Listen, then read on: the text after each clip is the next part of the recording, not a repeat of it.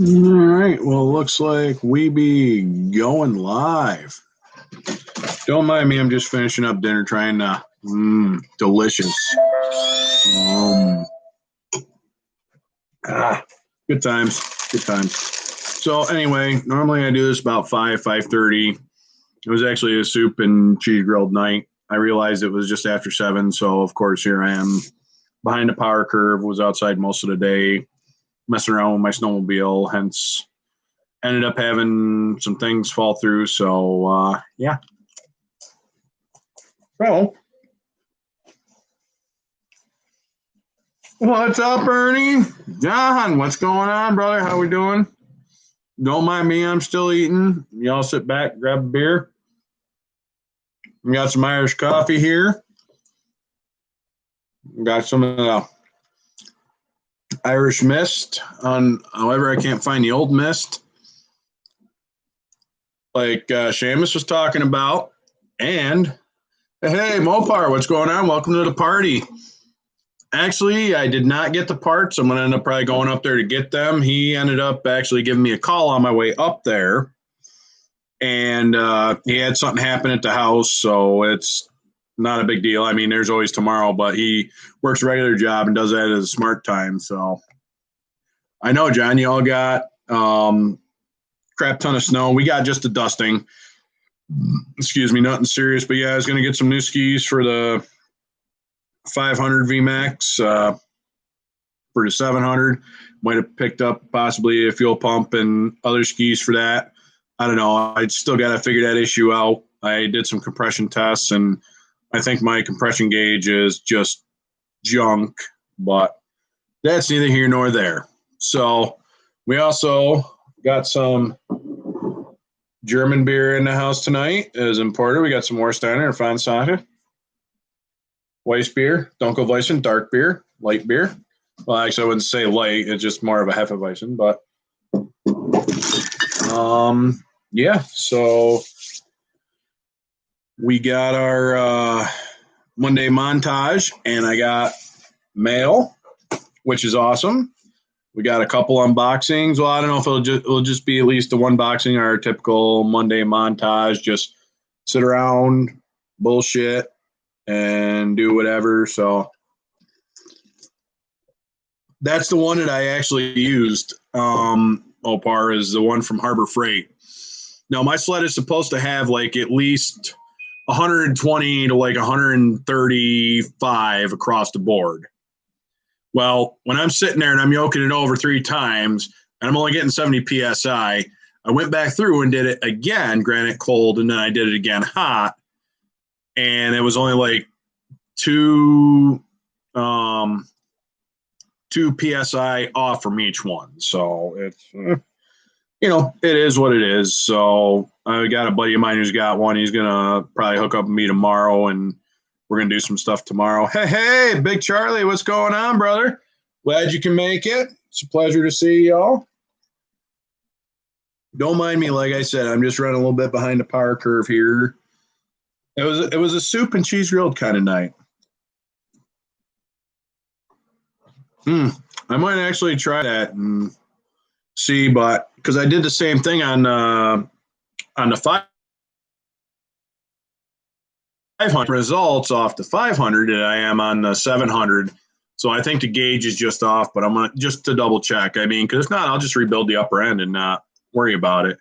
But what it does is it almost seems like it's either starving for fuel, but it falls on its face at like $5,000. So, it's something I got to do. I don't know. I might have to pull the clutches off, clean them. I'm just trying to do one step at a time. So maybe I'll do some of that, like another video on like doing a compression test or how to do a compression test on snowmobile. So I was, like I said, looking for some skis for girlfriends, and her sled started. Granted, it sucked because it took like 10, 12 pulls to get her to go, but she went. But it also been, actually, I take that back. I did start Saturday, but I think I might have to clean the flywheel off on hers like I did with mine, because I noticed when I was looking down in there is her flywheel was rusted and stuff. So since her flywheel is rusted, I'll just pull that off and clean it. But I don't know. Hers is a weird setup because it's got like a weird oil pump off to the side. And then it's also got the water pump, which I don't think it should really much matter. But I know there's a belt that goes off the water pump that goes around the flywheel. So I'll have to do a little bit of research on that and do that. So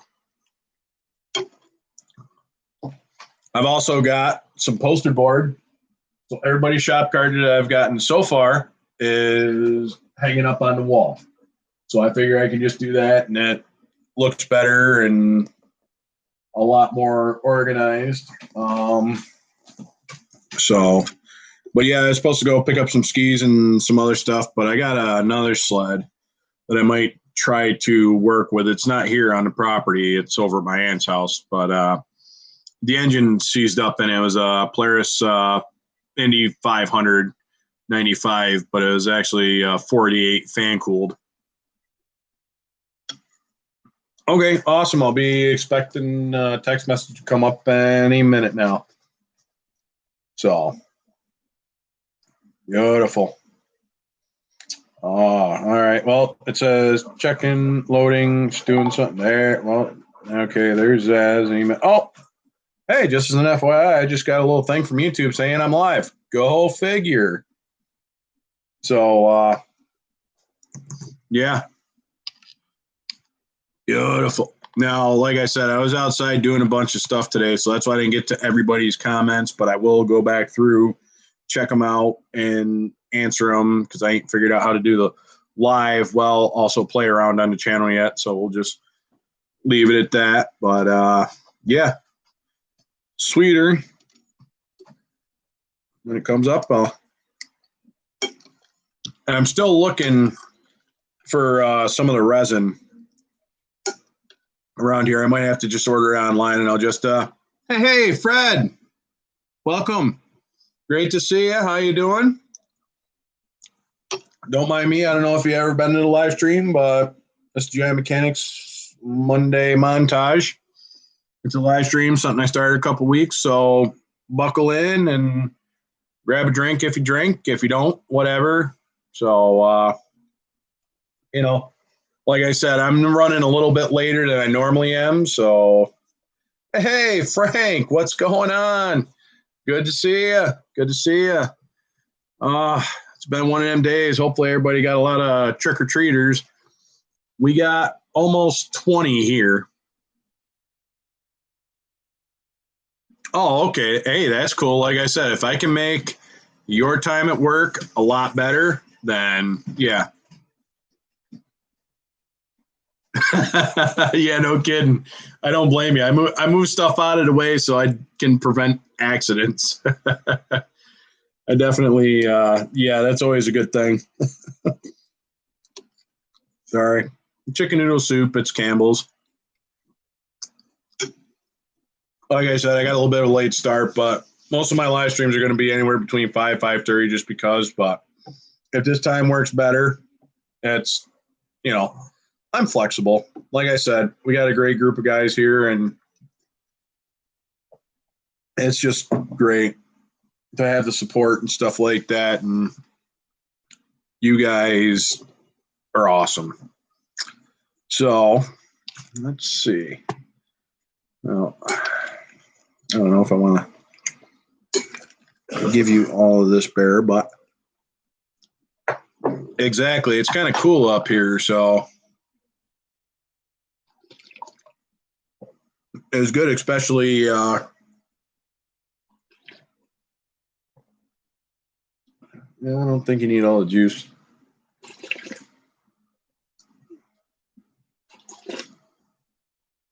There you go. Daddy's nice, Bear.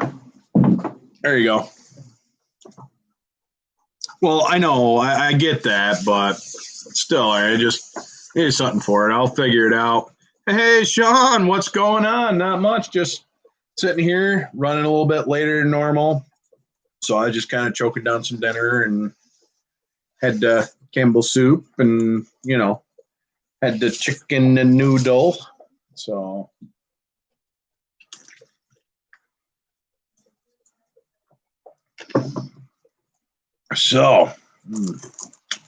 all right. So, we got mail call. So, we got the card from Chris over at CD's Models. If I did have a knife here. Oh, where the hell did I put my knife? No, that's all right. I already started ripping it. Nope. Wrong card. Boom. Got a shop card. Hey. All right. This is from CD Scale Models. If you ain't checked out his channel, I know y'all are already subscribed. If not, check them out. Go there, subscribe, like. Thank you for the kind words. He's got some awesome builds. And your shop card is going to go out because I did not have your address until today. But I also haven't really checked my email yet today. So great builder. Keep it up. This guy's got some awesome builds, and you're going to go up on the wall of cards, or I'd say the poster board for right now until I get an actual better board. Hey, I'm working on it. All right. So next, shop card in the mail. And we were just kind of talking about this the other day from a Mr. BG, Mr. Bryan, over at BG Model Works. Beautiful paint. And yeah. Oh yeah. No, I'm working on something, Frank, as far as shop cards. I'll get to you in a minute here. But I think I already kind of said that. So this card is from Bryan over at BG Model Works. He does phenomenal work, and he's a hell of a builder, hell of a guy, and just great dude to talk with. He's always got builds going, so enjoy watching his channel. Thank you for the card, Mr. and Mrs. BG, and you're going to go up on the wall of cards. Thanks for the kind words on the back. All right, so we got mail call done. And so the shop card thing, the second design is already done. It's actually setting in my draft inbox and stuff like that. Oh, that's cool at Acme. I'll have to get to that in a second, Fred. But yeah. So what it is, this is like second design. This is going to be like the common design. The cards that I have right now are my first set. They're the limited edition, and they are basically going to be part of a drawing. I haven't figured out what the prizes are going to be or how it's all going to do, but that's the whole method of the madness. So just because you have a certain number doesn't necessarily mean, it is what it is, just whatever I draw out. And when all the 100 cards are gone, then I will go back through and start recirculating the common cards, and later on down the road, then maybe I'll do another custom card, and so there's that. It's already done. So I don't think I'm going to get I'm not going to start the other shop cards, or they're already in the queue to go out once I run out of these other ones. Excuse me. So that's what I'm actually looking at right now. So the Acme show. Now, where is the Acme show? Is that in Arizona, or I know there's a couple different shows, and I definitely want to get going to the shows and see. Hey, Seamus, brother, what's going on? Glad you can join us. And definitely at some of the shores and stuff like that. Okay. Wow. So you guys definitely do some traveling there. Holy hell. So anyway, hey, Seamus, just an FYI, this is all they had. I didn't find the old mess, but this is what they had for me. So this is the Irish coffee tonight. So,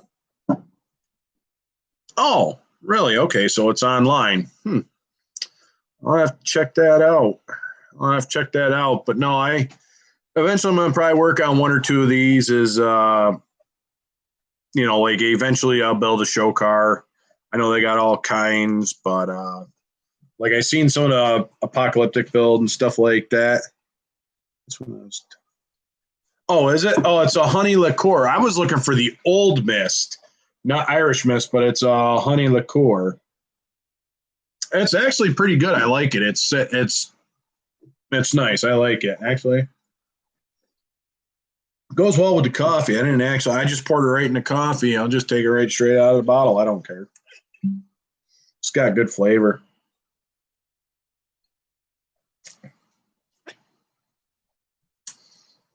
It's got good flavor. I like it straight too. It's got a sweet taste, and I like honey too. I also got some. It's on the bottom, but I got it with the rock glasses. The Jack Daniel's Tennessee honey. So, okay, let me write this down because I have a notebook here with different stuff. I got all my snowmobile notes from when I was doing research. Oh, that also kind of reminds me too. I have some other little notes here. So if y'all ain't figured out, I'm kind of more of a center to right conservative, kind of leaning person, protect our borders, support law enforcement, and just basically be damn good human being. But anyway, so there's like 3 channels that are out here that one of them is currently being shadow banned, and it is the liberal hive mind. Check them out.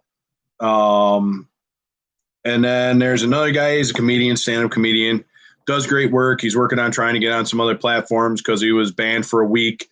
Nick DiPaolo show. Check him out. He does good stuff. YouTube and stuff like that is kind of like being like shadow banned, and we all know how big tech kind of gets with all their stuff. So, and then there's a Salty Cracker. This dude is funny. He's got a bunch of subscribers, but even he has been having some of his stuff shadow banned too. There's also another guy, Angry Cops. You should go check him out. So, yeah, but anyway, Acme Southern National.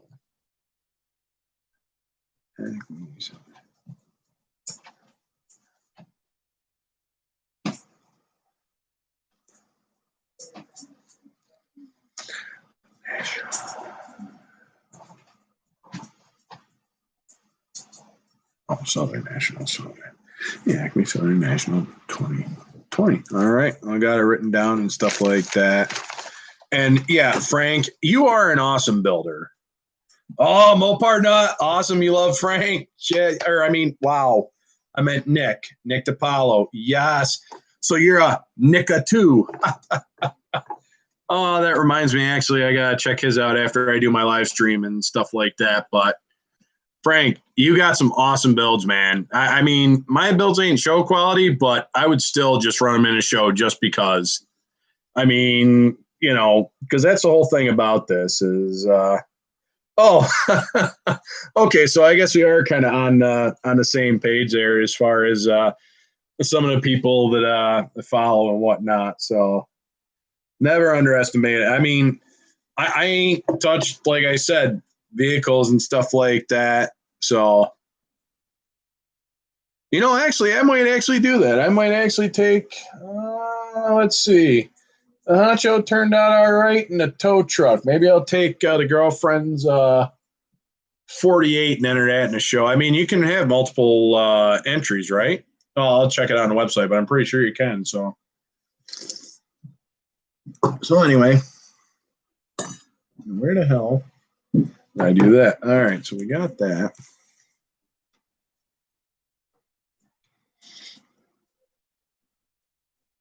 Yeah, yes, exactly. Because Nick says exactly what a lot of us are thinking. So yeah, I don't know. That's oh, okay. Well, that's all right. I ain't worried about it. There's always next year.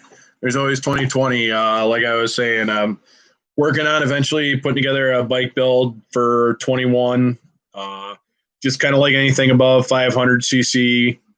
It can be custom, it can be bought stock, whatever, just bikes. I am still working on trying to get some other things going. So I got this thing, and if John Pohl is still here, I know his son Jacob and him builds models. So what I was thinking, it might be possibly till 21, but I got Jacob and my niece Jocelyn. I went to Ollie's, and I'm gonna see if they want to do like a buddy build together and stuff like that. So I mean, I got them planes just because it's something different. And hey, Dan, glad you could make it. Glad you can make it. So I'm gonna send one of these kits probably to Jacob, and then the other one's going to my niece. I don't know, it might be Christmas time. I ain't figured out timelines, but so I'm thinking that maybe Jacob and Jocelyn could do like a buddy build, because it's young blood and stuff like that, kind of getting into the hobby. Who the hell else was there? There was someone else who actually I can't remember who the hell it is now. Damn Alzheimer's anyway, and the sad part is I ain't that old. But that's all right. I got an unboxing tonight that I picked up from Ollie's. I picked them up from Ollie's today. I didn't spend there as much as I want, but there's always tomorrow and the rest of the week. But I know Christmas is around the corner, but I'm gonna probably go buy some more. But I picked up a one that we're gonna be unboxing here in a little bit. So let's see. We already did mail call. Got that for 1/72 scale. Damn, that's got to be like really tiny. I don't know if I'm quite that good for that. I mean, I'm just now working on building 1/35 scale. 1/35 scale tank. So, I mean, I ain't quite there yet. So, yeah, no, I found these, and I mean, like I said, these Focke Wulfs, $8. Shit, you can't beat them. But anyway, dang it, Bear. Learn to pick up your bowls, Bear. Jesus, put them in the sink. Oh, I'll just set that right there.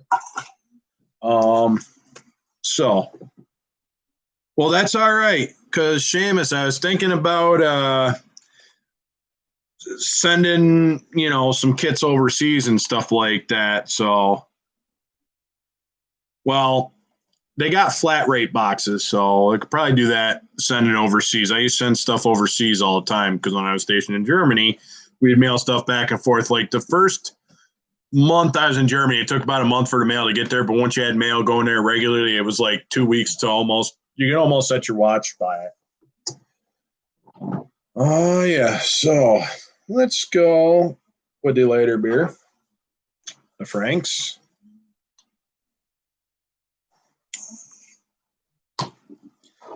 So these are not twist top. So,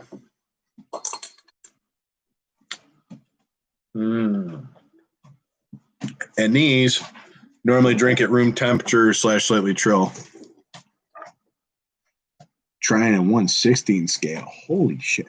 Well, I've seen they got a submarine, speaking of that, at Ollie's. It's like a 1/750th scale submarine. I'm like, holy hell. 1/750th? But I mean, you also got to remember, I mean, even at that size, submarine is huge. So, like, the submarine would take up the table. Who the hell? Actually, I think, damn it, who the hell just got one? Somebody got one. And thank you. You're welcome. Like I said, the sad part is this is really the only time I ever do this is like just sit there and just kick back too. So it's all good. Oh, Japanese, but yeah, 1/750. That's like a huge scale. Damn it. I got to start writing stuff down about some of this stuff, about what's going on different channels. So when I'm talking about the live stream, it's like, because my memory is decent, but it's like a steel trap. Sometimes it works, sometimes it doesn't. It's just kind of there, or it gets stuck open in one thing. So, ooh, Yeah. Yeah, it's a 3 in 150, but no, it was weird. It was crazy. Hey, Ed, welcome. Glad you could join us. Hell yeah. Make a train. So, oh, hell yeah, HO scale. That sounds like a good idea. Welcome. Glad you all can make it. Yep. Tension on deck. Don't worry, I went through and already swapped the decks. Ah, yes. So now that Ed is in here and stuff like that, I'm going to do the unboxing. And like I said, it's just so tonight's kit was one that, well, because I already said Ollie's, picked it up. It is the Freightliner Fruehauf flatbed trailer. And, well, no, you're retired, which is all good.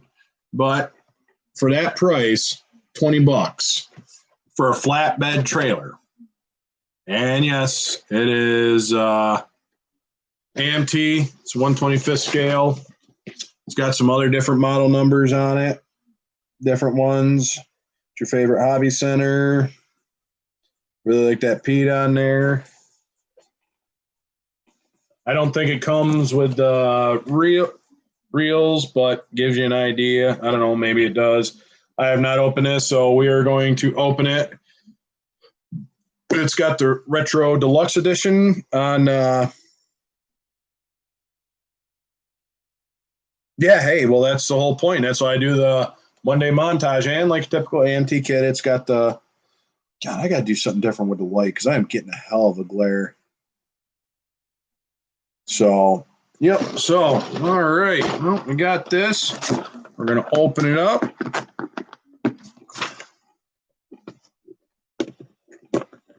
Of course, I left my knife over on the.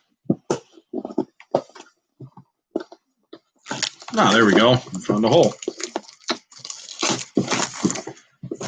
Oh yeah, no, it is definitely good. Ed, I was like I said, I was gonna go back and get some more, and then it's like I had to be good and stuff like that because So well, we got the cellophane. Let's throw that in the trash. Let's see, change this. No love to trucks and trailers. Oh yeah, no, Shams, especially that build you did with that Hammett. Oh my God, that's beautiful with that Viper. So here we go. All right. So, it gives you chain, like a brass chain. We got some, I don't know if it's ties or brake lines. That's actually looking pretty good. Hey, Dirk, what's going on? Glad you could make it. We're just doing the unboxing right now. This is what we're unboxing, and yeah, I stopped at Ollie's, and if there's anything you all missed, you can just go back, watch it. And okay, next thing we got are the tires. They seem like they're a fairly good quality.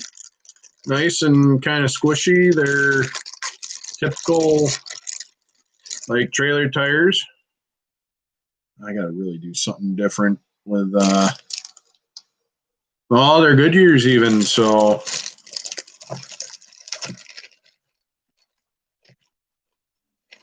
Yeah. So, tires look like they're pretty good. Oh, wow. It does give you the coils. Well, these can go on to something else. You never know. They might have, or maybe they got a deal with round two or something, because I know should have grabbed my knife. These would have opened a little bit easier. So, all right. We've got our wheels, our rims, and it looks like our wood wedges to put under our flash. Doesn't look too bad on them, surprising. Oh, no, take that back. Here's a little bit of flash on the wood shock blocks. A bit of flash here on the wheel backings, and I ain't trying to make a blush, Seamus, especially when you build them trucks. They just look amazing, and especially with the lights, I'm drawn to it like a bug is to a bug zapper. It's just like there. Or since we're talking about trucks, yeah, I ain't gonna get into that one. But so here's the metal coils. Looks like some trim rings. These looks like a thing for maybe the spare. So they don't look too bad. All right. So, oh yeah, we got a lot of flash on this, but place for the kingpin or fifth wheel plate. Here's your bumpers. This has got to be back. Shit. Damn it! I just had it for the life of me. One of the front. Yeah, it's part of the headache racker, the front part of the trailer. And looks like we got the brakes and air tanks. So that looks pretty good. These look like some decent pieces. Put them all back in the plastic, not like you're going to get scratched. So this is all molded in white, which makes it real easy for paint. So just a quick wash and clean into the flash.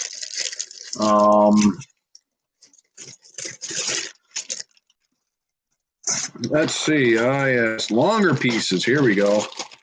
Yeah. So this is where all the flatbed part is. Oh yeah, that '69 Camaro is awesome. There we go. Yes. Yes. So. Oh yeah. Oh wow. Yeah. Well, not bad for the decking, but a little bit of flash to clean up here. But it's doable. It's got the wood deck, so you can go through and, let's see, paint it. It's textured. Or if you really wanted to, you could probably, let's see, Peppy. Let's see him pop in.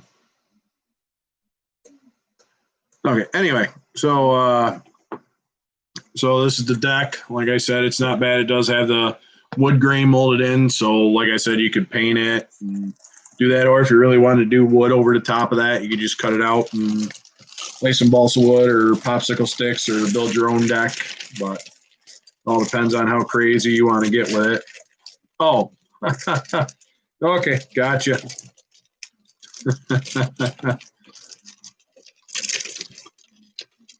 All right, so yes, decent amount of flash on this. So there's your rear axle, suspension. For your slack adjusters, these got to be some cross braces as part of that. I mean, they need some cleanup, especially with the flash, but not too bad. Frame rails, yeah, they definitely need cleanup with the flash. The underside rails, see the flash, need some cleanup. So,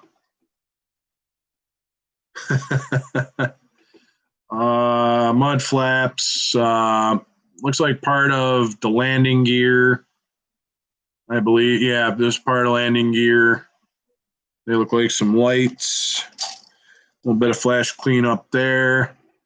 Air tanks, cradles. These are your actual slack adjusters, your brake canisters, and your inner frame rails that go in between for the back and between the axles.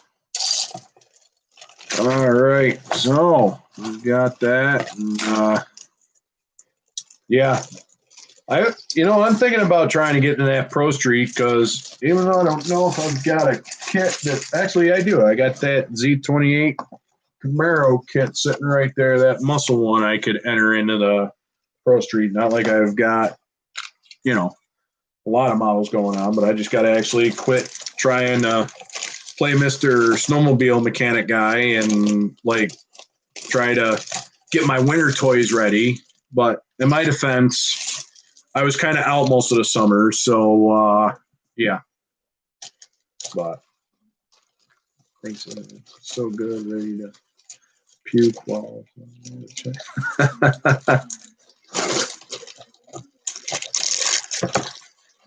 Yeah.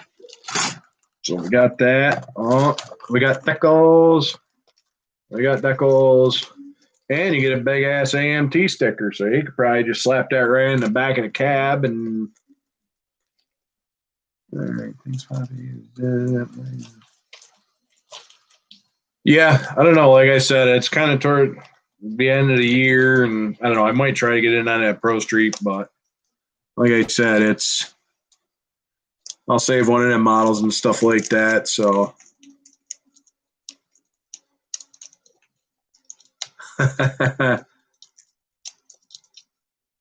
hey, Tim, what's going on, brother? Glad you can make it. I know that sticker is pretty cool. So, and I came unprepared and stuff. So, I didn't have my knife here, which I did have it. Wait, did I put it? You know what? If I would have removed the receipt and stuff like that, I would have found my Gerber. Go figure. Big Tim in the house. Woo woo.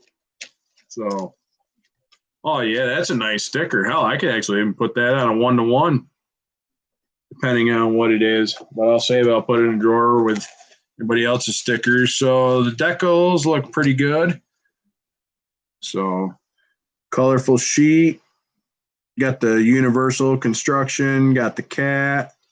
Got the mud flap things. Maybe I'll work on making some of my own decals, like I did for my plated tanker there. You know, maybe I'll make some of my own custom mud flaps or something like that just got that GI mechanic touch to them. So, you know, yeah, the decals do look good. And last but not least, something that I think we need to put it together, but I put together real trailers before, and yeah, just like that tanker one, directions are fairly similar. Only here. So then we got the inside. Yep. And then, of course, we got the last part. So, I mean, fairly simple. Exactly. It was right where I left it, which is weird because I had just set it there, but I had thrown some of the mail and the other stuff on top of it. I had some receipts, and yeah. Yeah. Yeah. I like my homemade mud flaps, and I got another different way about thinking about doing stickers. So I was thinking about spraying the paper first with some like satin clear coat, and then go kind of trim them out and then try to glue them on. I noticed on some of the ones, which I got some of the decals left, I'm going to go back. Hey, Adventure Time, what's going on, brother? Glad you could be here. So I kind of wanted the weathered look, but I realized after it had dried, when I watered down the glue, it didn't really stick as well, or maybe the cat was playing with it. I don't know. It's one of them things, but one of the little decals fell off. So, yeah, so I tried something a little different. It looks like it should work better, but I'll have to probably go through and make like an adjustment to that last video. So, all right. So that there is the Fruehauf by Round 2 semi flatbed trailer.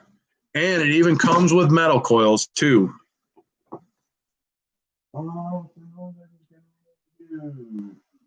yes, that's right. So, been outside too long.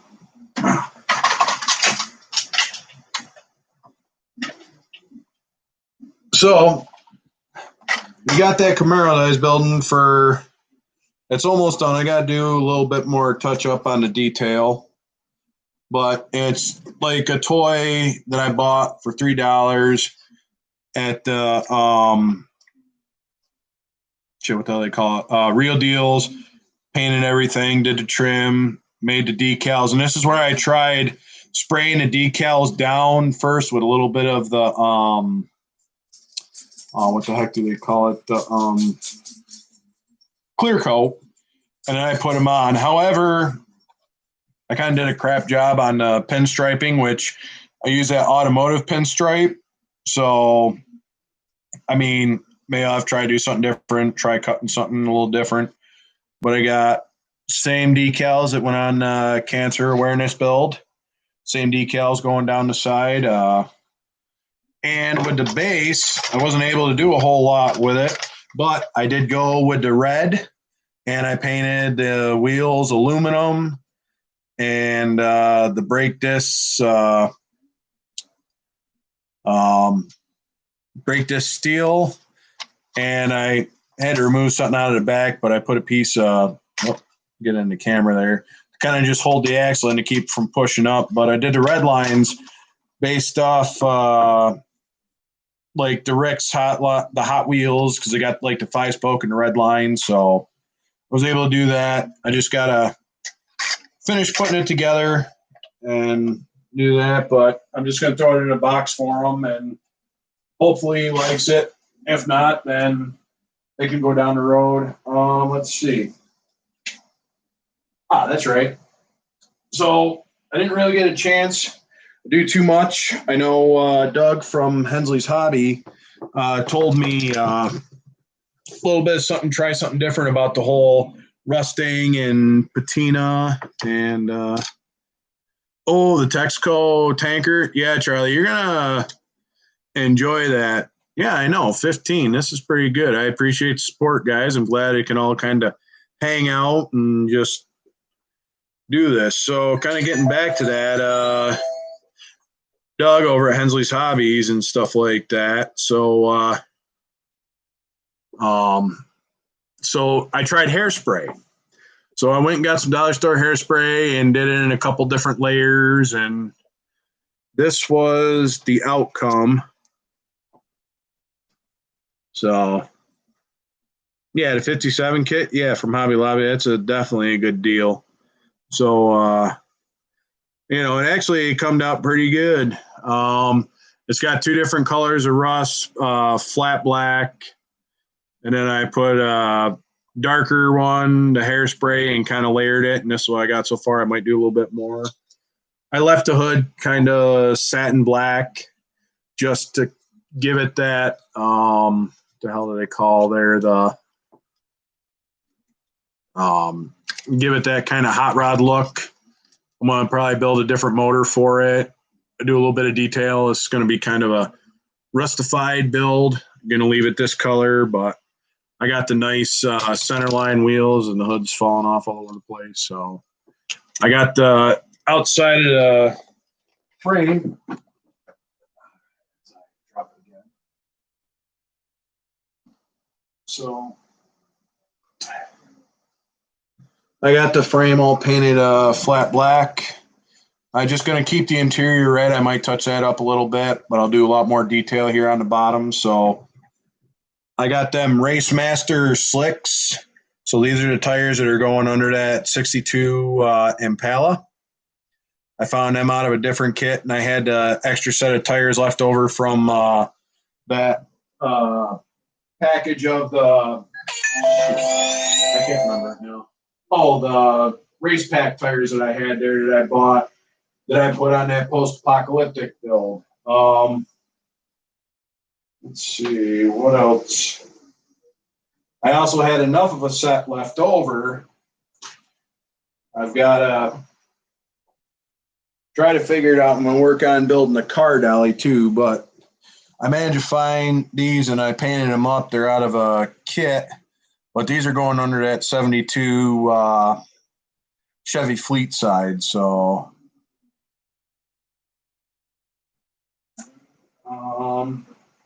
so the type of hairspray I used was from the dollar store. It's called Bella Linda.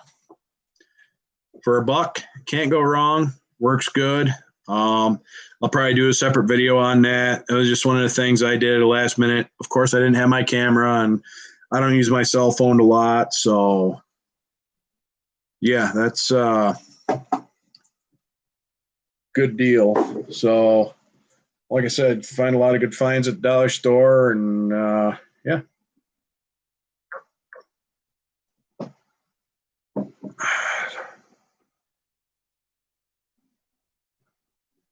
Yeah, definitely, and that's what I mean. So, like I said, especially with this haul out they got at Aldi's. Wow, Ollie's, not Aldi's. However, our Aldi's is moving, which Aldi's originated in Germany, and they are moving to a different spot, which is right next door to our Harbor Freight tools. So as soon as the swap meet this virus goes away and get some extra parts. That's the other thing I got to do is I got to work on trying to find maybe like junkyards and stuff like that, because now that I'm doing a little bit more with the scratch build and trying to do some of that other stuff. That's right.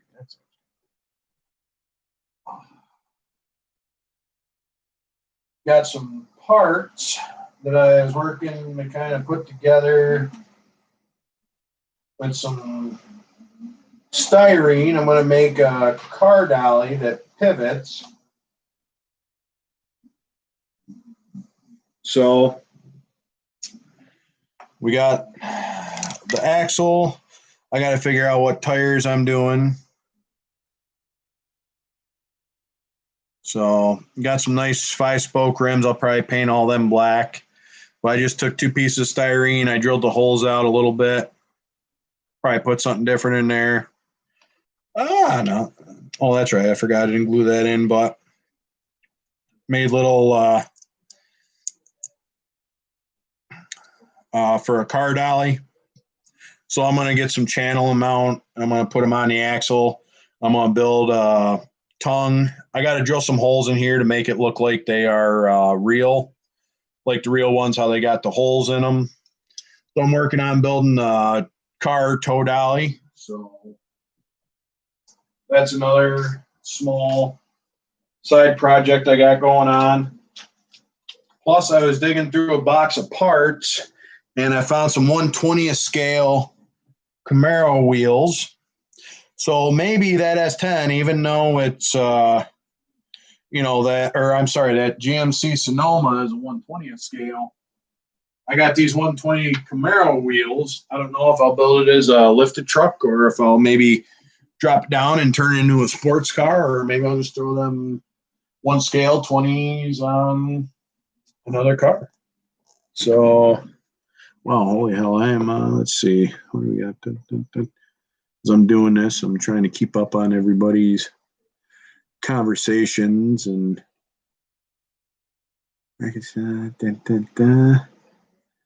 yeah, I definitely want to attend some shows and stuff like that. I want to build a 24 scale teardrop camper. Yeah, that would be cool.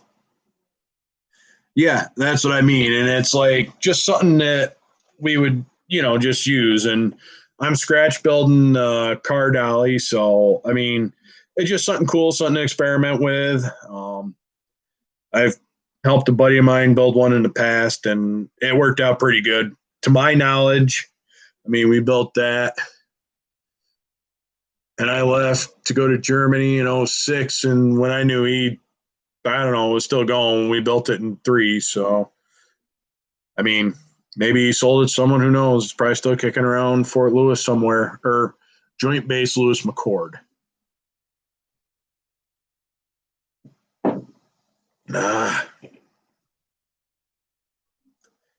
Well, that's all right, Seamus. You never know. I might get a wild hair out my ass and go overseas, because I really did miss Germany, and I was in Shannon, Ireland, while I was coming to and from my R&R, and I stopped at the pub in the airport and had a real Guinness. I'll tell you, it was great. So just pretty cool to do that. So Murfreesboro, Tennessee. Okay, let's see. Murfreesboro, Tennessee. Murfreesboro, Tennessee. Murfreesboro. TN.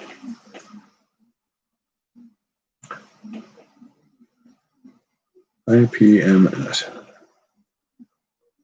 Even though I won't be able to ride, but I definitely do want to do the Tail of the Dragon. That is something that I definitely want to do, and that was part of my plans while I was in Tennessee to go on vacation and stuff like that. Anyone ever use urethane?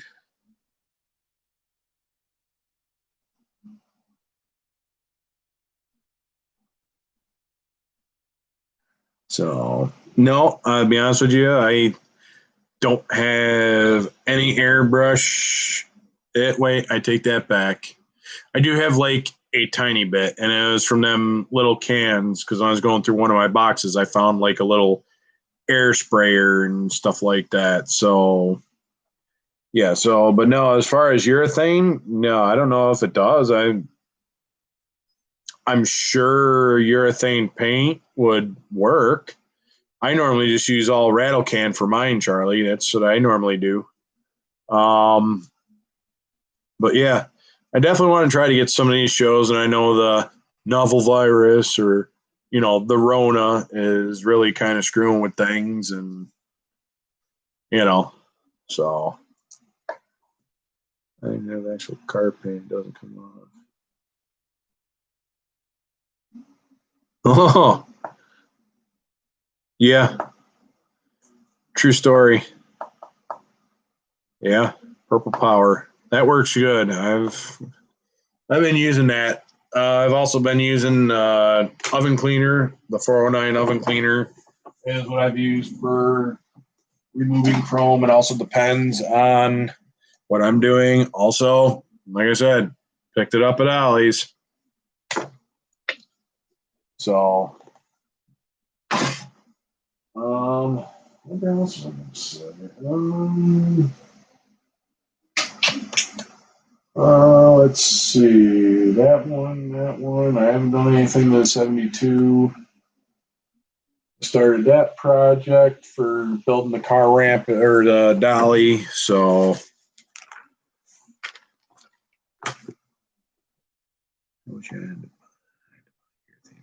ooh. Yeah, that's what I was thinking. It'd probably clog up an airbrush because I know urethane because that red Mustang I did that in a polyurethane gloss coat. Actually, I know as I reach into my box of paint, this is the stuff that I did in red devil clear high gloss polyurethane. That Mustang I did, this is what it was painted with. It's an oil base. So an oil base versus a water base. Oil base takes a little longer, but it gives you a nicer sheen and a shine, just like that 66 Mustang and stuff like that I did. So there's that. I also did, I'm going to try to grab some of this adhesion promoter. It's like a clear primer. Oh, excuse me. Jesus. So, yeah, I don't know. I mean, like I said, Ollie's, you can also buy paint there. $3. Big can of clear and whatnot. So the catalyzed paint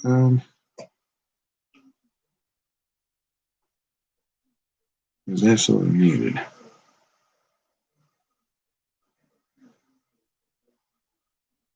Make sure you have paint on plastic. Yeah, that gravity paint looks pretty cool. I see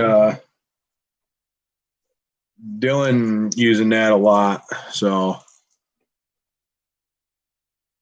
for Class 711 car. Yeah, that's what I was thinking.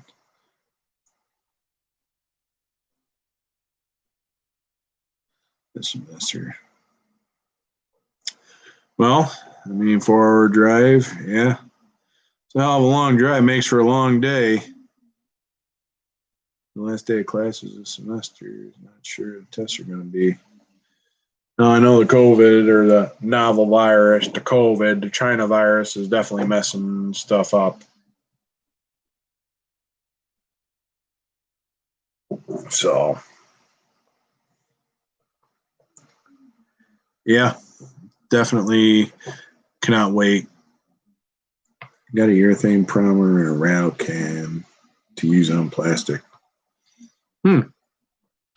Good deal, Charlie. Good deal.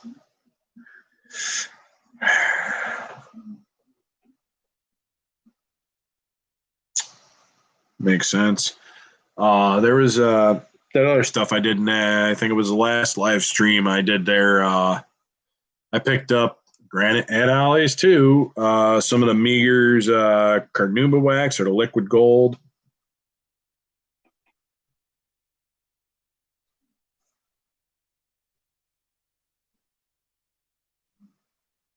Yeah, it sucks. It's going on over there in England and stuff like that. That's crazy. Europe's all getting locked down. I can't wait till tomorrow and really wait to see what really happens tomorrow once the elections and stuff like that closes. And, I'm pretty much sure everybody in here is already voted or is going to vote. So, you know, I mean, that's, yeah, what you got to do. So, but yeah, so good deal. Good deal. We got that going. Um, Sorry, I'm just trying to keep up on everybody's conversation here, but yeah, let's see. I'm trying to think what else. We got the snowmobile at least going. So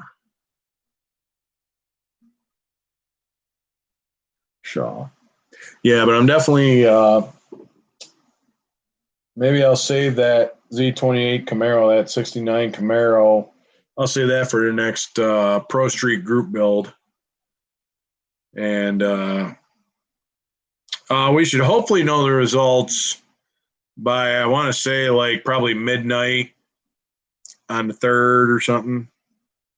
So we'll see what happens. I'm hoping we get 4 more years of Trump, but we know if we don't get 4 more years of Trump, the world's going to burn to the ground. But that's neither here nor there. That's my opinion. So world's going to burn to the ground. So, God forbid.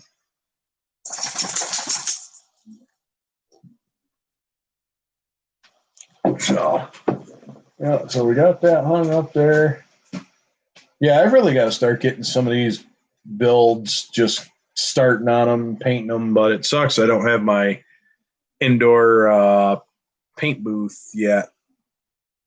Splash paint on. Yeah, that'd be a good place to get it there, Charlie. Because that's where I ended up getting this to paint the girlfriend's. Yeah, no shit. So, what are you doing, Bear? What are you doing, Bear? What are you doing, Bear? Want to say hi to the people? Say hi, Bear. Oh, Daddy's, putting me on the camera. Yeah. So.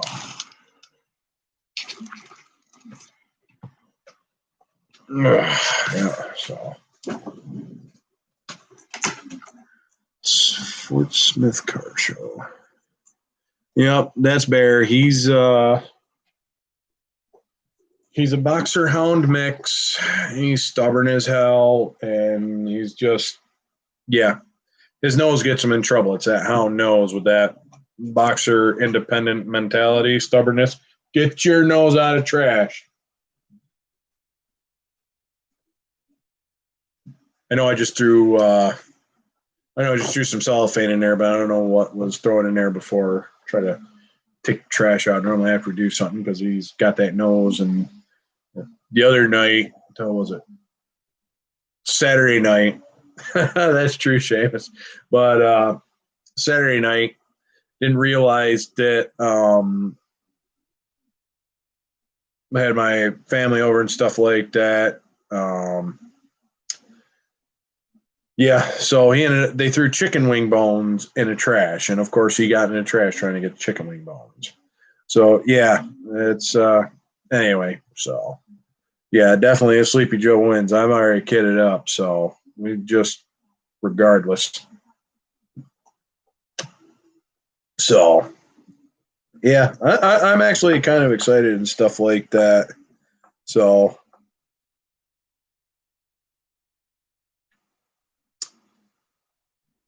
that's right. All I could say is just prep, be ready for whatever happens, and I guess pray for the yeah.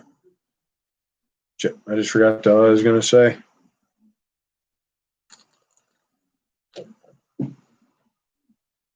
Oh, that's good. It's imported straight out of Germany. Well, it's actually imported to St. Louis, Missouri, but this is the actual brand. If you can find it, get it. It's good. So, beer. Gotta love it. Now we're going to a Warsteiner, which is a Dunkelweissen, which is dark beer. So this one, same as the other one. Exactly. I agree, Ed. And that's what I was trying to get at. I pray for everybody, including the leaders or who are in charge, because there's going to be a lot of shit that goes down. And so for Beck's Dark. You know, I haven't had Beck's Dark. I've had Beck's, but I haven't had Beck's Dark. So USA 9-15. Okay, cool.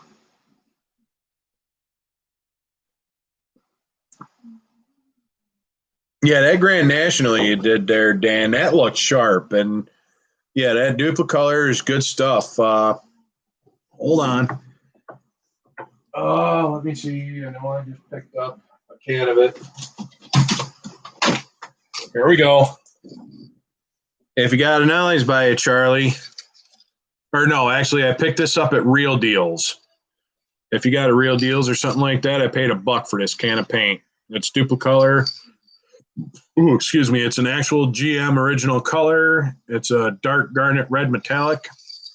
This is what I'm going to paint that 94 Z28 Camaro model. I might paint a couple more of this color just because I figured this color would be good on a Camaro. So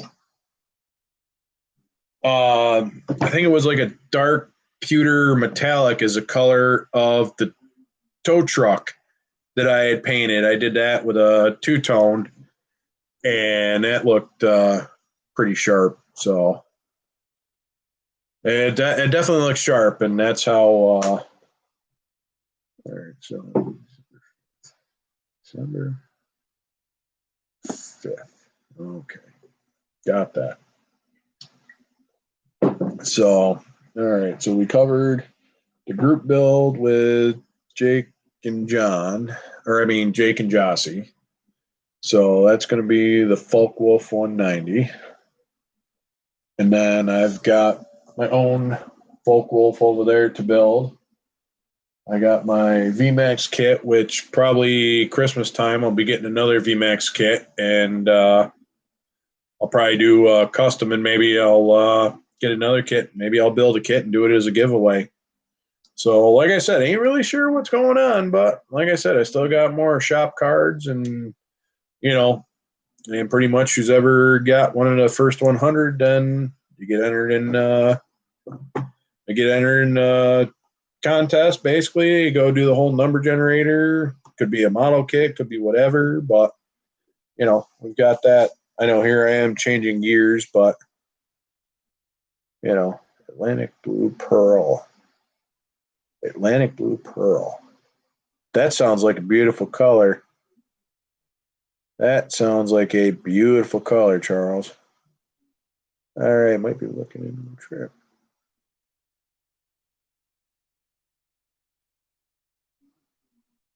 Oh, you find Duplicolor here. It's high coat, and you have a built-in primer. Where the hell is it? Being lazy. Ugh. So I don't know if they got the Krylon, but this is something that I painted the hood with on that 64.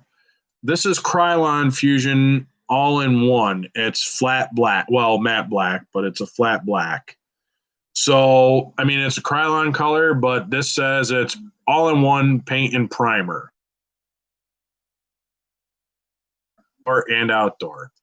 12 ounces. I can't remember how much I paid for it. I think it was like $2 out. Did I get this out? Or did I get the? I can't remember where I got this, but this is a Krylon, and this actually covers really good. Yeah, they used to have a lot of testers, but the thing is, for the testers, I picked some of this up. Granted, for 3 ounces, it was like, what did I pay for this? I think it was like 10 or 12. I think it was like 10 or 12 bucks for just this color shift. It's Galaxy Blue. It's got a nice blue-green kind of metallic shift to it.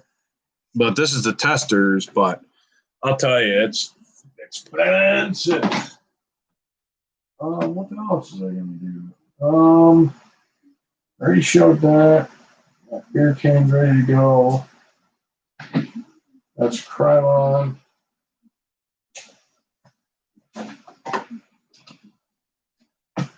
Spray night. This is something I got to try. I know everybody likes the purple. Oh, well, that makes sense. I normally use Rust-Oleum, but I got the spray nine stuff here. I've also got to do the whole paint strip, what I'm going to do, like a different type paint, and I'm going to soak them in basically like the spray nine and do like a side-by-side comparison. I've been using purple power, which you get the super clean, the Castrol super clean or whatever it is. So been using this, works pretty good.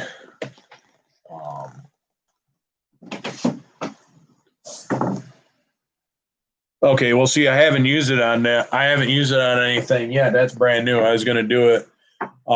That's actually pretty good. Thanks for letting me know about that, Frank. And I've even got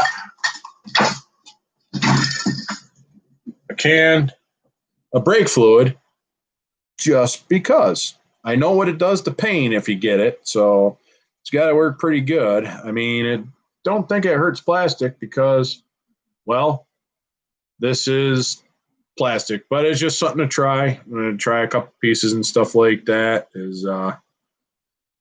so maybe I'll get some different paints. I know I've been talking about that for a little while, but it's, just one of them things, regular brake fluid. So H mode single action. So I put it on my list for Christmas, whether I get it or not, but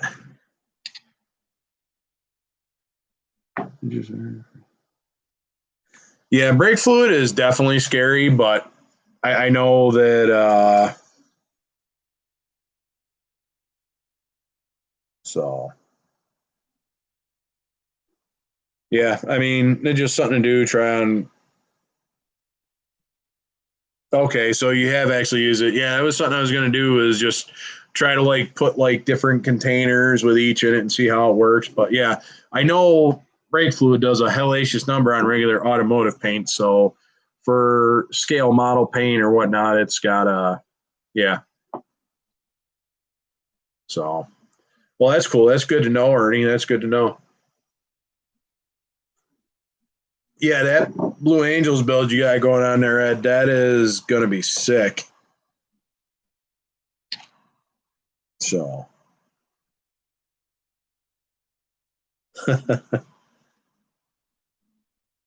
okay, so I guess I'm not the only one. So, good deal.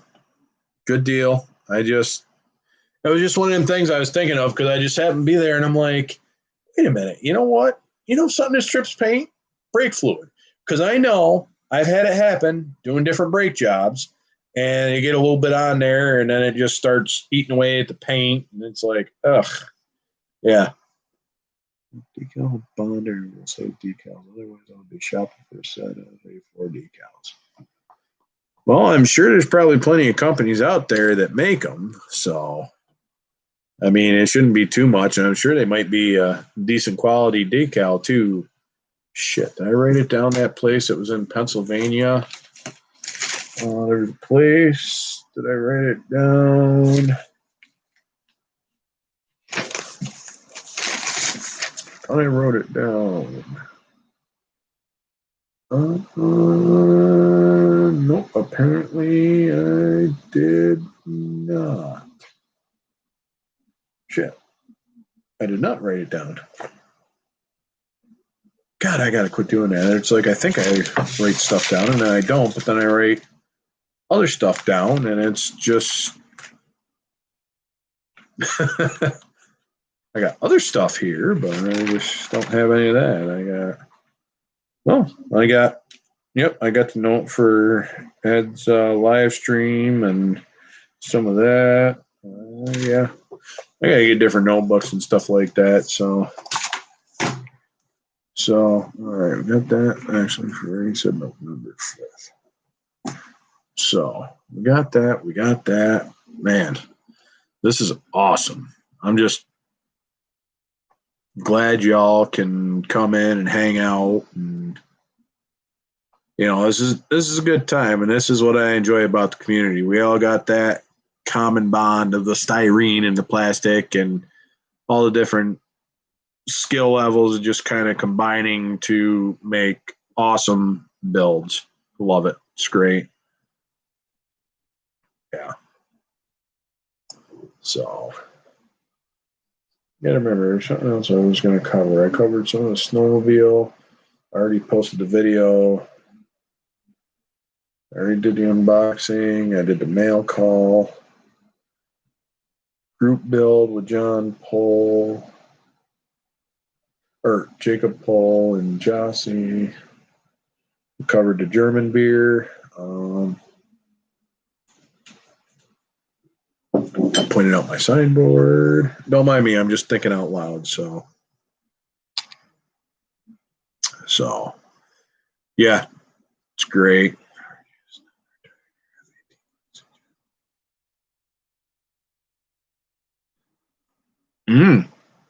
That's pretty cool. The last show flight is on November 4th.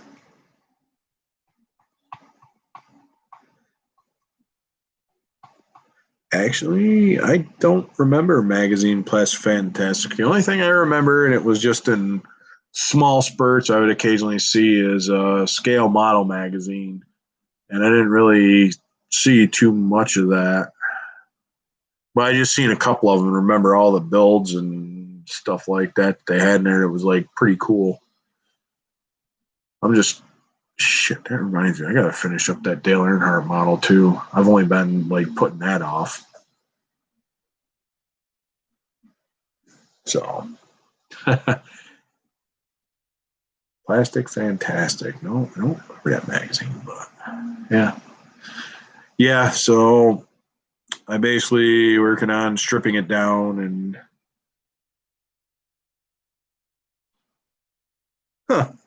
okay, so yeah, because I just did that the other day. I finally got around to after I did that clear coat on my Dale Senior model, it come out looking like shit. So awesome, that'd be cool. I'll be definitely looking forward to seeing that. But I got the body soaking in Purple Power and or Super Clean, whatever it is, Purple Power Super Clean, whatever the big gallon bottle there or whatever I showed you. So maybe I'll pull that out tomorrow and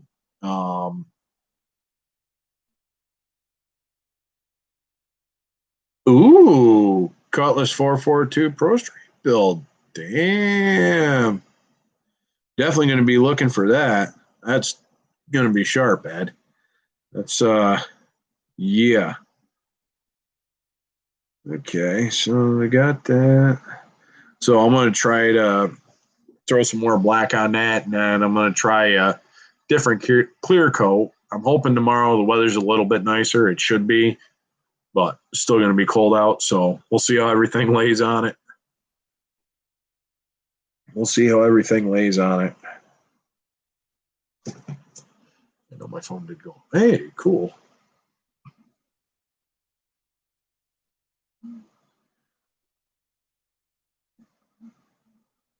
Okay, yep. You're just now getting my payment? What the hell?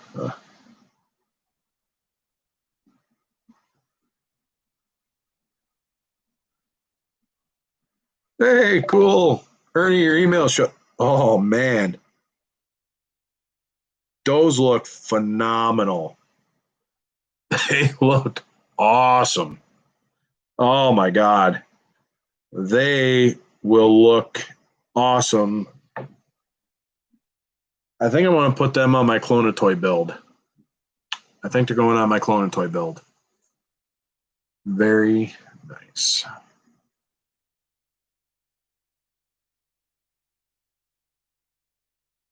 I'll probably go on the 78 Chevy that I got. Why the heck am I doing it? It's like I'm sending a text and talking at the same time, but that's all right. That's cool.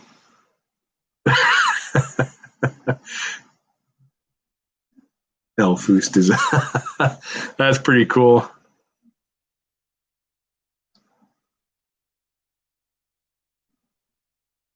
Clone a toy build.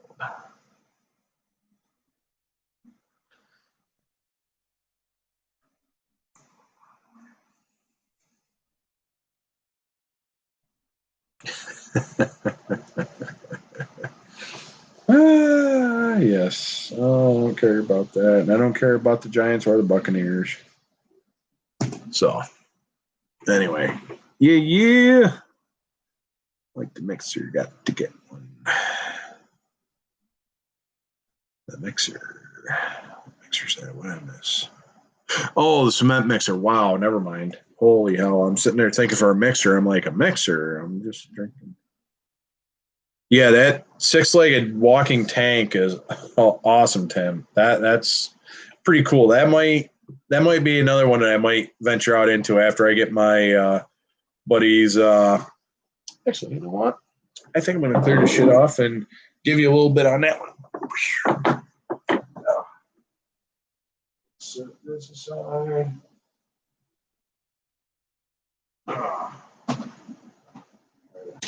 Organize some of this.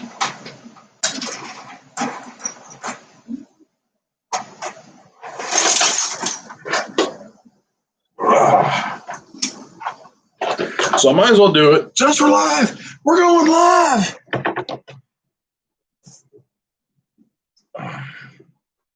So since Tim brought up armor, and I haven't really posted a whole bunch on this, but I got about probably about 45 minutes into the build.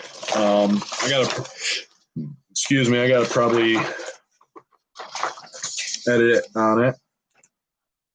So we have nothing painted, but we got the road wheels. Oh shit. Road wheels. I still got to paint them yet. And the sprockets. So we got the road wheels and the sprockets. Still got to paint them yet. We got the base built.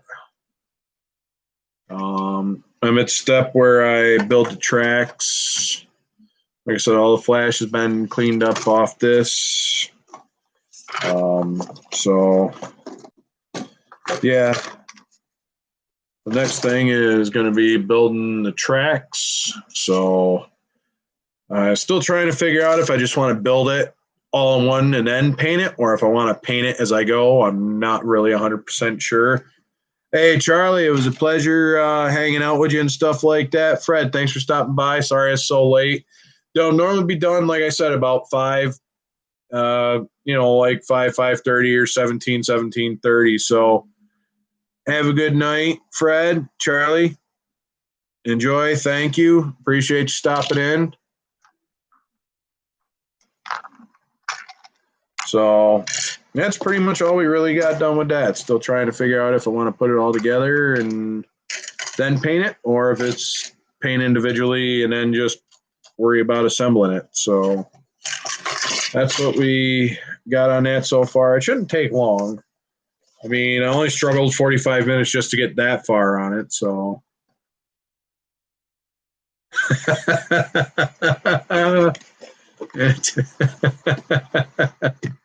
holy shit, that's awesome. No, this kit is an Academy kit, so I gotta get something different. I gotta get like a free awesome. That must be what just came through. So yeah, I definitely gotta get working on that. I mean, it is my friend's Christmas present, so I gotta have it done by Christmas. So well, I mean, at least get it done before Christmas, but ooh, yes, that looks sharp, Bernie. That T-Bird is awesome. That is phenomenal. Wow. I love it. That's just, That's sharp. I'm not a Ford guy, but it's just it looks sharp. It's beautiful. And the scratch build too. Sure, did an awesome job on that. So yeah, very beautiful. It's very clean. Academy could some of the modern on the. Yeah, no, I know, and that's what I mean because I got that other kit, which is no, that's a Tamiya, the 1025 Humvee I got is a Tamiya kit. That's no, but even though it's like F4, it just gearheads in general just appreciate good vehicles. That's all it is. I mean, like sharp, that's got a lot of sharp lines on it. It looks good. So yeah, that's sharp. But yeah, no, that 1025 kit is Tamiya kit.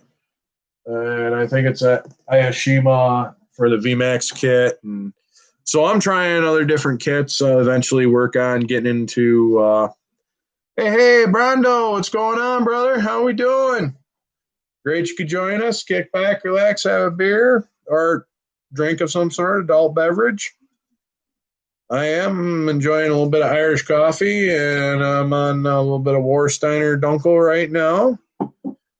We just finished a little bit of Franzkana, Weiss beer, German beer. Yeah, 2 German beers tonight. Yeah. So this is good. True story. Gearheads love a good car. Like I'm a square body Chevy guy all day, every day. But Sean is leaving. All right. Hey, Sean. I appreciate it. Thank you. Stay safe. Be good, and we'll see you in the movies. Or well, actually, technically, whatever. We'll see you on the YouTube channels. So see you later, Sean. So yeah. Oh yeah. So let's see. What else other than relaxing, talking a little bit, enjoying the camaraderie of the scale community.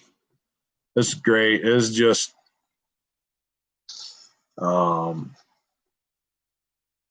I know it was awesome. I know I got decent signal where I at least I think I do anyway, so shouldn't be lagging too much. So so yeah, I mean this is oh that's right, I just got a thing in the mail. Um so this is something that I'm a member of. I'm not trying to promote, but it's just if you're a veteran and stuff, these guys right here, the Disabled American Veterans, they're a pretty good group of people. I just finished paying for my life membership. It's $300. Yeah, they do a lot of stuff. They're kind of almost like the American Legion, VFW, and stuff like that. But they, yeah, they do some decent stuff. Like I said, they're just like the American Legion, VFW, but they're newer organization, Disabled American Veterans.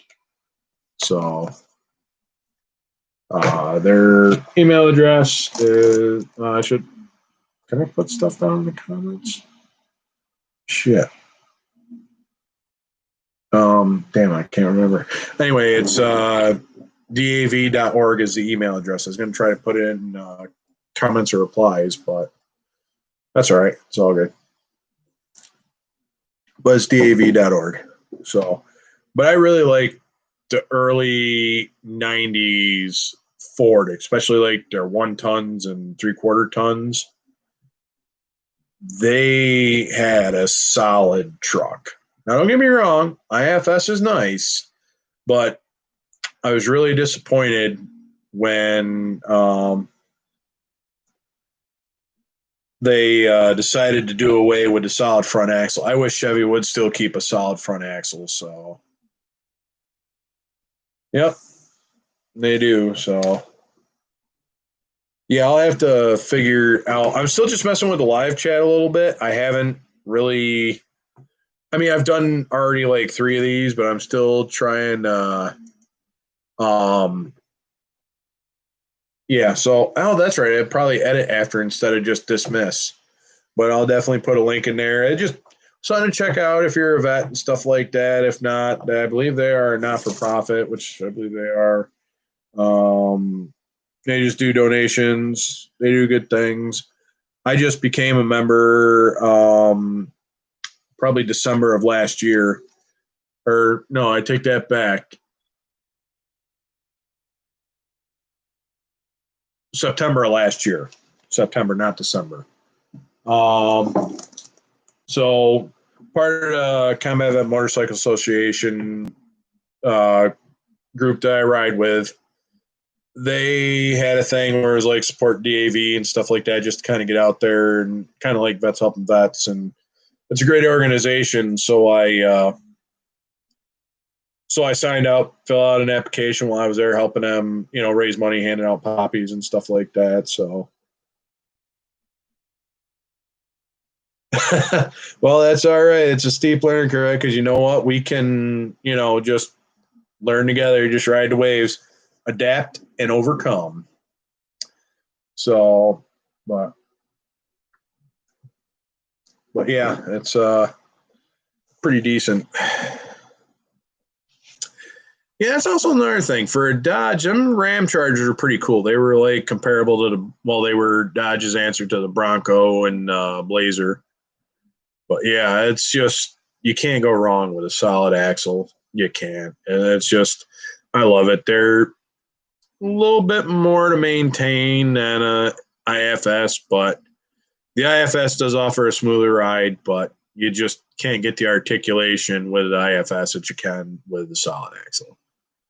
So, but it is what it is. Yeah.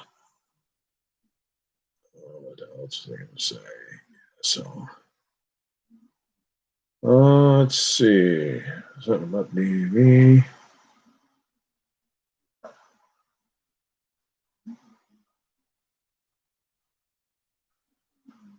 Oh yeah, exactly. Oh yeah. K5s are great too. I still am looking for that one picture, that 86 Chevy I used to have.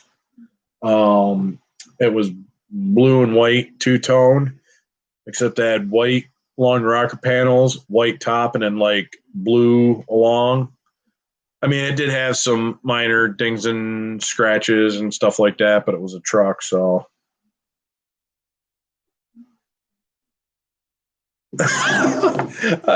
Even I was late to mine. I was like almost 5 minutes late to my live stream tonight. And that was just because everything kind of ended up getting backed up a little bit. And, the guy called me while I was out there to go pick up them snowmobile parts. And it was just like, it happens. And that's the best thing about a live stream. You get the real, you get to just real people. It's real life. Just things happen. Sometimes they're in our control. Sometimes they're not in our control. It's just, that's why I made my live stream later tonight because, yeah, exactly. And we can laugh about it. And that's the best thing. It's just, you got to have that sense of humor because, I mean, yes, there's a time and a place to be serious, but just as long as you got that sense of humor, whether it's a dark or a sick, twisted sense of humor, like some of us do have a really dark and sick, twisted sense of humor, but it's what keeps us sane. And it keeps us smiling. It keeps us smiling. So.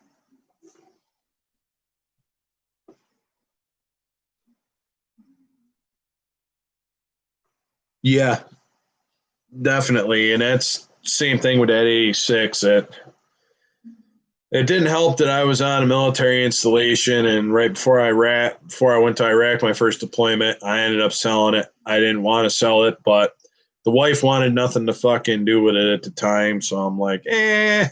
Then I ended up getting screwed because I went to Yakima for a month and came back, and a whole bunch of the nice top end parts were stripped off it. So I had to let's see, my Edelbrock carburetor, my Edelbrock high air gap intake, my left header, which, because I had put the long tube headers on it, and the left header was missing.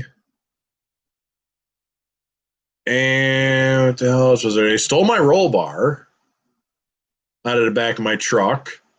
My toolbox, I had one of them truck toolboxes. And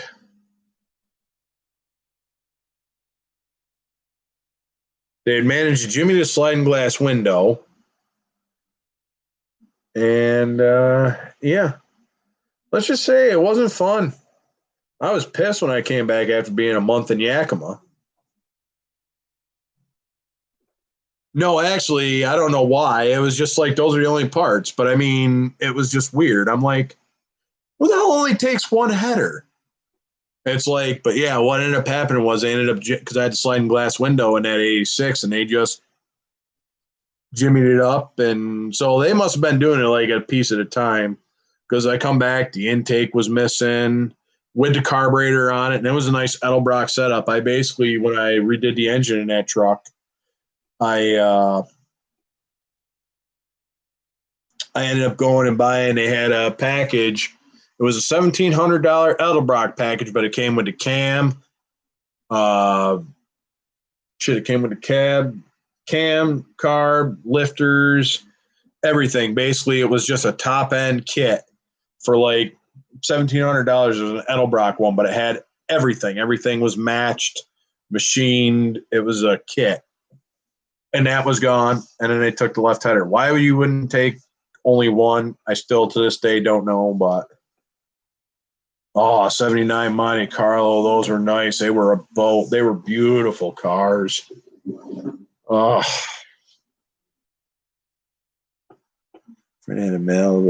yeah. Yeah, no kidding. But then it's like I ended up going to a junkyard and getting some of the parts put back on it. And then transmission ended up going out like 3 days before I was supposed to go. So I was like, well, hell, I got 3 days. So I put a for sale sign on it. I wanted, because I knew what was in there. The engine only had not even 10,000 miles on it since I had rebuilt it. And yeah, so the transmission went out of it. And yeah.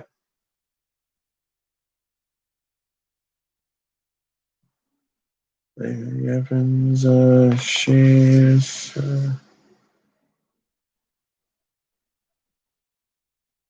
oh yeah, no, definitely an engine rebuild. They're not bad on an M5, but being overseas, having an M5 BMW and stuff like that, they at least you can get parts cheap. They're just like us over here and stuff like that.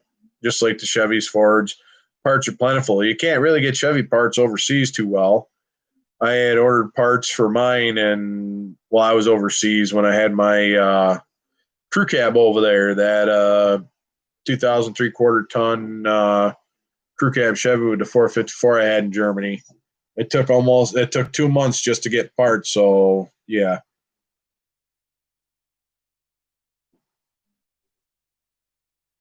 Oh, I am definitely going to have to check that out, Ed. Memory Lane. Oh yeah, I'll definitely get over there. They were, yeah, yeah, exactly, Dan. I mean, everything was like cheap over there. Oh yeah, that 54 does sound nice. However, when you're running down the German autobahn at 120,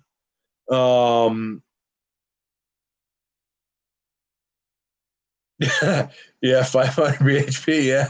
But no, when you're running down the German autobahn at 125 plus miles an hour in that truck with a 454 big block or 454 big block, and you get your doors blown off by some old German lady in an Audi 2.0 TDI Audi wagon four door, and you just get your doors blowing off like you're doing 55 in the slow lane, and you just get your doors blowing off, and you're like, holy hell. Like, and that car was quick and didn't have nothing on that 454, but I'm trying to remember the name of that one tunnel. It was on the A3. It was a really long tunnel.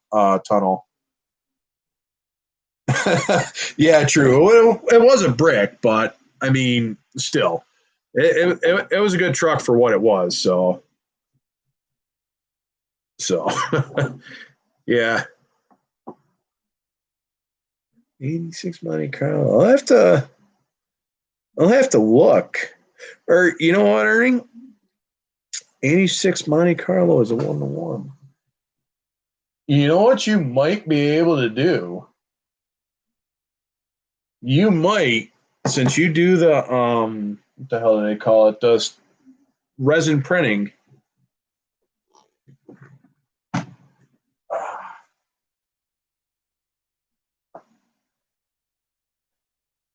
You might be able to use this outline and then just change the grill. Because a lot of them Monte Carlos and the G bodies is what they were, shared the same frame between Olds, Pontiac, and Chevy. So that might be another thing. And just oh wow, as a 1-to-1, never mind. I misread that, Ernie. Sorry, but excuse me. I was gonna say you could probably just take one of them kits and like resin some pieces and just fab them in, but neither mind. I misread that. I'm trying to do too much at one time. Yeah, no, them M5s are nice. I had a buddy of mine had a what was it, a six. No, it wasn't a 626. He had a BMW with what the hell was it? I can't remember what the hell it was now. I think it was a 3 Series with a V8 they shoehorned in there. I'll tell you something. That was a nasty car. No, actually, it's not quite the beer, but this is German beer, so I mean it's like legit. It does have a little bit more potency to it, but it's still not that bad. But yeah, German beer. Yeah, there you go. That'd be great. Yeah, hell yeah. Like I said, yeah, because that's the kit right there that you and me are building. Like I said, you want to do that Monte Carlo. There you go. That'd actually be the perfect. That'd actually be the perfect candidate to change it to what you need. Again, you got 68. Uh huh. Yeah, I don't know about salt flats. Hey, I appreciate you, Ed. Thanks for stopping in. I appreciate it, and I enjoy the live stream, and I'll definitely be paying attention to details. You enjoy your night. Tell Ernie I said hi, and y'all take care, and we'll see you later, Ed. Thank you. Take care. So, good deal. Let's see what else. Um,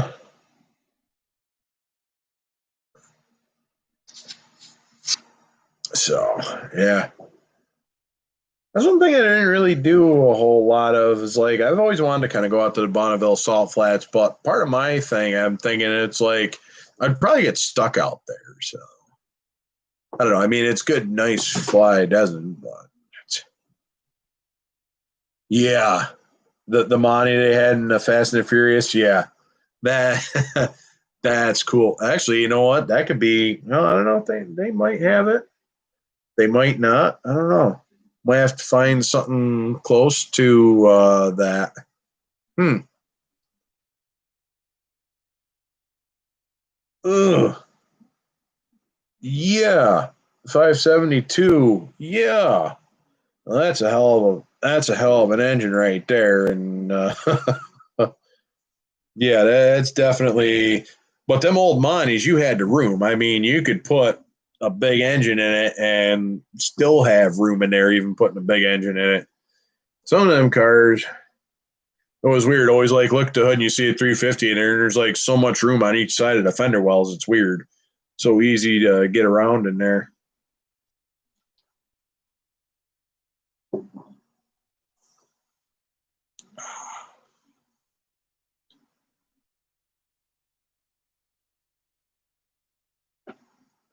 Oh, and die cast even. Nice. Yeah, that's one thing I haven't really gotten into is the whole die cast thing. I mean, I dabble a little bit in like the whole Matchbox thing, but I might try that. Get into like the die cast, but they kind of look good. I don't know if I'd, or maybe I'll just buy one that I want and like maybe just do it how I want it, or like that particular vehicle and just pull it apart, strip it down. Yeah, that one little 64th like Fox body Mustang. I just kind of I haven't done anything with that because yeah, it's not cleaning up because I found it in the grill, so it was like kind of burned, and it's like, I mean, I could try to put it back together, but it's yeah. Or maybe I will just try to do something like that. I'll put it on my list of stuff to do. So yeah, it's so yep, 'tis a time for snow. Holy shit. I cannot believe it's been almost an hour and 45 minutes. Well, actually, an hour and 41.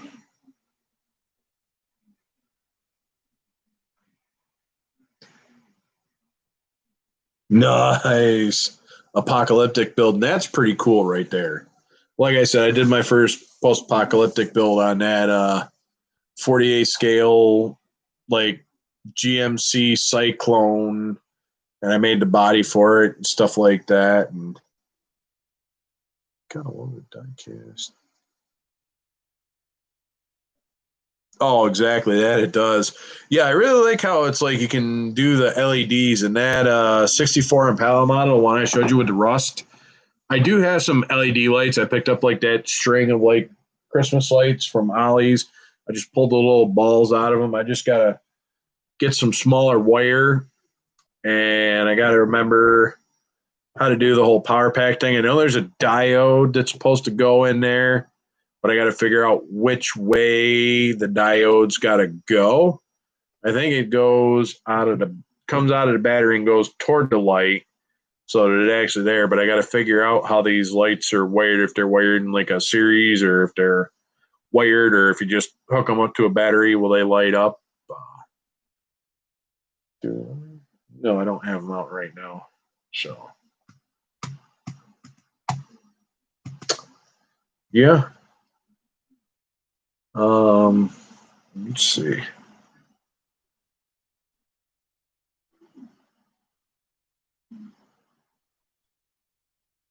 Oh yeah, exactly. That's what I mean. I'm not throwing any of that away. I mean, like I said, that's why I took some of that styrene. I had that 148th scale truck frame. I did a bunch.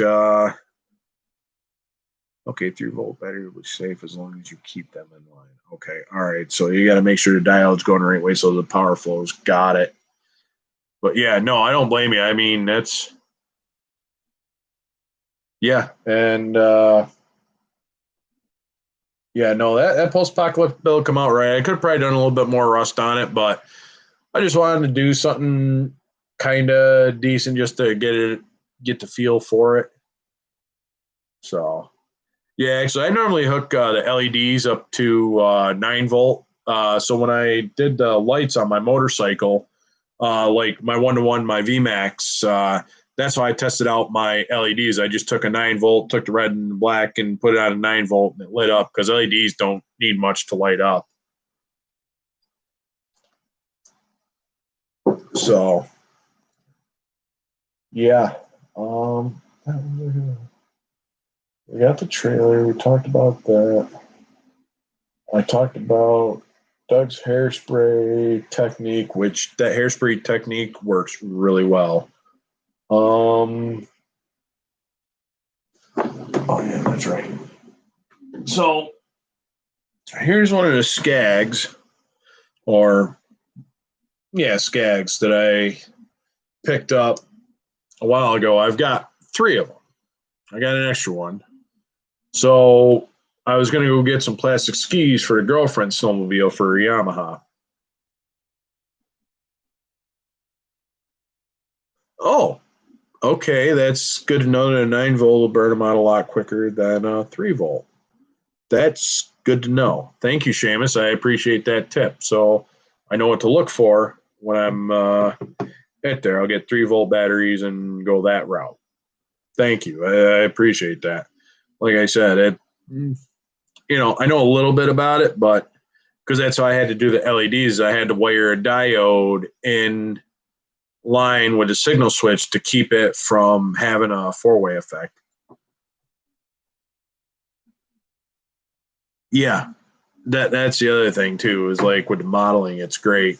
And then when you got other hobby, because I know you got your charger there that you do. It's like great. It's just great that you can do something 1-to-1 and make it look awesome. So I'm gonna get some plastic skis for the girlfriend's sled, and that's what I was gonna do tonight. But the guy called on the way up there. Good thing he called me before I got there.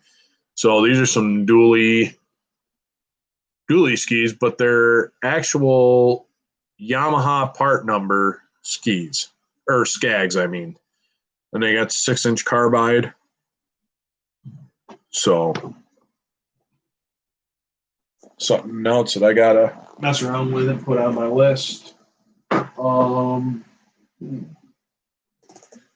Let's see. I talked about that. I got the poster board. Yeah, because I got some parts, and I know Keith. I was talking with Keith over there.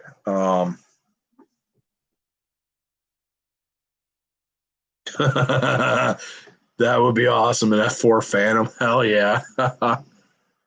Hell yeah.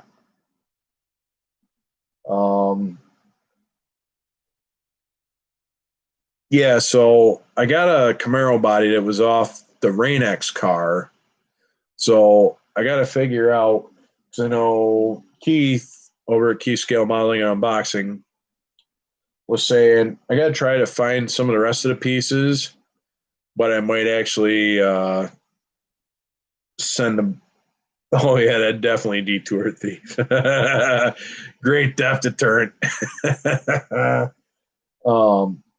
That Camaro body that I got, I just got to find the hood part for it, and I'll see if there's any other like parts that I could find for it. But I'd probably do that because he made a comment or he sent me an email about it, and I was going through it. He's like, "Oh, you ain't gonna throw out that yellow body, are you?" I'm like, "No, no, no, no. I'm not gonna throw out anything." Hey, Mopar, it's a pleasure seeing you. Peace. Yeah, no, definitely got to go see the kids. Definitely got to go spend time with the kids. Hey, have a good night. Appreciate it. So, yeah, like I said, it's one thing. It's just cool, live stream, get to deal with everybody, enjoy. It's awesome. Got family. I know sometimes I'm not that family friendly, but I try to, sometimes do it. Like with my snowmobile video, I didn't know how much. I wasn't even actually really paying attention to the amount of cussing I was doing. Sometimes I forget the camera was there when I'm working on shit. So just so that everybody knew, I had to put a trigger warning in there that there's dubious amounts of vulgar language.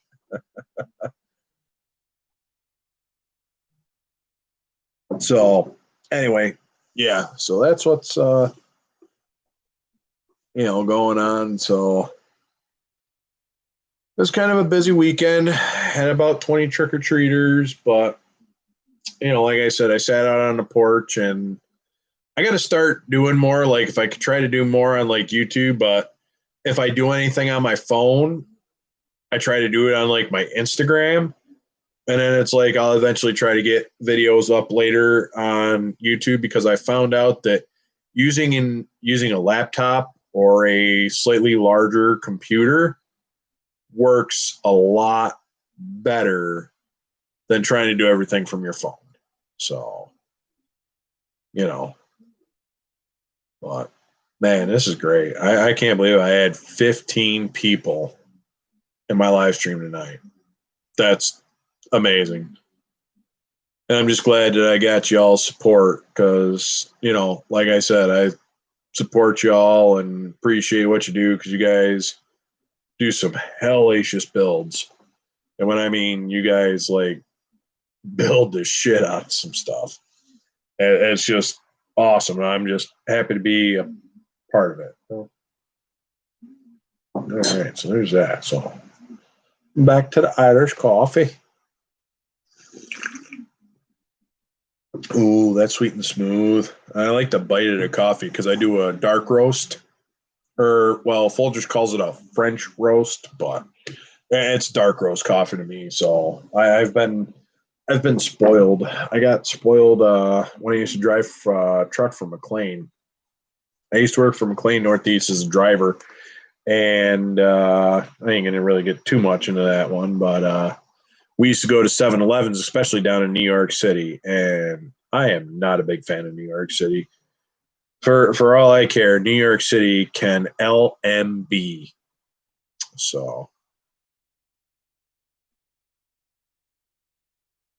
hell yeah, no, the custom builds are where it's at. Custom builds are where it's at. I just, and I'm learning little stuff, and you guys have been awesome because you guys have been helping me like immensely on my builds. Just like some of the stuff y'all do, and I'm like sitting there, I'm like, wow, I didn't even think about that. That's pretty awesome. And it's just, I love this community. This is great. This is just awesome. So that, oh, answer television. Oh, anyway, so when I was driving truck for McLean, don't mind me. Like I said, I get them squirrel moments, but like I said, I'm about real. That's all it is. Keeping it 100 up in here. So, yeah, building. Hey, no problem. I will. Like I said, I have. And if there's anything y'all need, like, let me know. I'll help you out. So yeah, I like Dunkin' Donuts coffee a lot. I mean, I used to drink it a lot, but when I used to drive from McLean, I used to get my coffee from 7-Eleven all the time because we'd stop there and it's like I'd get free coffee being a driver because we delivered the coffee. And there was this Brazilian roast. Oh my God, the Brazilian dark roast was like crazy.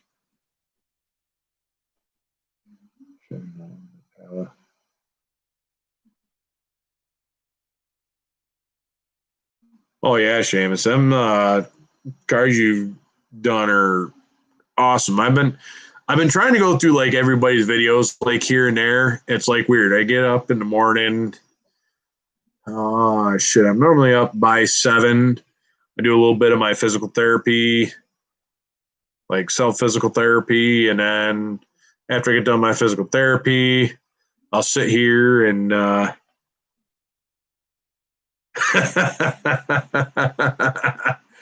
yeah, yeah. Yeah, no, I can definitely do that too. So yeah, but no, I just sit there and it's like I go through and I'll be sitting there like going through, talking to like answering everybody, checking out videos here, there, and I'm like, holy hell. Now I see why some people do this as a full-time job because it's like 2.5 hours go by and it was like because I went outside at about 11:30 this morning, and do a couple other things and went out to work on a snowmobile. And it's like, wow, okay. Holy hell, it's already like 11. It's like, then I worked on the snowmobile till about 3:30, figuring some stuff out. Buddy of mine might come down tomorrow with his compression gauge, like I was saying at the beginning of the live feed, but it's just, like I said, it's just trying to figure it out. So, but yeah, there's a lot of people in this community, which is great. The more the merrier because, well, it's, the best way to do it is have a large community, a lot of ideas, a lot of support. And that's basically what it's all about. Enjoying the camaraderie, just being a part of the community. There ain't really too much drama that I've really seen in the community. So, I mean, we're good there. But, of course, still kind of new to this, but at least we can help each other out and you know, do all sorts of great things. It's awesome. I really enjoy it. So, oh, that's right. That's what I was going to show y'all. Well, I don't know. Y'all probably catch it if you actually make it this far in the next one, or if you miss the beginning part, so on and so forth. Hold on. I'll be right back. Oh, shit. Oh, dun, dun, dun, dun, dun, dun.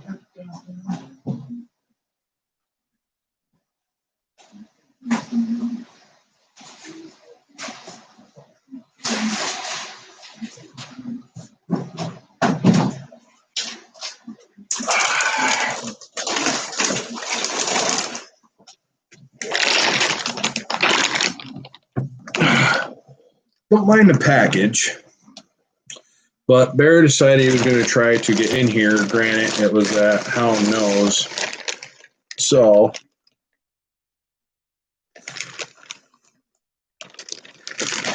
this is what I got left from the day I got into my accident. This is actually the pant leg.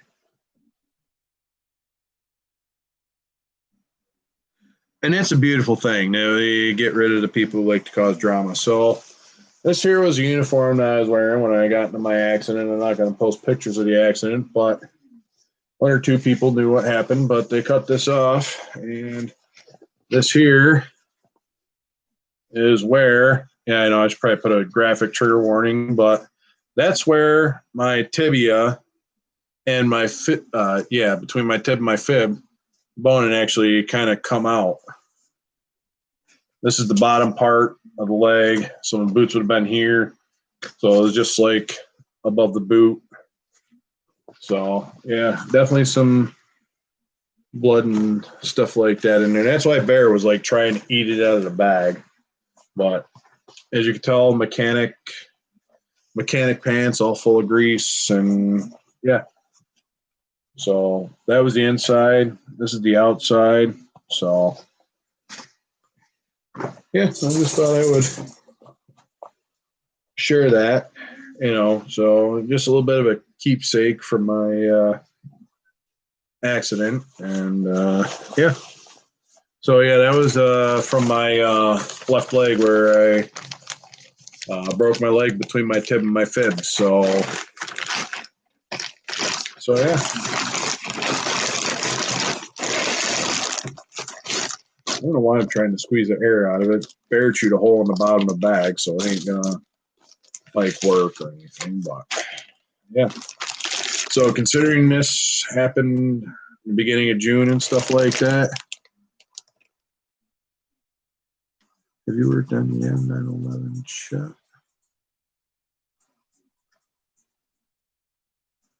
No, but oh yeah, the M911. Yeah, I have. I've also worked on 1070 and the M1000 trailer, which is the setup you have there, Seamus. So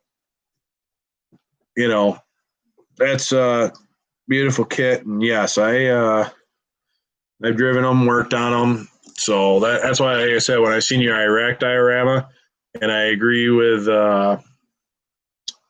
Rivera there, it's like, even though it was Marines, it would have been cooler if it was an Army one. But that's neither here nor there. I'm not shooting, but they came out awesome. You know what? Maybe I'll post one of. I don't know if I should or should. I have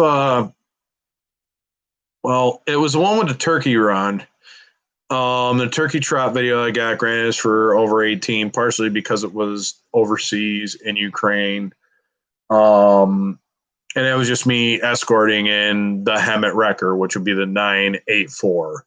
That was the A4 was the one that I drove, but but that's what it was. I worked on them, and yeah, I want to say that was in my turkey trot video. I have more videos of some different stuff going on like that of us, Team Canada, Team America, working with Team Ukraine as far as maintenance and recovery. So we got that going on for us. So, it's pretty cool. So, But yeah, no, it was just a little keepsake from my accident, and so.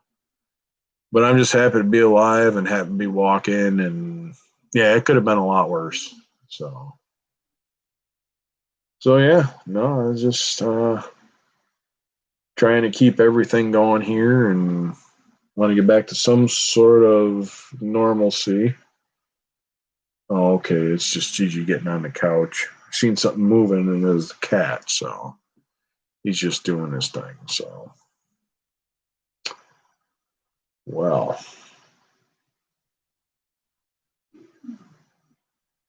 yeah, no, they are definitely awesome trucks.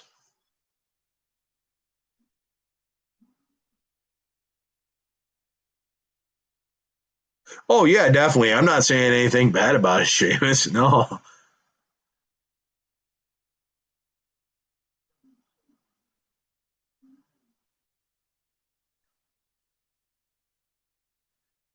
Yeah, no, and them figurines, they come out beautiful. They were like spot on, and yes, you got that coyote color right because I have my boots, which I can't remember where the hell they're at right now. Hold on. I actually have a pair of the coyote boots that go with our uniforms, so I just got to remember where the hell they are. If they're sitting by the door or if they are in the bedroom.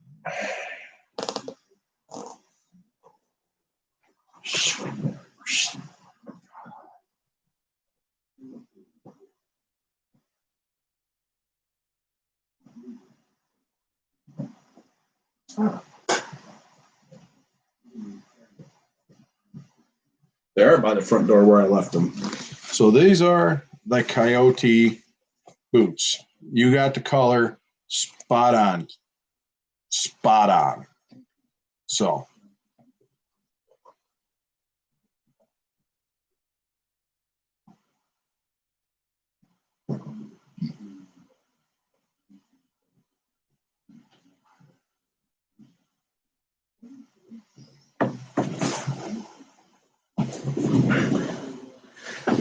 that Viper is badass.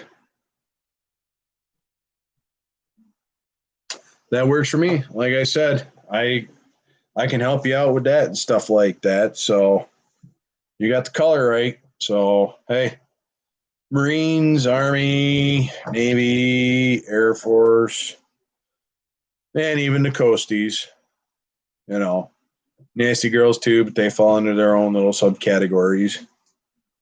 So hey, Midnight Bottling. Thanks for joining. I don't know how long you've been in, but when did you come in? Oh shit, you must have just like come in. So yeah, no, that they do. I mean, I still have if I look, I still got a pair of jungle boots that I had gotten in the early 2000s. It was like 2000, 2001. Beautiful. Welcome. Welcome. Welcome. So I'm out of the two German beers. I switched to my Irish coffee, but I can always walk over to the refrigerator and get more. So, yeah, I normally don't do it this late, but due to the simple fact that, you know, I had some stuff to do. I've been messing around with snowmobiles this weekend and dealing with Halloween, trick or treat. So,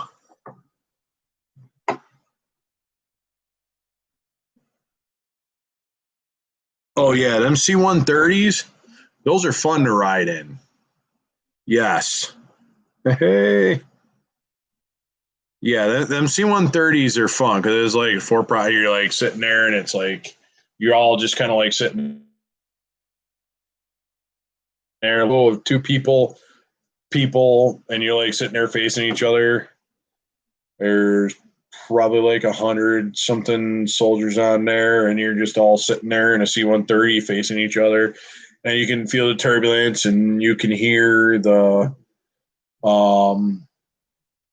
not rotor, yeah, you can hear the shit, yeah, the rotors like just engines droning in. The props. Thank you. Wow, the propellers just going and yeah. The Globetrotter. I'm trying to remember which one that is. Is that a C? No, C5 Galaxy. That's a huge jet. The Globetrotter.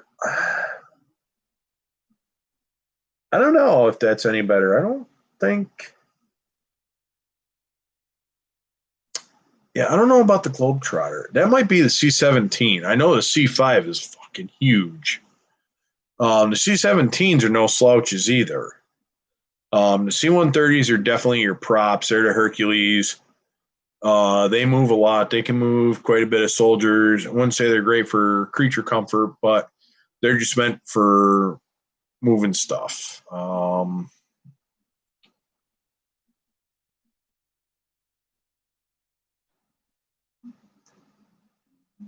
Yeah, I think the Globetrotter might be better. I can't honestly say. I don't think I've been on a Globetrotter.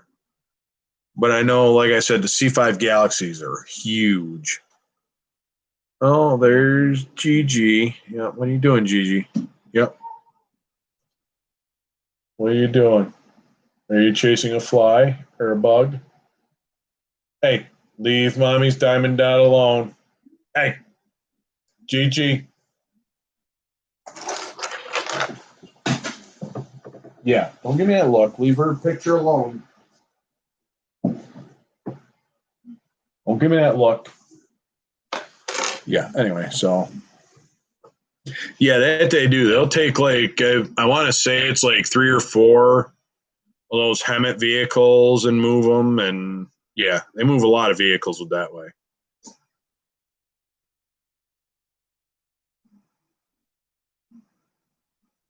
Nice. That's beautiful, Seamus, especially to keep them in your wing and stuff like that. Well, leave mommy's diamond dot alone. Well, no, what he likes to do is he'll sit there. He loves cell phone cords too, especially white ones. I don't know what it is about the white cords. He'll like chew the shit out of them, and like then it's like you go to plug it in. Well, why ain't it working? Well, because there's a whole bunch of holes in it from the cat chewing on the cord. I'm surprised the little shit hasn't gotten shocked, but so I know he's not necessarily as mellow as biscuits, but you know he's definitely a cool cat. He's short haired cat. So actually, he loves my paintbrushes. This little shit. I I had a couple of my the little paintbrushes there, and he loves my paintbrushes. So I got to make sure that I have all my paintbrushes picked up. Hey, Harry Sanchez, what's going on, man? Yeah, no, C5 was the way to fly if you're going to fly in the Middle East. The C-130s, they were all right and stuff like that. Yeah, definitely. Um, C-17s are huge. Now, what we did when we were coming back out of theater, they ended up actually piling our regiment in a C-17. Well, actually, I don't think it was a whole regiment. I think it was just a squadron. But yeah, and what they did is they had Air Force pallets, and they put a bunch of like airplane seats on them, so they just lock into the pallets, and that's what it was. So, and then they had people sitting along the wall, and then they had a bunch of Air Force pallets just locked in, like 40 people or 40 soldiers across down the walls.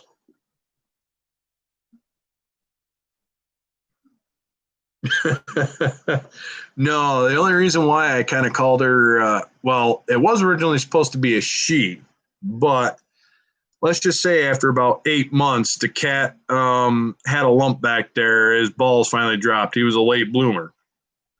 So, needless to say, that got kind of taken care of quick because I didn't want him spraying all over the house. But at the same time, yeah. So, but he was like gray, and every time it's like I'd be like around, he'd just like disappear. He'd just go. So that's how he kind of got the nickname Gray Ghost. He's part Maine Coon, or he's got Maine Coon in him. So partially because of his size, and he'll sit there just like a human, just like sit right there, just like that, just all lazy like. And I'm like, wow, okay, that's kind of cool. But he's got beautiful markings. Of course, he's a short hair cat. But yeah.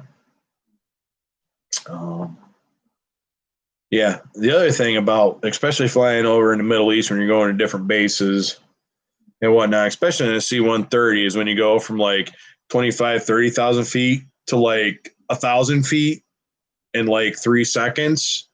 And you're doing a drop, bank, drop, bank, drop, bank, cut, bank, drop. And yeah, those are some fun rides right there. I'll tell you that right now. Those are some fun rides. And of course, they would ask anybody motion sickness. Here's some Danzapine or Danzapame or Danzapime. It's one of them like little pink Pepto pills that they give you before, to kind of help with the air sickness or motion sickness. And yeah, normally you you just sit there and just lock in Kevlar and just nap. That's all you do. Just sit there and nap, especially on the plane. Especially, it's like, Kevlar, the kit, you just tuck in your kit. You're just there, just like that. It's a good time.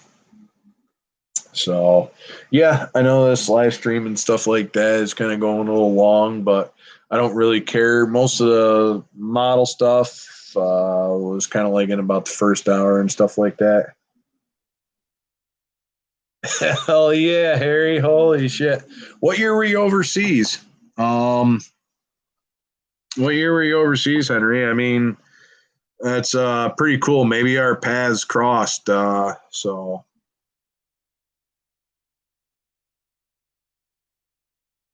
yeah, that's what I mean. It's what they call a combat drop, right? It's crazy. Yeah, I never made it to Afghanistan. I only made it to Iraq twice, but I mean, it is what it is. I was part of the 25th Infantry Division out of Fort Lewis Striker Brigade, and we went to Iraq 0405, and I was part of combat repair team for the 2-8 Field Artillery. And then we ended up coming back in 05, reflagged to the 2nd Cavalry Regiment, went to Vilseck, Germany, and then we went to Vilseck, Germany in 06. I was stationed there till 2009, and we got to Iraq. We went another deployment. I did, and me and a couple other people in the shop. And then we got some reset people in, and we went back to Iraq in September of 2007, and we got back October. It was October 2008. So yeah, it's pretty crazy. So, and you can definitely tell it was like we went there in 0405, and there was still a lot of stuff. We were still driving around in what I like to call Haji armor, which is basically just like whatever steel you could find, bolted on the side of the truck, pack it down with sandbags. If you get Kevlar blanket, line the metal with some Kevlar blanket. You had pinholes in the back. You have to lock into the pinhole with your little rigger harness you got. You lock into the panel, and you got your little chicken shield and your M2 on there. Or if you had a 240 Bravo, we didn't get the 1114 Humvee until probably April or May is when we got the 1114s in. We were doing add-on armor bolt-on kits because they're still trying to get caught up from everything when they started sending everybody in. They were running soft skin. So yeah, it was OIF3. It was still pretty hot, and it was just one of them things. I mean, definitely formed bonds and experiences that 9, 10, 14. Okay, so you're part of 4th. So you were down in Fort, oh shit. I want to say Fort Polk, is it? Or are you, no, hold on. So you're at Joint Base Lewis McChord then, right, Ray? 4th Brigade, 25th Infantry. I'm trying to remember where the 4th Brigade was.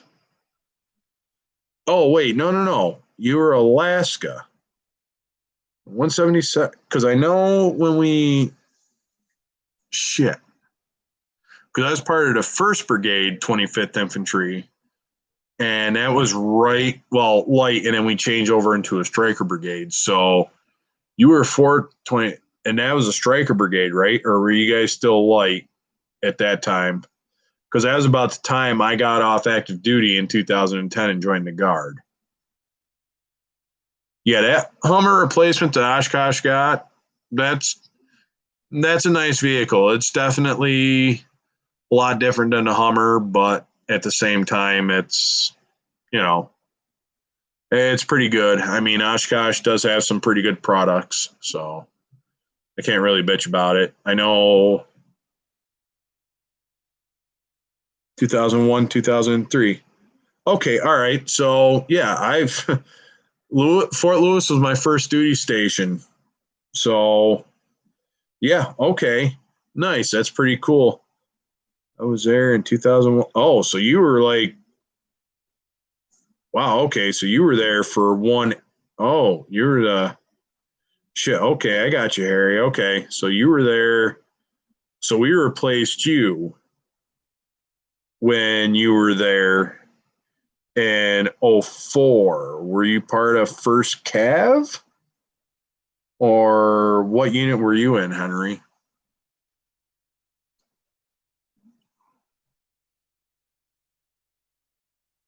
Yeah, okay, yeah, Striker Brigade. Yep, that's.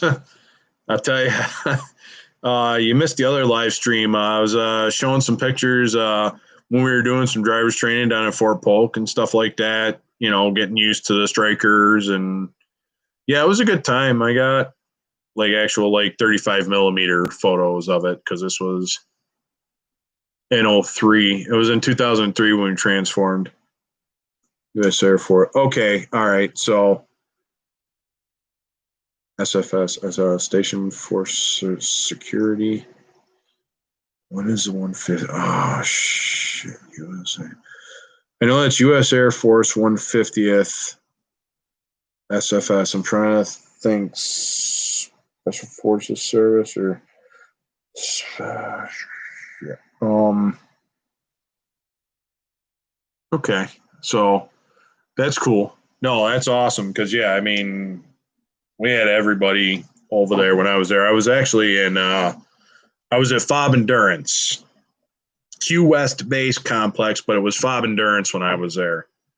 If you ever been Fob Endurance, that was where I was. So you come in through the main gate of El Clara Air Base or Q West or Fob Endurance. You come in through the main gate. You got the Iraqi compound on the right, and then you got the SF compound kind of tucked back on the left. And then you keep going right before your first intersection, you'll see a big ass gym motor pool. Okay, so it was security forces. Okay. So you see a big ass gym. That was our motor pool where I was at. Let me see. I should be able to get some of the pictures out. I can do that. I mean, I'm already 2 hours, so I mean, people can just fast forward through whatever to get to this. So yeah, okay, good deal. Yeah, the security forces are always a good thing to have. So you guys probably ran a lot of the gate guard and stuff.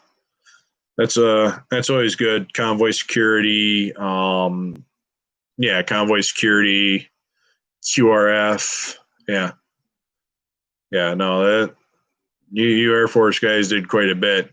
So like your ground traffic controllers or your air combat controllers. Those guys are nuttier than squirrel shit, but they're good though. They're good at what they do. Yeah. Okay, so Air Force 150th, got it. Good deal. Well, Ray, Henry, thank you for your service as well, from one vet to another. You know, holy hell, that's Sanchez.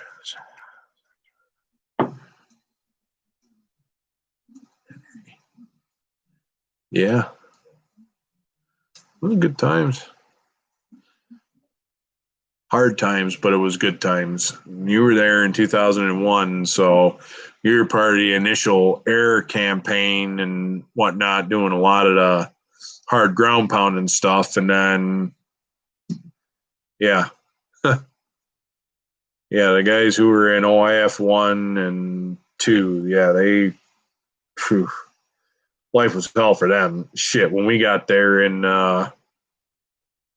04, it was like QS was built up and they had just started doing containerized housing units. So we had just got them. The other unit that we replaced, they were living in the motor pool, at least their motor pool section was living in the motor pool. They had some like offices in the gym that were up top, and they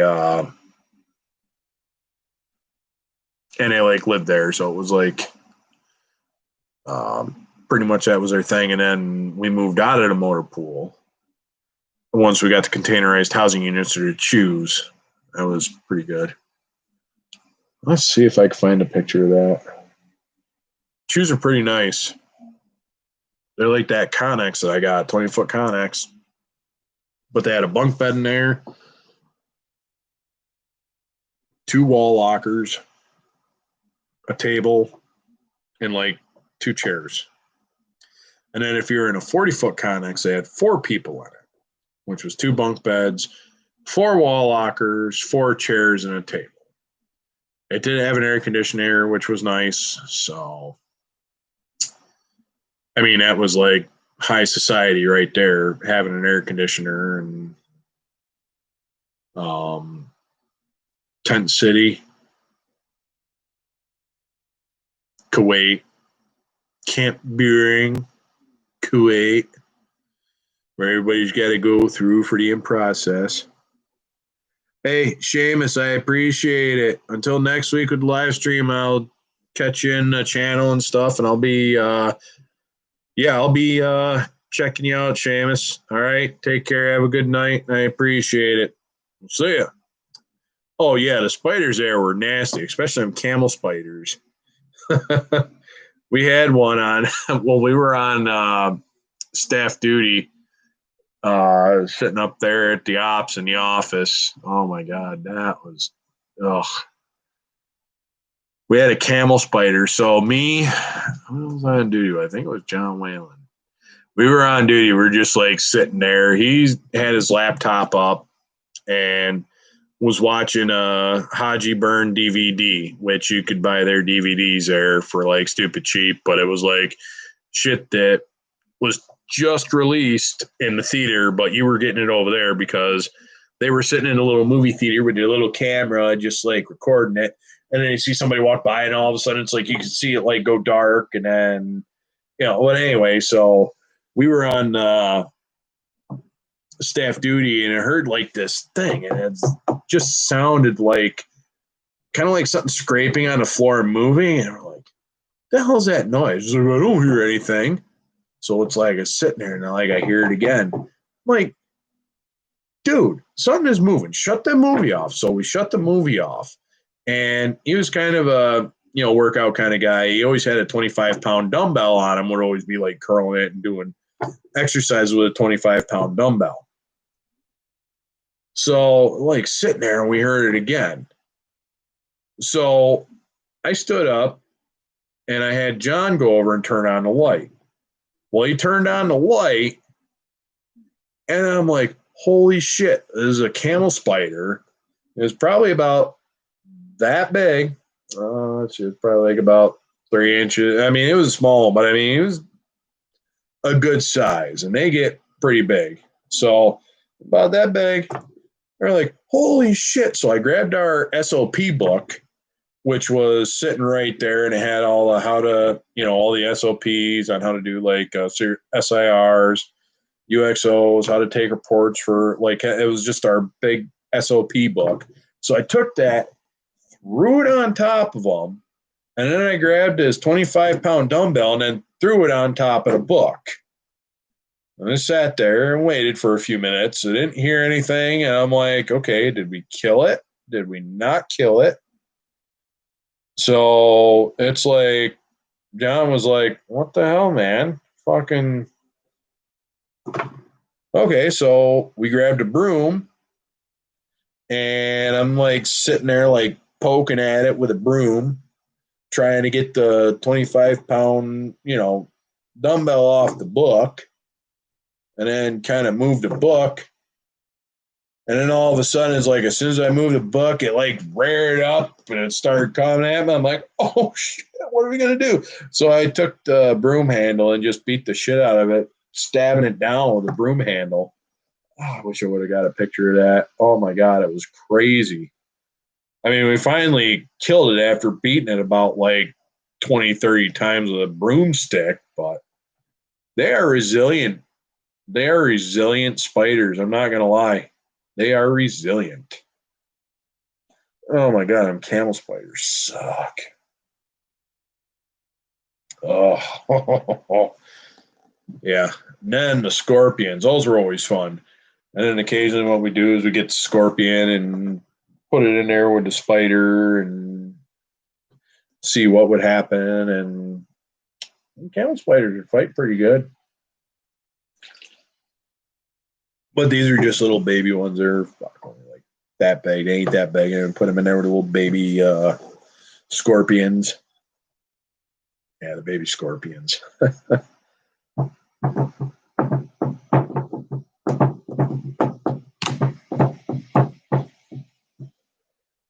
Ah, shit. Wow. Oh, yeah. Well, I mean, you got a lot of scorpions in the South. I didn't. Fort Stewart. I want to say it's Virginia or Georgia. No, Fort Georgia. No, fuck. Fort Stewart. Son of a bitch. Yeah, it's in Georgia. It's got to be. I know I've fucking heard it. Never been there, but I've heard of it. Fort Stewart. Yeah, Fort Stewart's in Georgia. So I know Fort Benning. Fort Stewart. Yeah, okay. That's what I thought. I was like sitting there. I was like thinking, I'm like, son of a bitch, I know it's down there. Yeah, no, that's because I went to basic at Fort Benning, and that was, yeah, I learned what fire ants were. I learned out what fire ants were in a real hurry. Oh my God, the fucking wild pigs, them boar, holy shit. Those, oh, you would be surprised the amount of damage a pig can do. They tear some shit up with them tusks. And they are fucking mean and very territorial.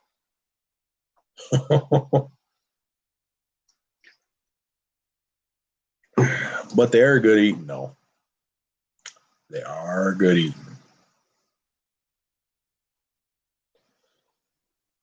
Oh, yeah. Oh.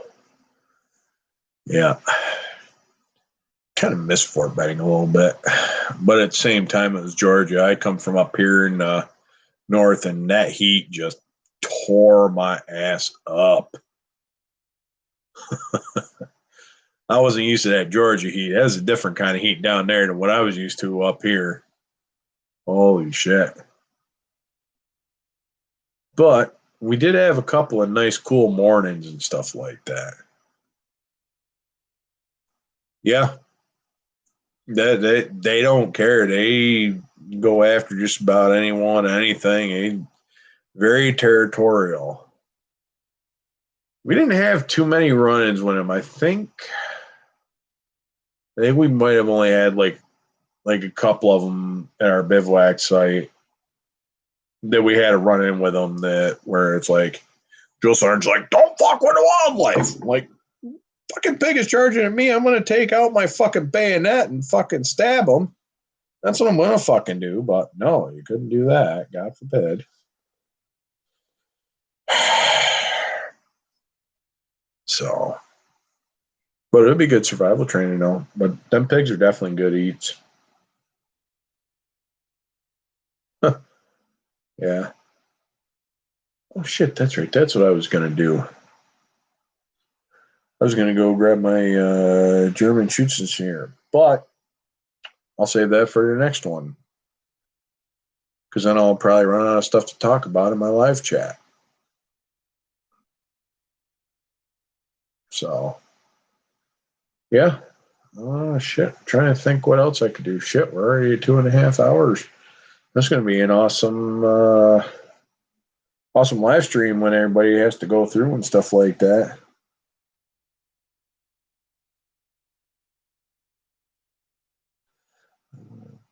Maybe Daniels Air Base or Davis Air Base. Aerospace mechanic. That would be, there's some serious fucking money in that, especially when you get out. Like go work for like an airplane company, something like that. You can get some serious fucking money doing that way. DAB, Davis Air Base. Oh, Dover. Okay. That's what I'm like thinking. I'm like, okay, nice. Dover Air Base. Oh, I should have known that. That's not too far. Yeah. Yeah, Delaware. Yeah. Yeah, buddy. Yeah, I should actually probably try to do something like model wise. I don't know. I'm just trying to think. It's yeah. It was airbase. Oh, let's see. Oh, what else? What else? Yeah, some of the paint covered the hairspray stuff.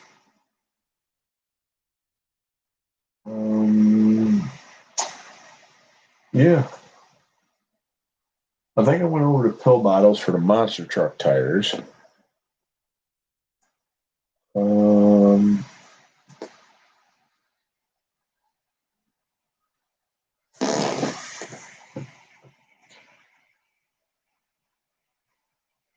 Oh, nice. Yeah, no, because you sent me the picture of those ones all painted up.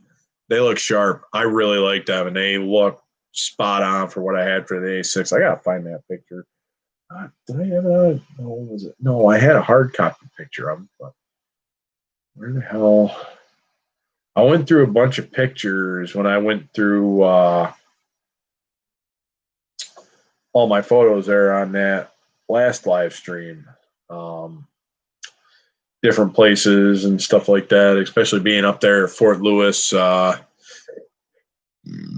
Excuse me. You got Mount Rainier right in the background. That was always beautiful. And then when you get on Fort Lewis, Joint Base Lewis McChord now, it's all finally combined. They'd only been talking about combining that base for shit back when I was stationed there. So, yeah.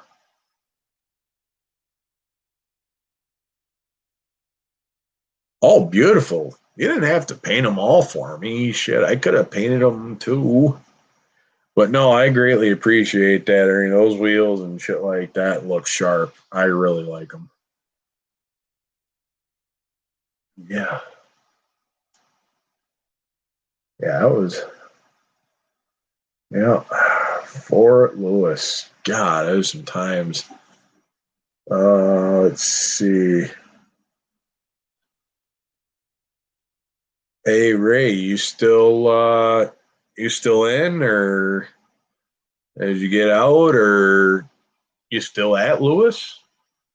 Or did you finally go somewhere else to a different striker brigade? Or I know normally it's 3 years for like a striker life cycle, basically. So it's like you come in, you do your training, you deploy on the 3rd year, you come back, you reset, you dwell for a year, and then you go back out. It's roughly about a 3-year cycle.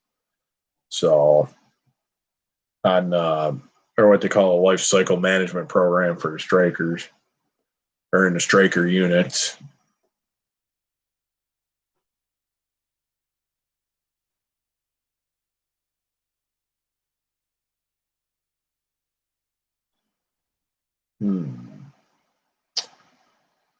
Let's see. Trying to think if I picked up anything else.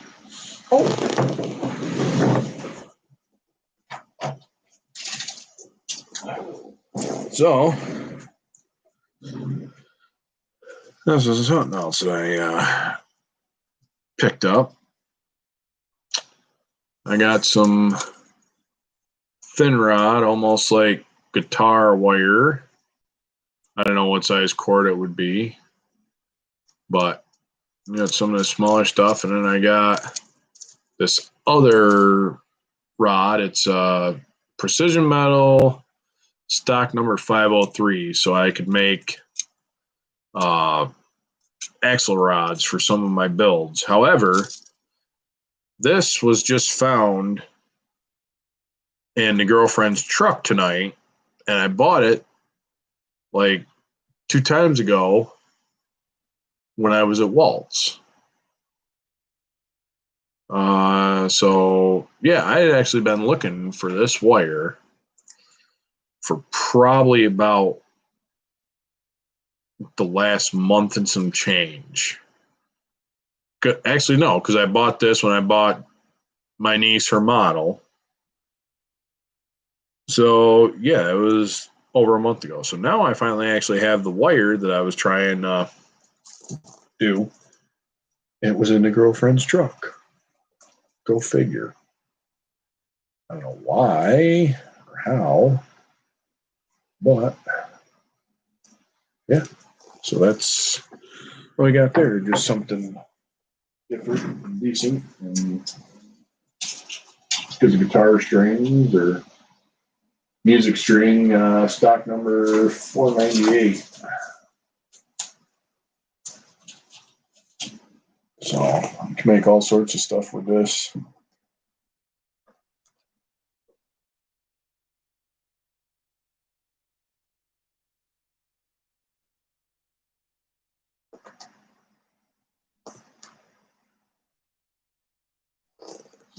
Yeah, I got that finally. So hopefully the cat doesn't try to take that. Wow.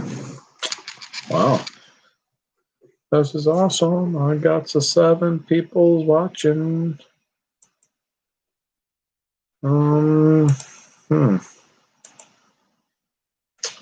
Yeah.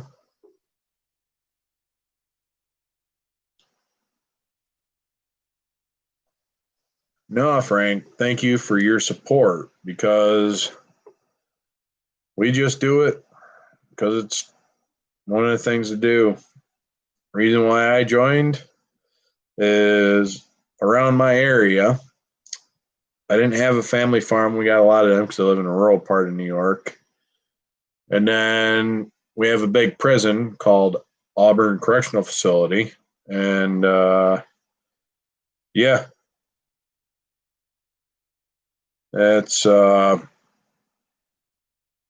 so I didn't feel like being a corrections officer. I mean, I respect what they do, but I don't know if I could be that big of a dick. I mean, I can be a dick, yes, but sometimes, but in their defense, I also know, and I'm not cutting down, corrections officers or anything, but they deal with a lot of scumbags, assholes, and everything else, but that's neither here nor there.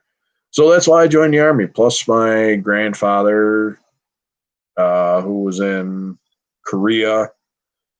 So I heard a lot of stories from him. He was in the Skarwa Special Category Army with Air Force. He was part of a unit that went all over the place with the Air Force and would build runways for the Air Force, because the Air Force was only pilots at the time. They didn't have any of their own organic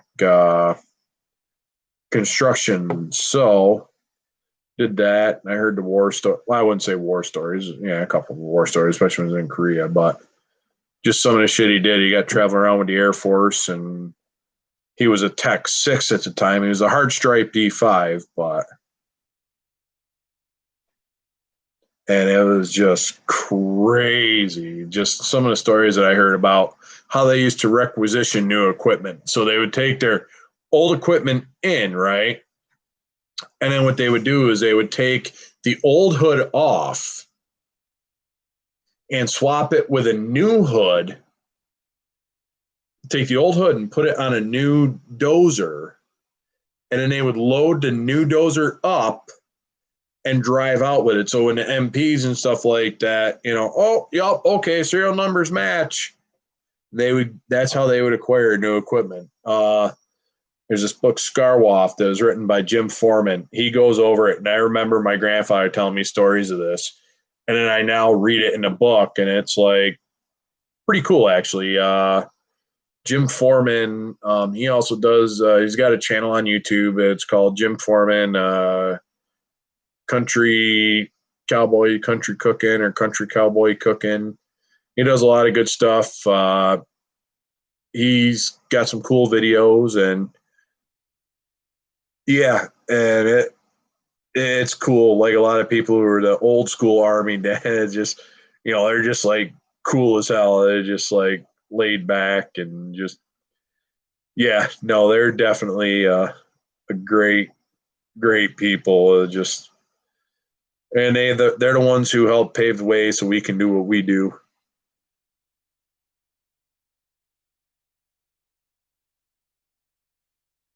Huh. I didn't even think about using TIG welding rod. That's actually a pretty good idea, Ernie. Oh, shit. ER 3.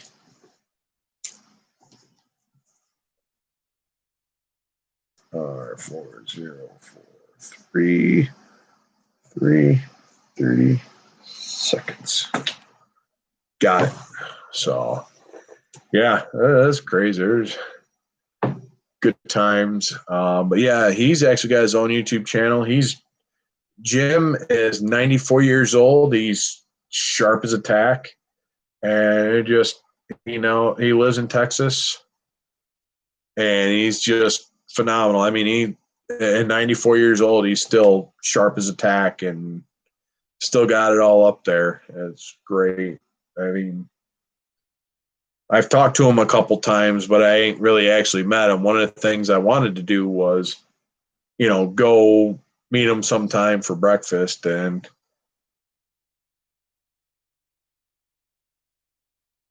oh yeah, TIG welding rod. Yeah, Frank, that's actually fairly easy stuff to bend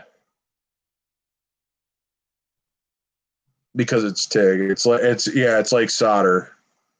It's just a basically heavier duty solder. So, and that's also the other thing, kind of getting on that, is I want to start, and that's why I got like that wire and the rod and stuff like that, so I can start doing like more detail stuff, brake lines and exhausts and a little bit more custom stuff. Try to step up my game here a little bit. So, because I got that book from Mr. Morris or Jim Morris there, so it's got a lot of cool details. And I wired my first engine ever. Well, I wouldn't say ever, but using the method out of that book, using the wire and stuff.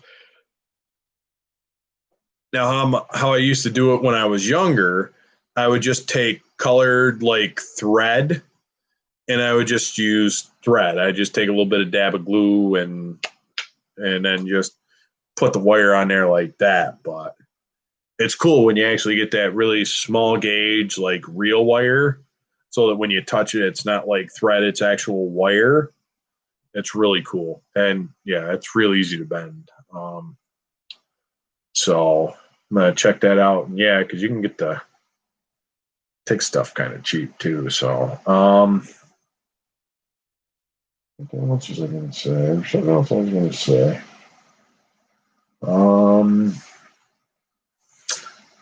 Shit.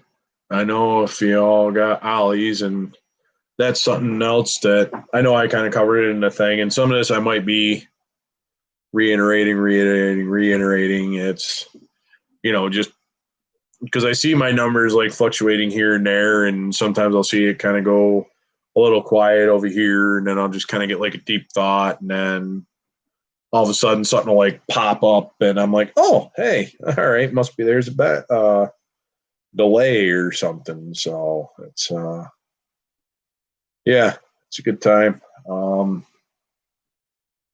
What's the other say? Something about talk a little bit about the Army Temp. We're down to first people. Woohoo! All right. So it's getting to be that time about getting boring. So I know I still got a bunch of people and stuff like that I gotta reply to and stuff like that, because my little notification bell there said I had like 9 plus whatever things, and I'm like, damn, I got lots of people's to replies to. Plus, I've also probably got a lot of videos to watch, because I know the end of the cancer awareness group build, that was kind of ending at the end of October. So everybody had been trying to watch the final videos on that and what everybody else is posting and stuff. So, so yeah, it's a good time. Oh, that's right. I know why. Because I was outside all day and it was cold out. Mm-hmm. Yeah. Yeah. 36 inches long. Cut it in half, run it all the way. Do a lot of stuff with that tube. But yeah, that's what it was. I think it was like brake lines and stuff like that. So, do some like brake lines and some other stuff with that. Make some of my own coil springs and suspension. Because I think on that a 3-car kit build I was been talking about doing, which I still might do it. I ain't figured out which way I want to go with it yet, but it's definitely all going to be 3 of them going to be kind of like custom bashed together. So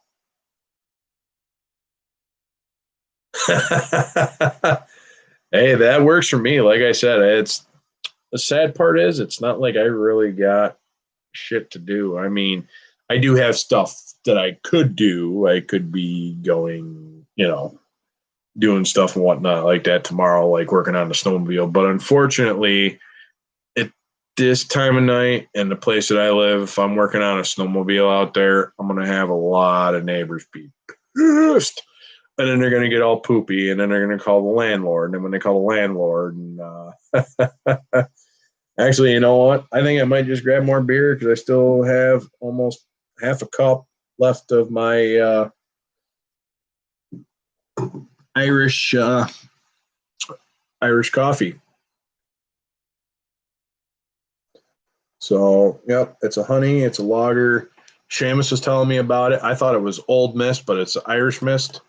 This actually works really well in coffee. Ooh.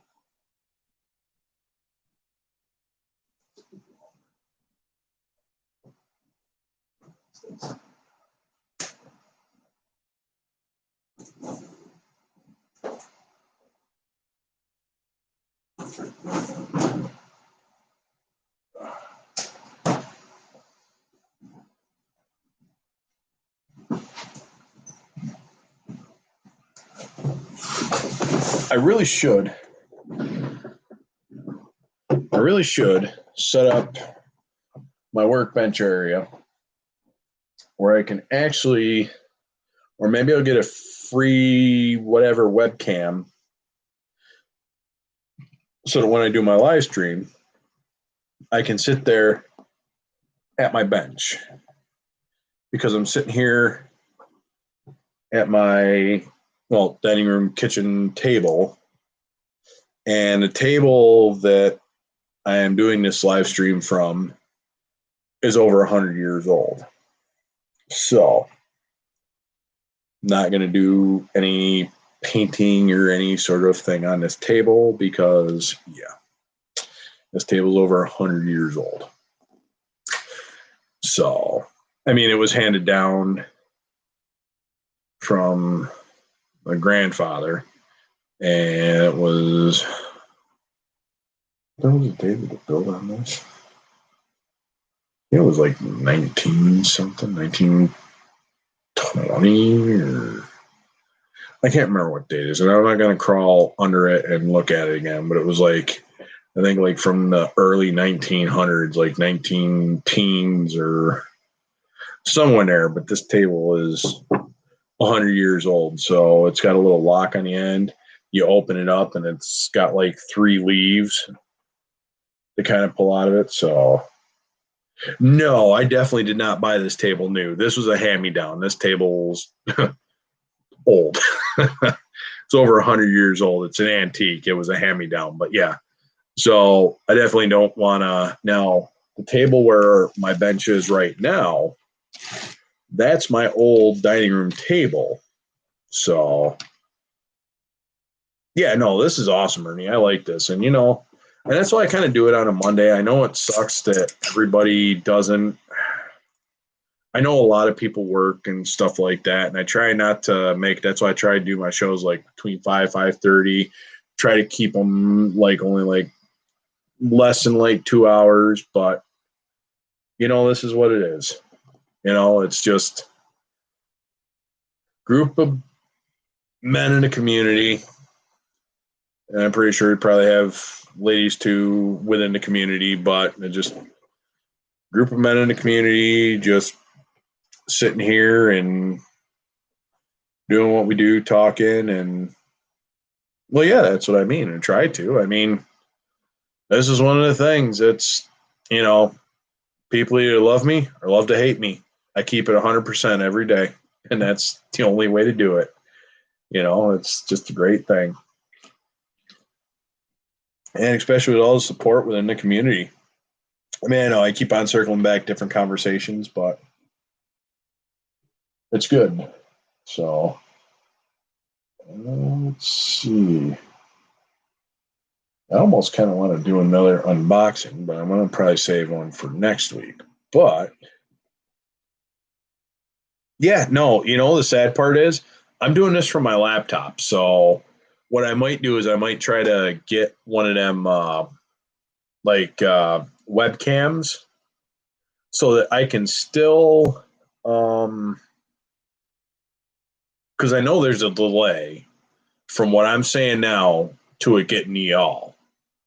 Because I know all the powers that be are monitoring all this and making sure that I'm not violating anybody's terms of service or, probably being censored or they're fucking with my audio or whatever the silicon giant techs do out there. But, yeah, so, yeah, I'll have to figure out where I can, set, a place for my laptop off to the side here and then, have, my bench set up and then just start working with the webcam and do it live. Like Ron Burgundy said, we're going live. It's just, we're doing it live. So, and it's great. And like I said, it's, the sad part is it's not really hard to do a live stream. It's just, you got to have an okay, at least decent internet connection and a webcam, and anybody can do a live stream. It's weird. It's just cool. I mean, sometimes, yeah, I mean, that's the other thing too. It's because then it's you got to try to do this, and then it's you got to look at the laptop, and then you got to look at the webcam to make sure what you're doing is actually matching up with the webcam. So it's and me, if I do anything, because I got a multi-tree plugged in to an external hard drive, my CAC reader, and something else.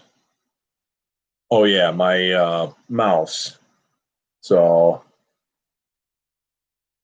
hey, well, Frank, I appreciate it. I'm not trying to. It just, I sat in on Ed and Ernie's a couple different times, their live streams, and you know, they do an awesome job, and I just, trying to do something different. I mean, a lot of people enjoy the realism of just being live. I mean, this is me.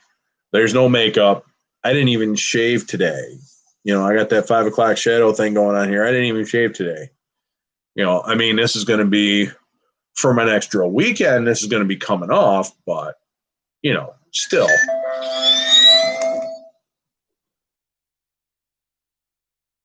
Oh, never mind. It's just my Fitbit, which has been dead since I don't know how long. And I am really debating if I want to buy a $30 strap to fix it. I probably should, but I've been waiting on pulling the trigger on it. So, yeah, that's right. I got that dollar hairspray. And you know what the best part is? When I go to do my layers, I can actually spray this shit in the house and the girlfriend doesn't get pissed about it.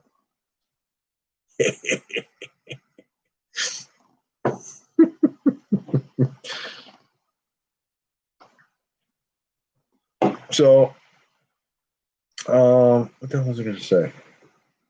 Yeah, no, that green 64 Impala here. Well,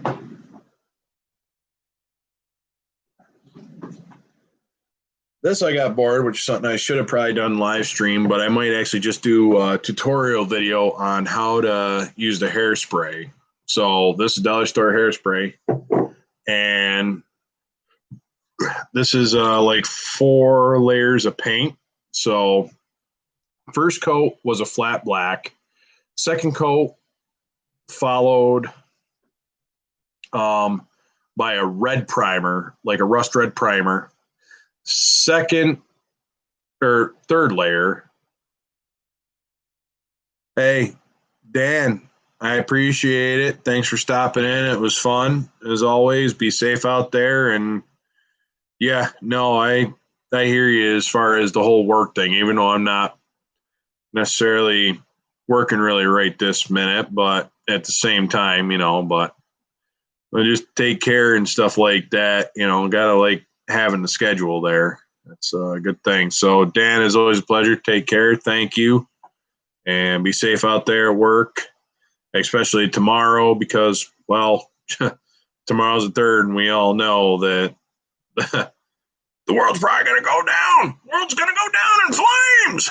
So, all right, take care, man. Be safe.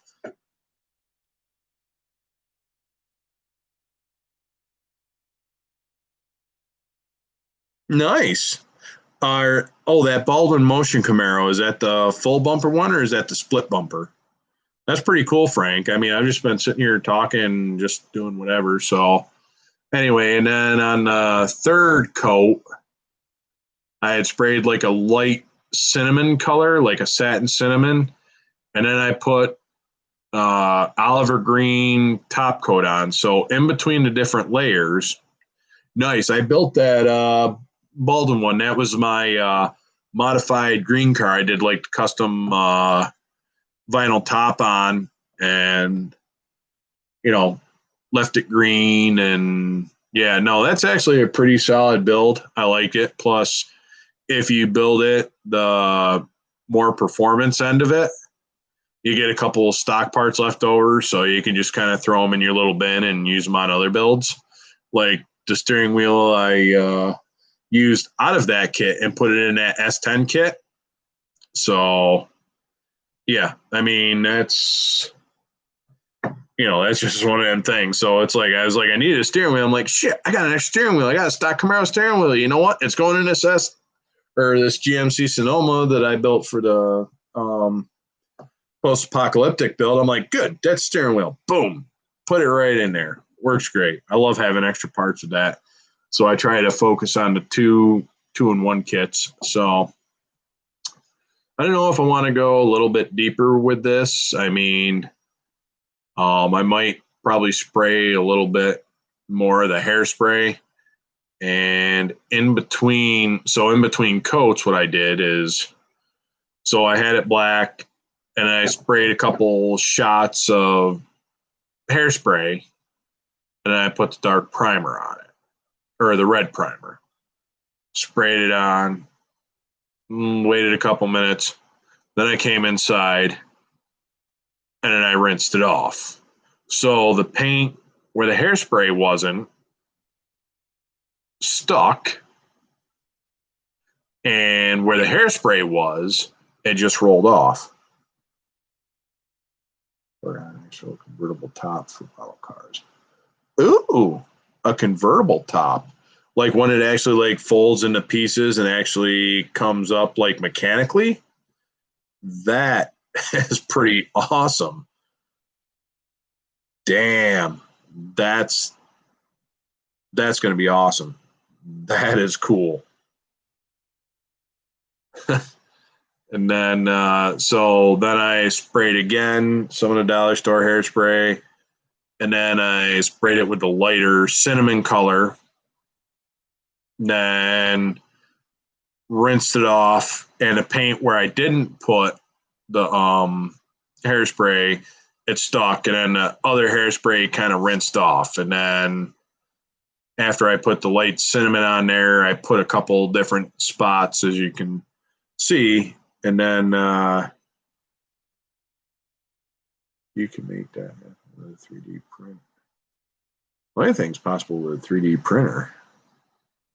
So, and then after, so on the last one, I just basically like kind of went over the whole thing and then just sprayed it green, and that was all that like was left on it. And I haven't done anything to it since. I've just been letting it set, and I'm not going to lie, I kind of like the texture of it because it's just a different way other than the salt weathering. And Doug from over at Hensley's Hobby is the one who told me about it. So I don't know if I'll leave it like this, or I might probably paint the doors a different color. But I'm going to try to maybe make this a little bit of like a sleeper build, kind of. Oh, this car is all patina. This car is junk because it's all rusty. But I'm working on trying to build a bigger engine, and it's actually Oliver Green. So I got a bunch of Oliver Green paint. So if anybody needs Oliver Green paint, enamel, I've got it. I think I've got like 6 cans of it. I have a case of it. So, and it was $1 a can. So I bought a case because it was $6 for a case. And it's actually a decent Krylon stuff too.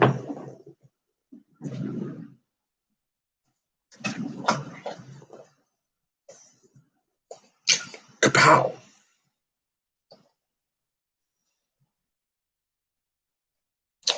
So, and it's even a farm and implement. So it's Oliver Green. Why not? I got 6 cans of it. I've got plenty. So I can layer that shit on as heavy as I want. That was actually the color I was thinking about painting that K123 model. So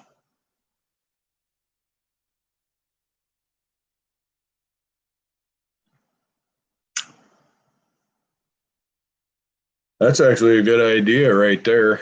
Make a prototype out of the fabric and wire. That's actually a really good idea. Because then you'll have your template to do the 3D printing of it. That's actually really a good idea. That is nice. That is cool. What should I be doing right now? I feel like I should be doing something right now. Well, the one positive note about that flatbed trailer that I unboxed earlier, that right there is it's all white, which is beautiful because that means you can do your own custom paint on it, which I plan on doing a bunch of different custom paint on it. I'm not sure what color I'm going to paint it yet, but figure out something to do with it. And maybe I'll get a piece of equipment, or maybe I'll throw some cars on it. Who knows? Maybe I'll actually, that wouldn't be a bad idea, actually. Because I think that trailer will actually hold a couple of cars. So that just saved room on my shelf, so I could put that trailer up there, take a couple of my cars, and put them on that trailer, and then I'll have more room on the shelf for the other cars and the other models. It's actually a pretty solid idea right there. And then I don't know, them coils, I'll figure out a use for them somewhere.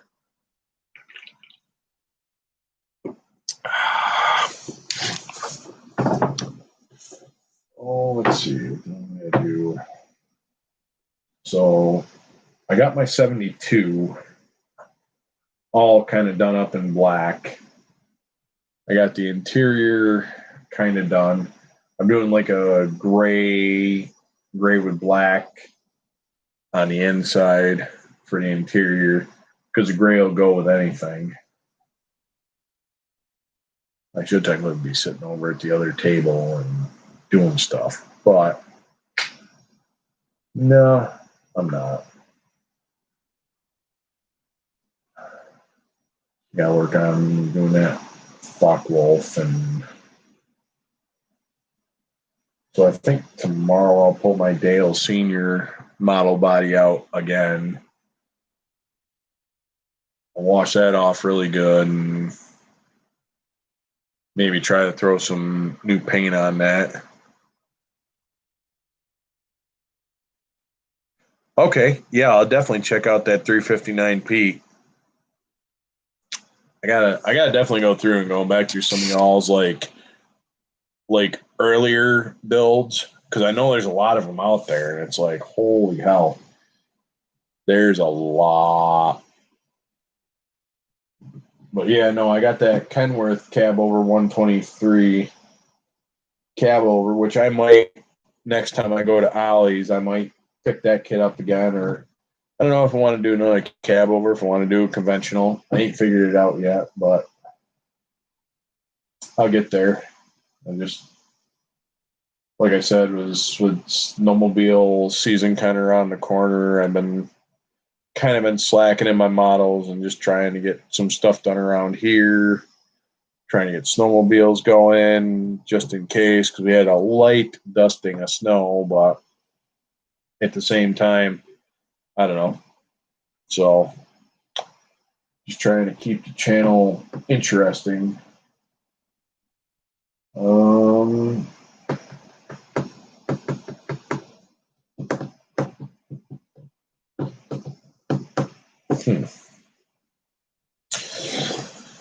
know what? Here's what I'm going to do.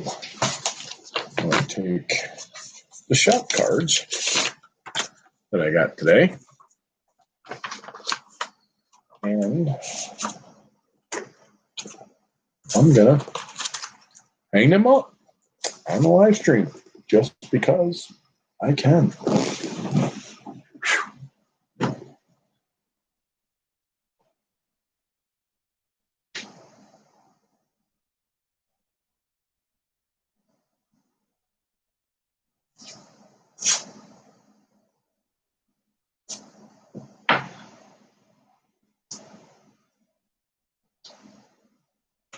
So we got Chris and Mr. BG goes at the top. We got Sean's, we got Russell's, we got Dan's, Jeff's. I'm using masking tape here, don't mind me.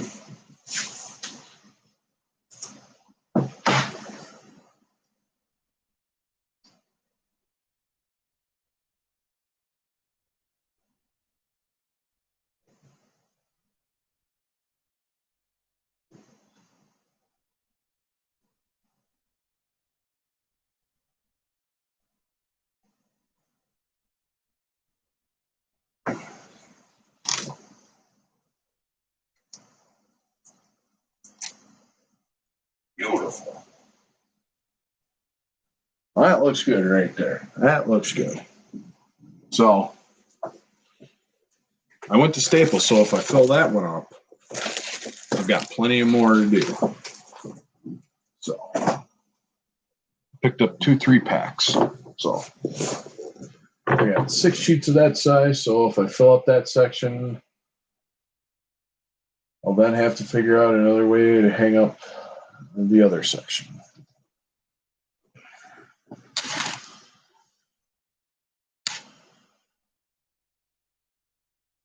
Oh, nice. Yeah, construction videos. I didn't even think about that really. I've just been kind of sticking kind of some of the stuff that I know, like the automotive stuff. Wait, did I get? Oh my God, I can't believe it. I just realized I went through that and I didn't check the envelope that well. I got a sticker from Bryan. Jesus. I feel like so bad now because I didn't check the envelope for a sticker. Oh well. At least I remembered it before I put this over, and I wouldn't say my Rolodex, but I got a pile of envelopes right here sitting on top of my box, and I got a drawer, and my stickers are going in the drawer because I want to try to, put them on something that I'm not going to get rid of or have to try and, figure out how I'm going to get the sticker off. So yeah, that's so beautiful. We got the shop cart thing going there. Like I said, I've been saying for a while I was going to hang them up, and finally got most of them hung up. I got room for plenty more, and I got to get on, some, because I've got a couple more channels. So it's weird. I've got, according to my thing, I've got 75 subscribers, but I've only mailed out 25 of the shop cards. So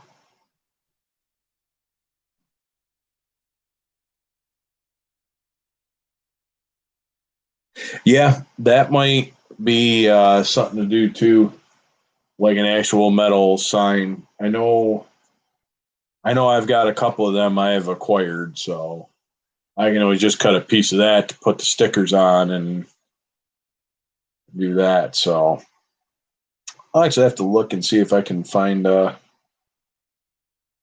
1 or 2 pieces of sign that I've acquired.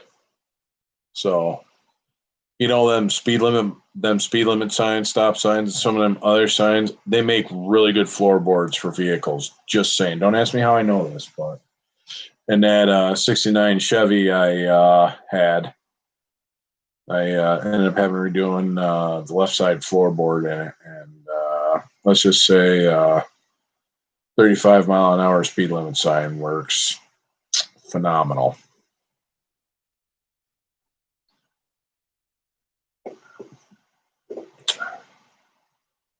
So yeah, that's let's see.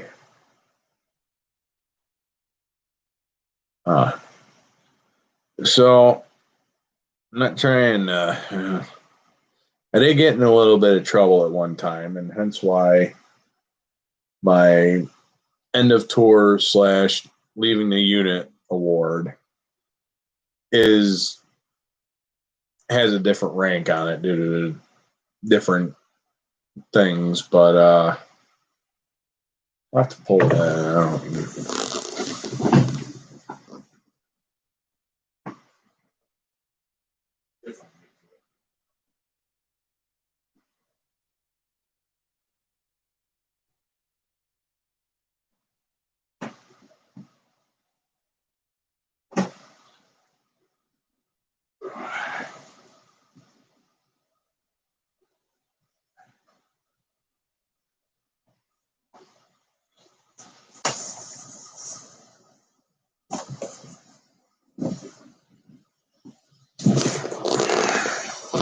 So this is a plaque that I got. Wow, there's a hell of a glare on that. So part of the combat repair team, 2nd Cav. I don't know. No, yeah. Probably backwards. So this was one of the things, even though it should have been Sergeant Thompson, but we're not going to get into that one. So I got in a little bit of trouble. I got knocked down a couple ranks. But anyway, so PV2 Thompson, March 2001 to February 2009. CRT-5 Fire Squadron, Maintenance Troop, RSS, 2nd Cavalry Regiment, Fort Lewis, Washington, Rose Barracks, Germany, OIF 79. Thank you for all your hard work. So this here was something that was going as far as what we call a reflag. That's why it says, so this is my end of tour award. It was a guide on with the sticker, unit crest, our shop coin, as well as the rank. So it was kind of like a cool shadow box. So yeah, I was a specialist promotable. Should have been a sergeant, but I kind of fucked up. But that's neither here nor there. But all I'm going to say is Germany was a good time. And yeah, we'll just leave it at that.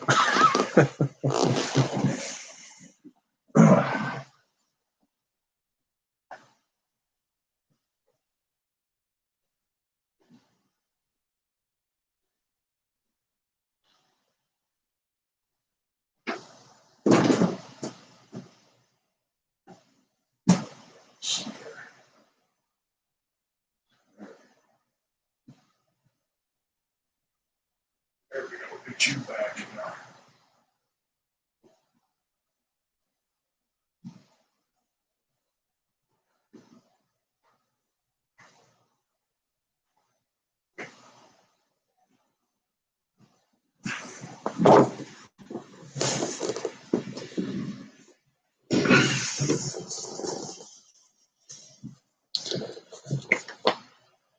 So, how many of y'all are familiar with the Russian nesting dolls? So, while I was in Ukraine, I picked up a nesting doll, but this is like someone else's little take on it. So,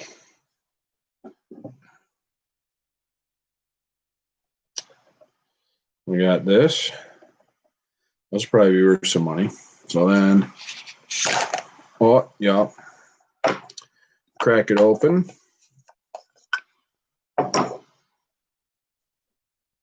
There's the next one inside the nesting doll. Yeah.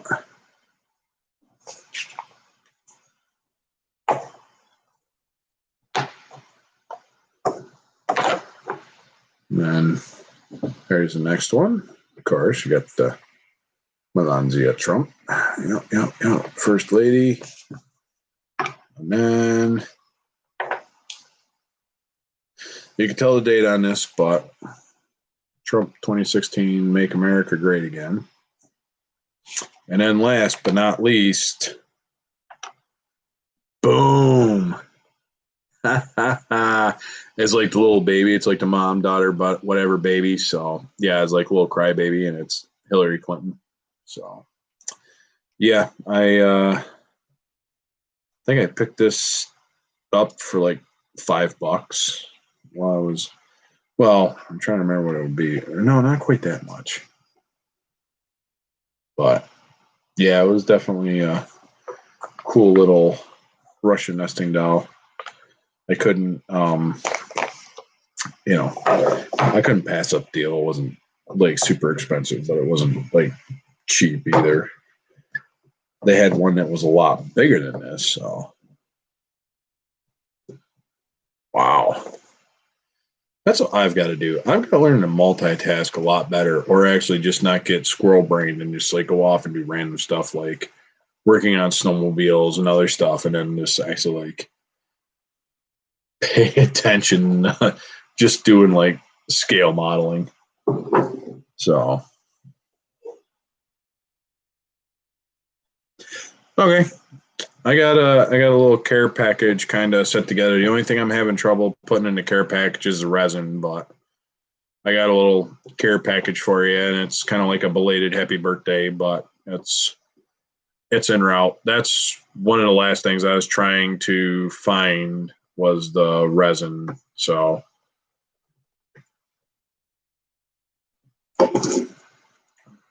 don't know how much resin like works or how much it uses. I guess it depends on the size, whatever, but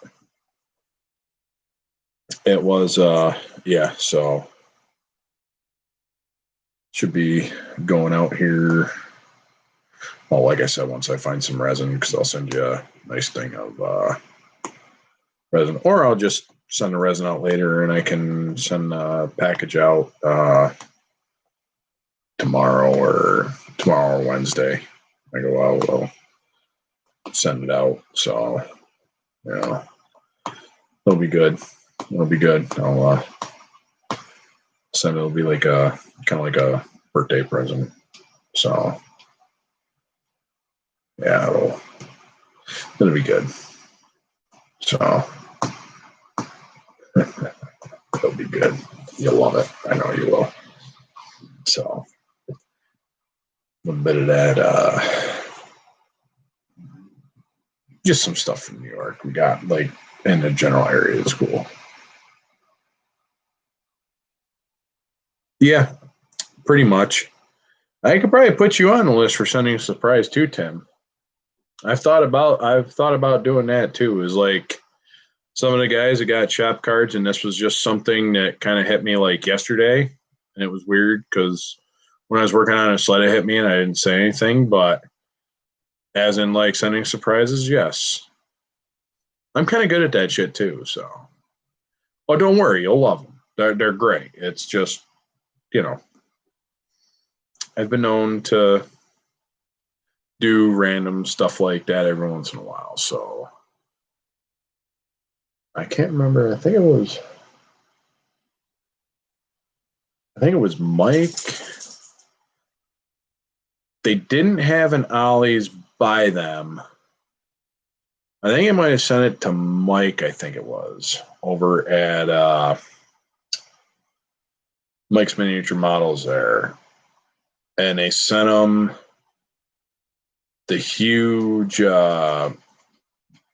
ship. I want to say it was like a Sea Witch or something. So, do I know the inner diameter of the tires or the wheels you want to use?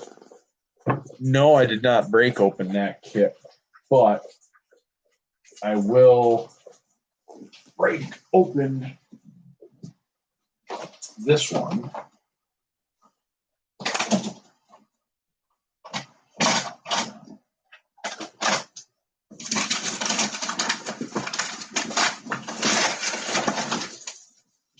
Oh no, that's right. This one's already broken open. So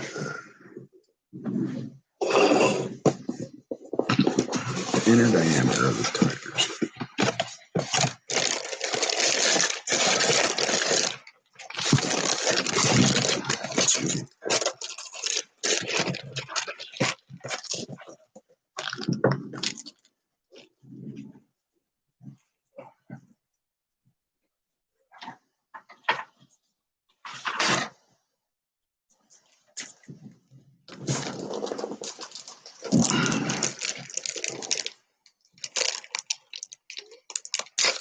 I don't know if they're any wider, but the inner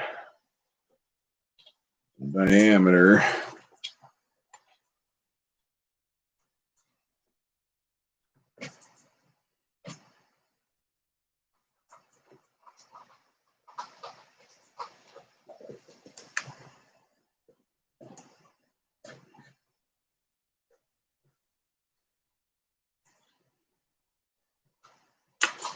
It's looking like 1.5 centimeters going across.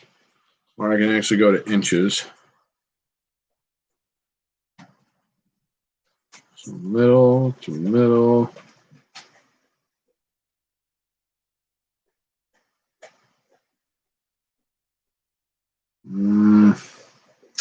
Well, it's got them little nibs in there, so.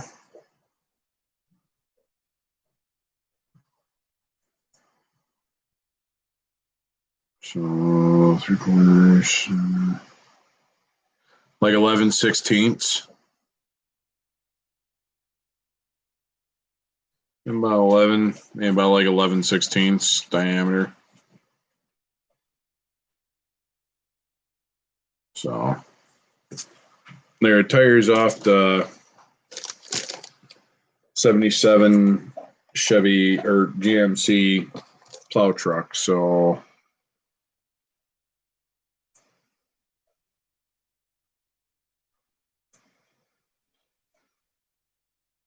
um,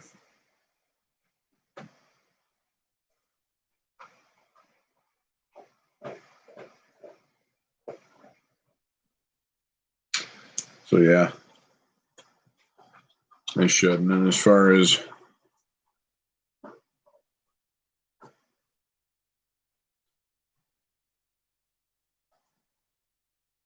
let's see, just over half,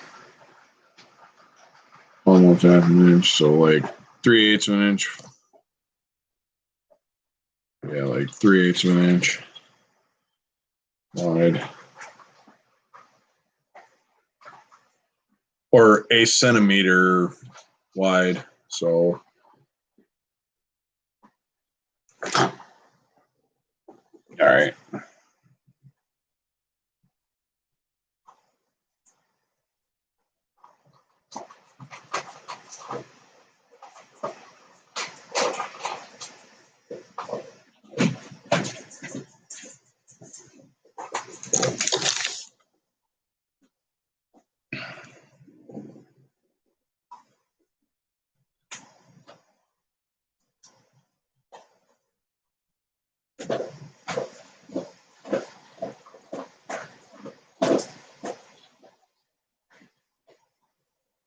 Mm-hmm.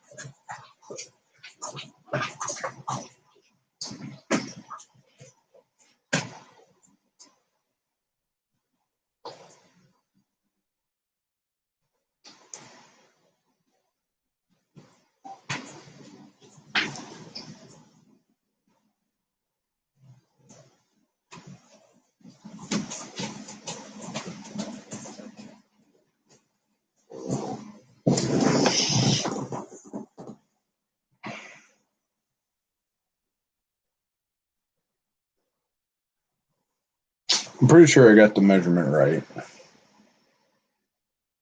So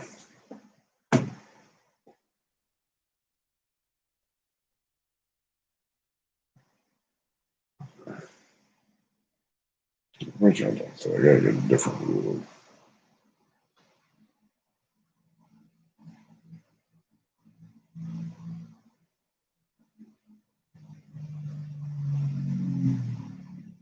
Yeah, it's like 1 3/4.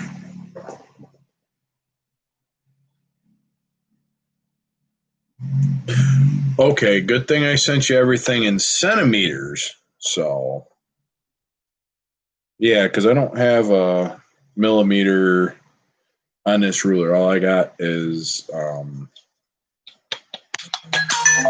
centimeters.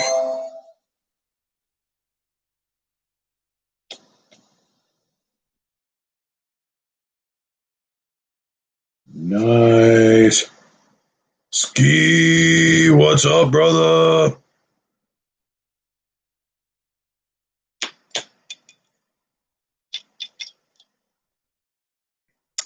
Glad you could make it. It was a good time, even though I started a little late. Started at like 7, but it's one of them things. So yeah, we're just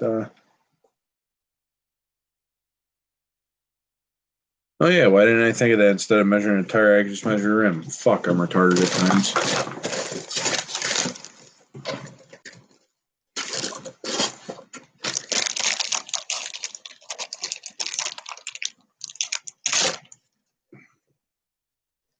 Yay!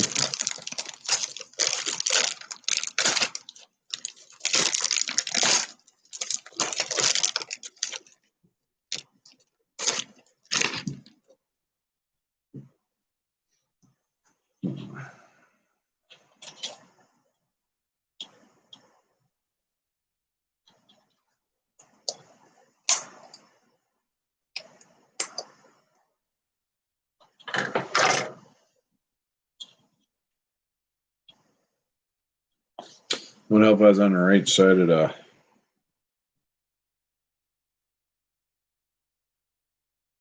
So this is saying just over 1 centimeter as 100 millimeter.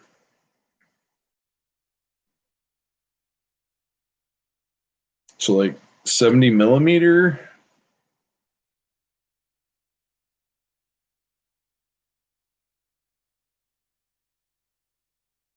1 millimeter.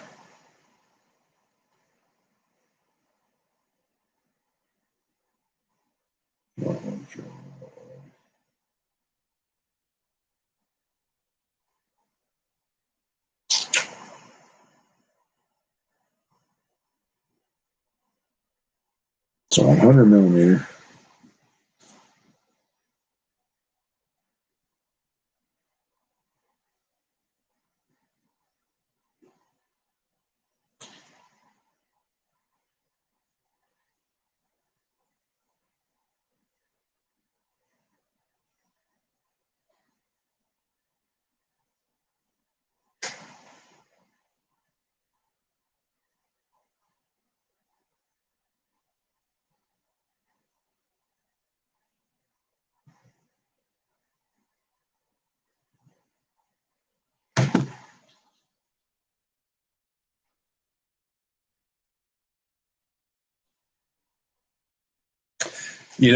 I do have a digital caliper somewhere. Now I just got to remember where the hell I flipping.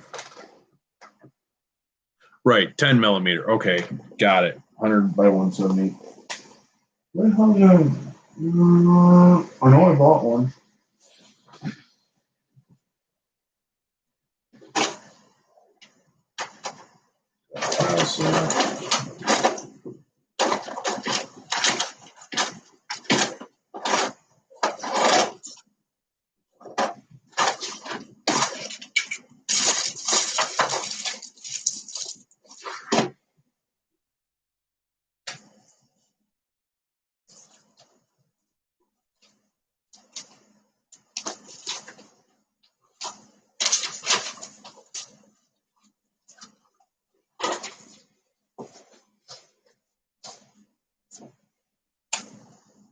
Where the hell could it have been done?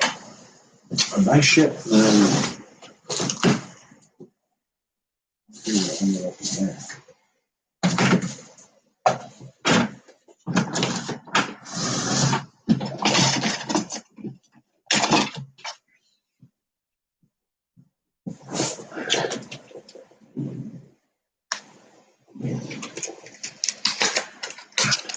You know what the sad part is? I knew I had one.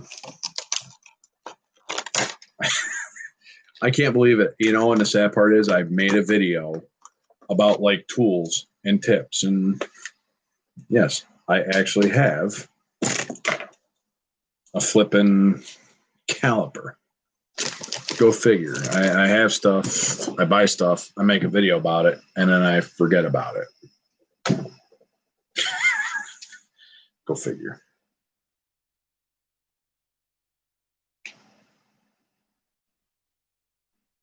All right, so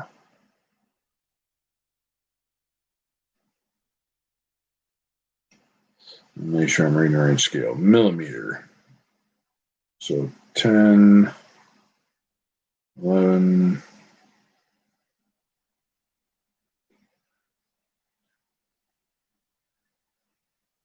16 millimeter.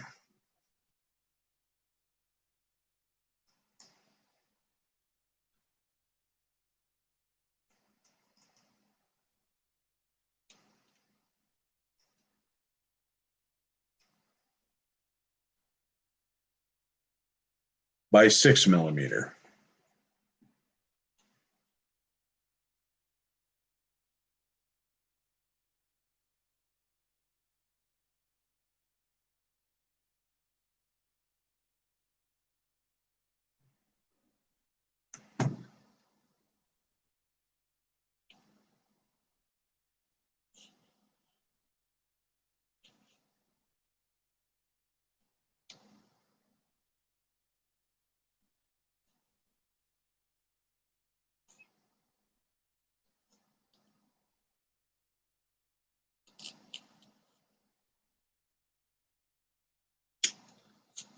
That's awesome. Got the caliper. Yep, so these are the ones right out of the kit. So they ought to work.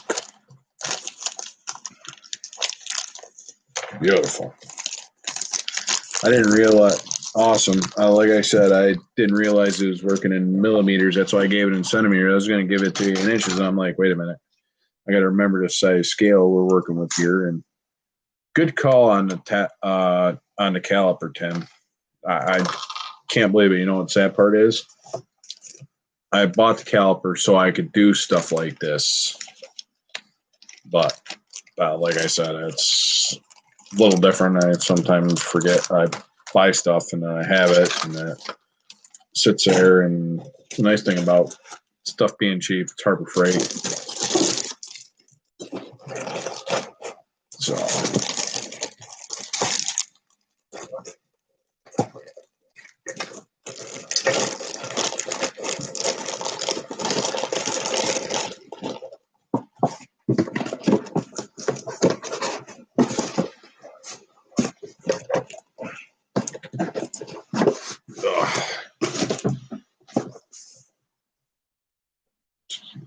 got it. Okay.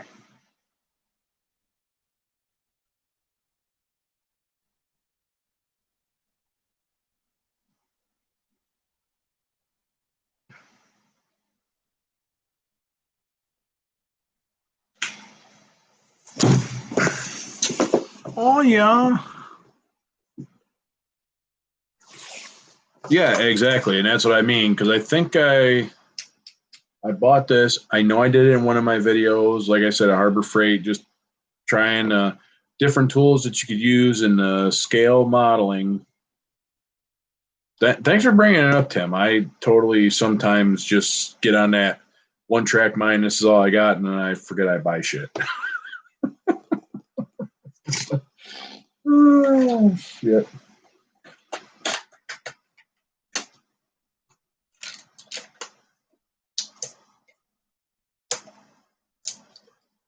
So,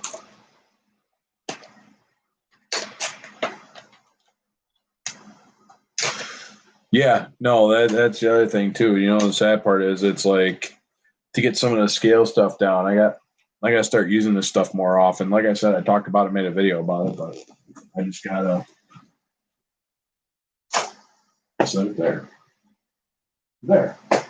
Well, that works. Put this model back and Yeah, micrometers. I actually have a set of the barrel micrometers that used for like checking the journals and on crankshafts, cams, and journals. I got a set of them, but I don't know. Yeah, I know they're old as hell, and they were because they were my grandfather's. So, but yeah, I got the barrel or the dial calipers with the barrel on them and stuff like that for checking the journals and cranks and cams and stuff.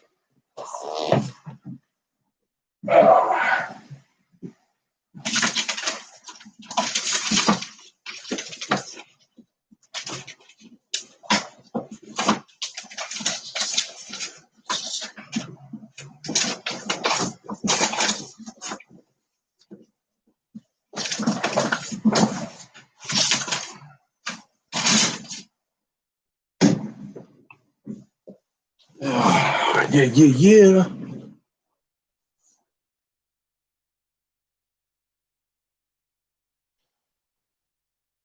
Well, I'm normally used to reading a ruler as just like,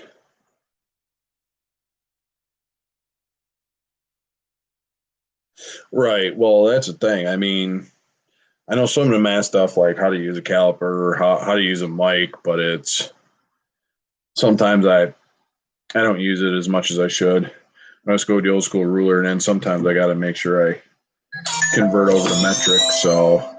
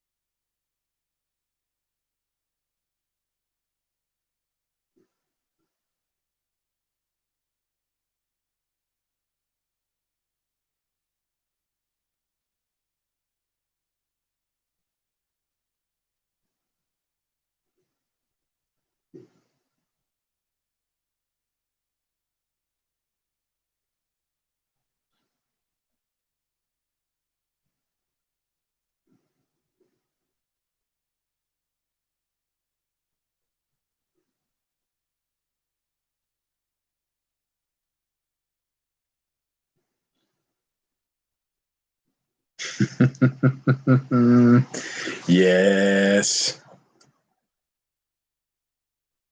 yes. May the force be strong with you, young Padawan. Yes, you know. Yes.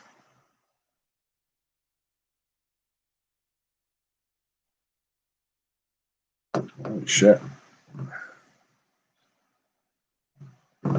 Hmm.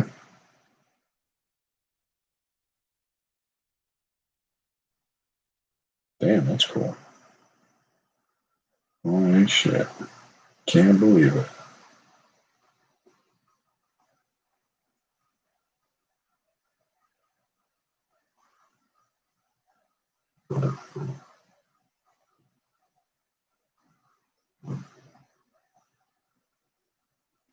Ah, damn. Oh, shit. Master Sergeant Salinas. Holy fuck.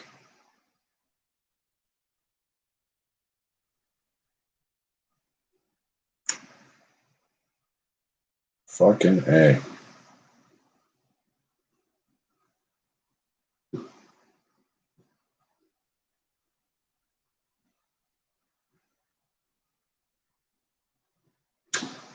Oh, shit.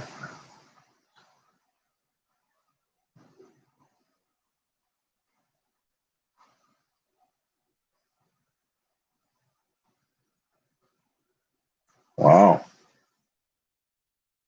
Good deal. One of the guys I was in the second Cav with, pretty sure that's Sergeant First Class. Yeah. Holy shit. I don't know if this is. Yeah. Oh, no, no, indeed.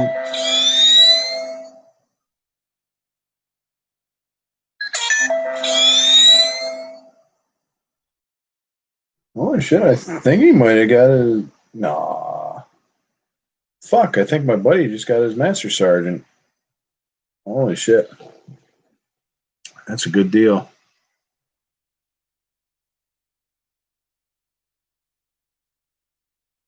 Yeah, I can definitely do that. Don't worry about I mean, like I said, I'll use them and stuff like that. That's not a problem. I can find a use for them. I was gonna send you that, and I never did because I got lazy and procrastinated and chasing squirrels and stuff like that. So that's just normally how I roll. So yeah, I'm not. Yeah, I'm just trying to. Yeah.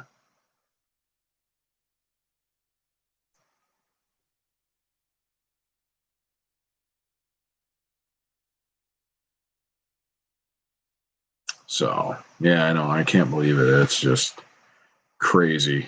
Son of a bitch. Army Legends Recruiting Office. Good.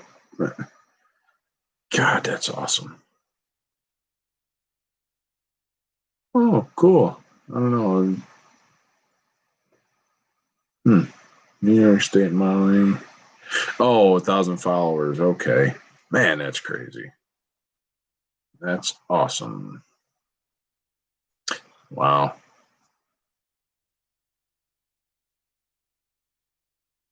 Shit, yeah. One of the best meals at my nightlife. Oh, yeah. Alcohol free Heineken. Oh, yeah.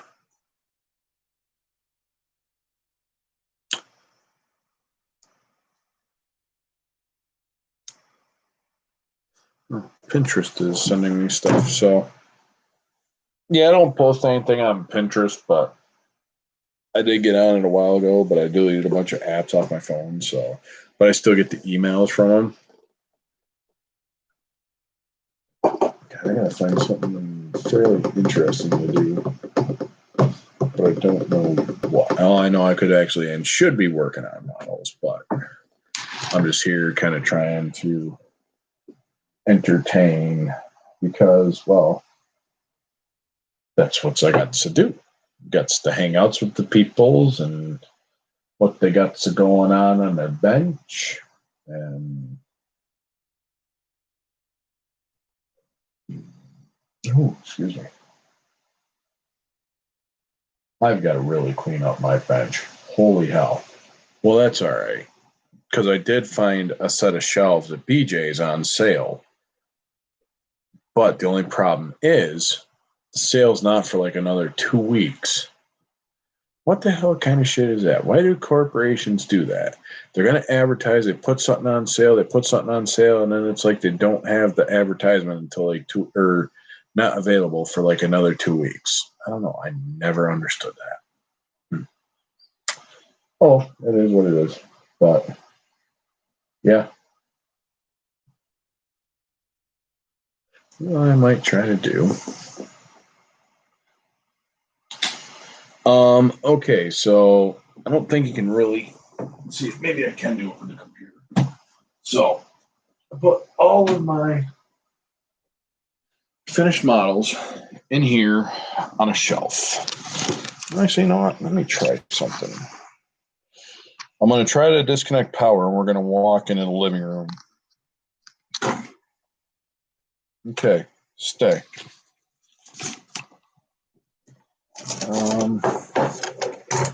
Make sure I get my hard drive.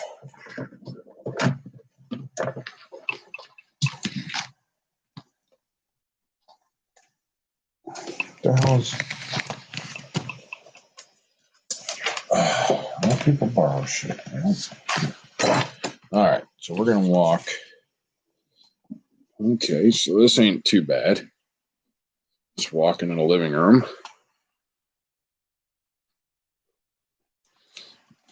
All right, hopefully I don't unplug my hard drive. So this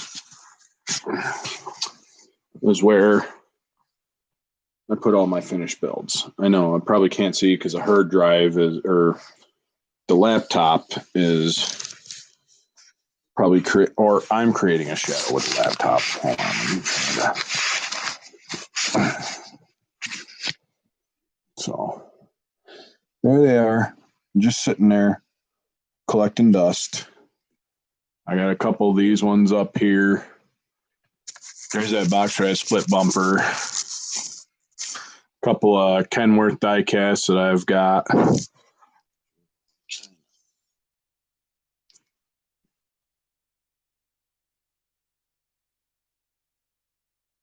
Oh yeah, gotta get the mojito. Let me. Oh, that's my certificate from. Now, whatever, it can stay there. So there's, of course, your crane build, tow truck, plow truck, J10, cancer awareness, post-apocalyptic. And then I also found another one. This was actually my very, very first model I ever built. I should have got it out while Ed was here. But it was a Navy ship. Like, one of the guns are missing, but this is like my first model. Like a level 1. Fuck it, it could stay there. I got some Steins down here at the bottom. German beer Steins. Already showed you the signs. Oh, excuse me. Let's see.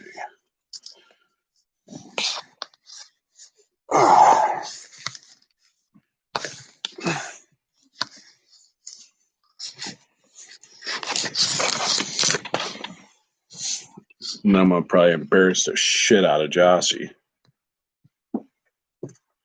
But there she is.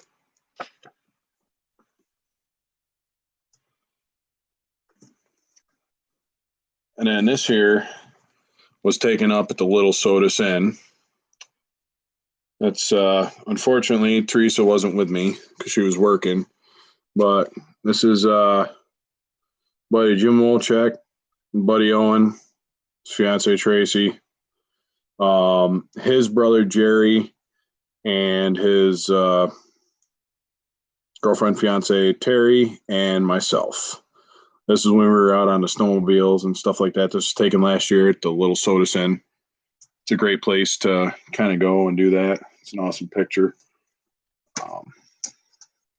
So yeah, as far as the models, that's what I got is like a shelf. Oh, here we go. Here's something interesting.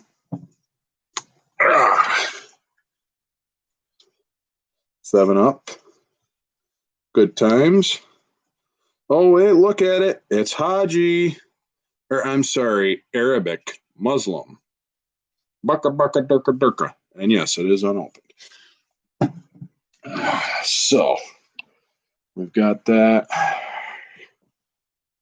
And then, of course, up here on this shelf, the girlfriend finally does know that the Mustang is up there, but there's her 48.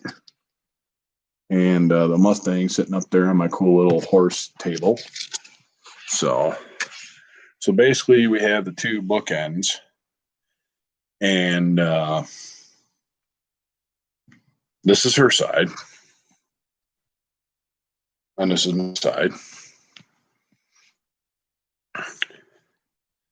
So, shit, why not? I'll give you the dime tour. Fuck it. Since I'm up and mobile, I might as well. So here we are in spare bedroom number 1. It's messy, don't mind the mess, but we got a bunk bed, and this is where the animals come in. It's kind of like a semi, at least that top bunk anyway, is kind of like a catch-all. Got a TV, so we got a twin over a full or a full over a twin or one of them sort of lines. So we got that. And then, of course, we got our bathroom. So on this edition of GI Mechanics Cribs, we got the bathroom in here. You know, cool little sink.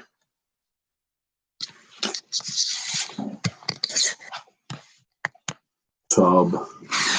This is so that was my group of guys when we were in Iraq OAF 7-9. I don't know why I hung it in this bathroom, but it's just one of them things.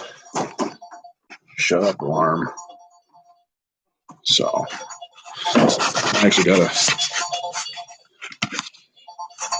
shut up. So anyway, and then of course I have my catch-all room, which the catch-all room is basically exactly what that is. See if I can get the door open. And what kind of magic you talking about? Oh, that magic. Well, we'll get there. Trust me, because I'm mobile. So here is a bunch of shit, and I've got a lot of it.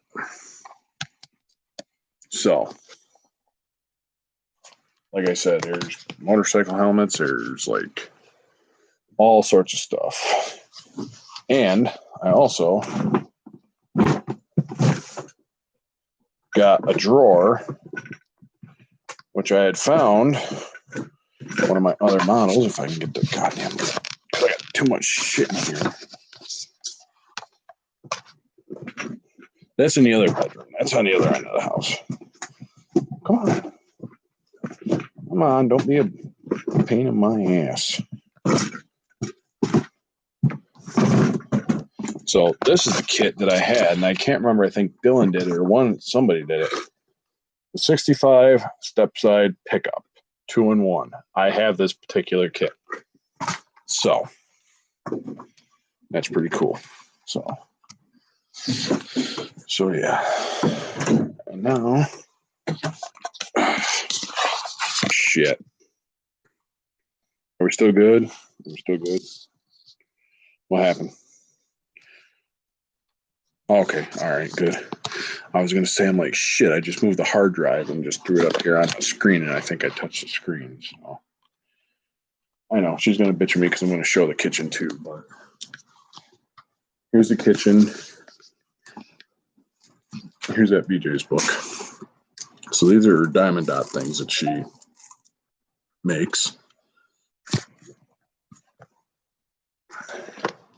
So they're like little dot things, and do that. So this is the front door, treadmill, the old mattress I still have yet to burn. So now we're going into the bedroom. Of course, there's Bear laying on the floor. Girlfriend snoring.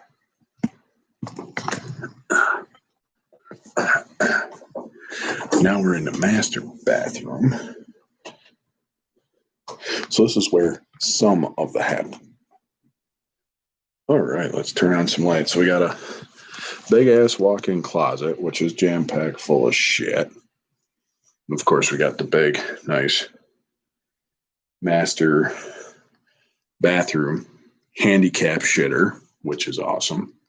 And of course, we got the his and hers with the vanity lights. So, yeah. You know, we'll shut this off. Open this up.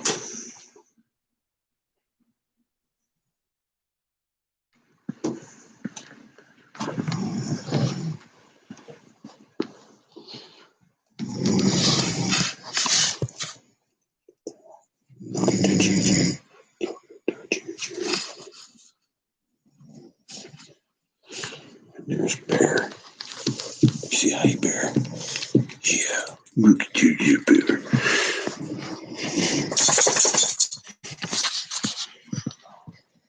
All right. So, yes, the library, which there ain't really much books to go on there, but I do have a book in there. It's called The Zoo. It's by Michael Crichton. And then, of course, we've got the laundry room. So, and of course, you can hear the heater rolling. So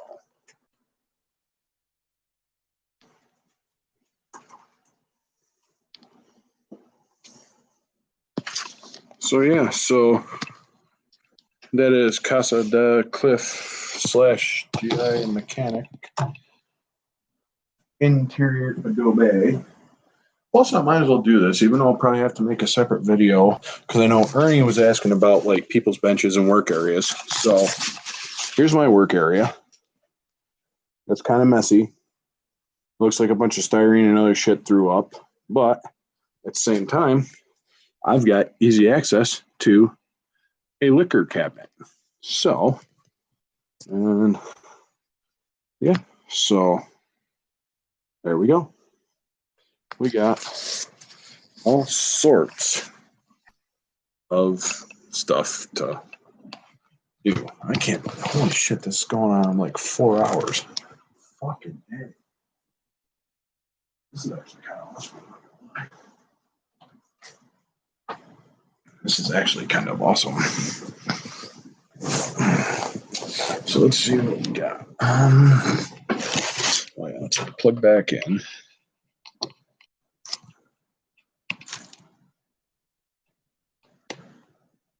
Okay. So we can put this with this over.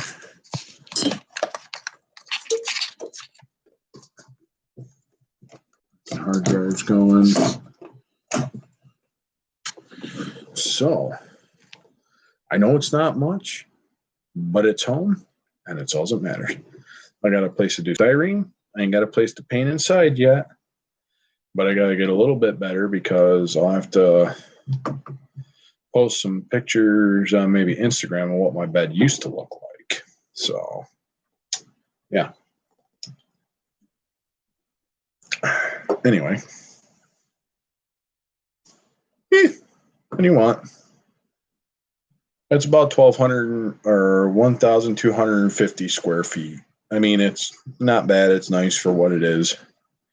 You know, it's just two of us for right now. Well, four of us if you count the animals. But, you know, it was actually kind of comical a couple weeks ago.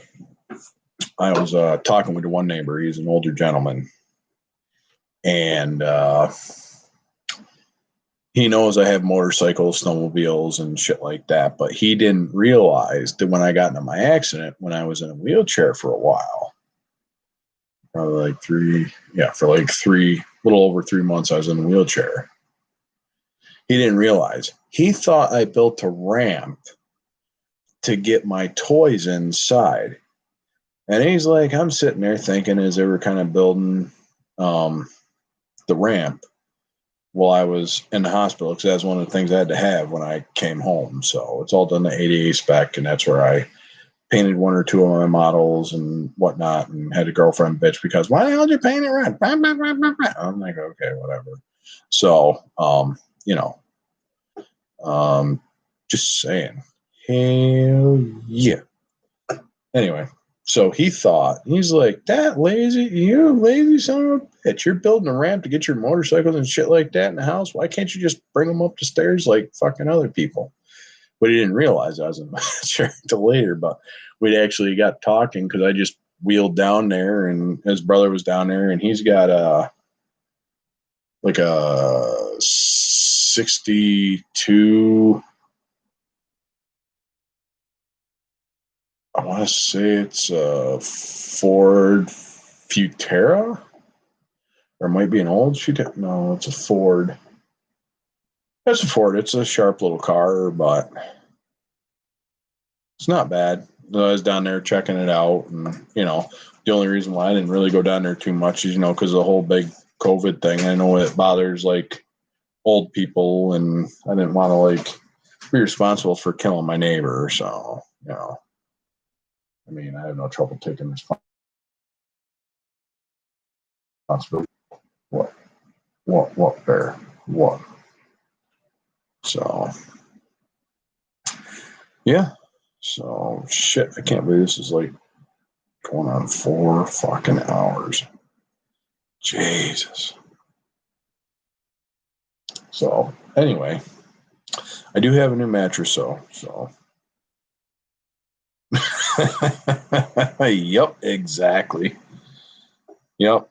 Which maybe you never know. I might actually do it in GoPro, so I can do it in like 4K, where it's like. But I don't know if YouTube actually plays anything in like 4K. I think the max they do is like 1080p or something. But I think that's why it takes so long for most of my shit to upload when I go to upload it, especially if I film it off my GoPro. Like it took almost 6 hours to upload the video of me working on the snowmobile.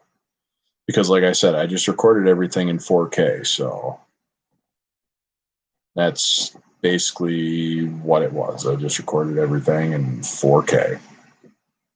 You know, so people who got them cool TVs that can watch 4K, they can watch me and my ugly mug do shit in 4K. So I feel special on that. But like I said, it's the same using the GoPro on the motorcycle right now. I might as well use it for building models. It's a great webcam. A CM400. I had one of them. Mine was an 85. I only had it for about 3 months. Guy actually come up and I don't know. He must have had another one because he come up and offered me like stupid money for it. The money was good. I mean, but it was just I sold it. I only paid like fucking $400 for it, and the guy said it wouldn't start. All I did is I cleaned up the stator. I repaired a wire on the pickup off the stator that comes off there. What the hell else I do to it? I gave it a tune-up. I replaced plug wires and put new plugs in it. And I had only bought the bike for like $400 from the guy because, well, he said, it didn't work, and I jewed him down to about $3. So he only had it for like $5, but I ended up getting it for about $3. It was like $350. Anyway, so I did that work to it, ran like a brand new bike, had a guy come up and offered me $900. And I'm like, oh, hey, John, welcome back. So, yeah, no, it's, yeah, it was pretty cool. 85, it was a snappy little bike. It was great. But when the guy come up offered me like $900, I'm like, okay, you know what? Follow me back to the house. I'll sign the fucking paperwork over to you right now. I'll sell it to you for that. Because like I said, I made fucking double my money on it. And all I had to do is basically fix a wire on the pickup, wire on the stator, cleaned up the stator and the flywheel, put new plug wires on it. And I just got a set of like the cheap universal plug wires you can cut and make. So they were the 8.8. I think they were the hell were they? I don't know. They're normally for like a car, like you build your own plug wires, and that's what I did. I put brand new plug wires on it and change oil. Yeah, I ended up getting $900 for that bike. Bought it for $3, sold it for $9. So fuck it. Hey, money talks, bullshit lost. In God we trust. All others pay cash. Oh, nice. Splash paints. I might actually try to get into some of that L-Clad. But the L-Clad is a little pricey for some of the shit that I want to try to do. I don't know, but I've also never really dealt with like a lot of expensive paints. Most of mine have always just been rattle can with different just different things and primers and shit. So okay, so yeah, if the L-Clad is not durable, then I won't even bother. I mean, that's why I normally use a lot of enamels, because I like paint to last. So yeah, gravity, that's actually a good thing. It's like gravity, I've also heard. AKS Dream Metal. Huh. Okay. I think these are AK paints.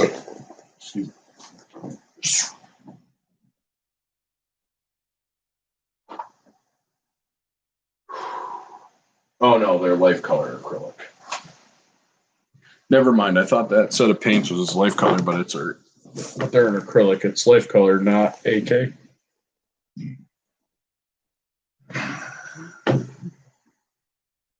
So, yeah. So,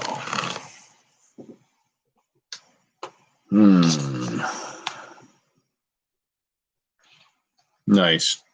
Yeah, that's why, like I said, I normally use enamels and stuff like that because I got some of this.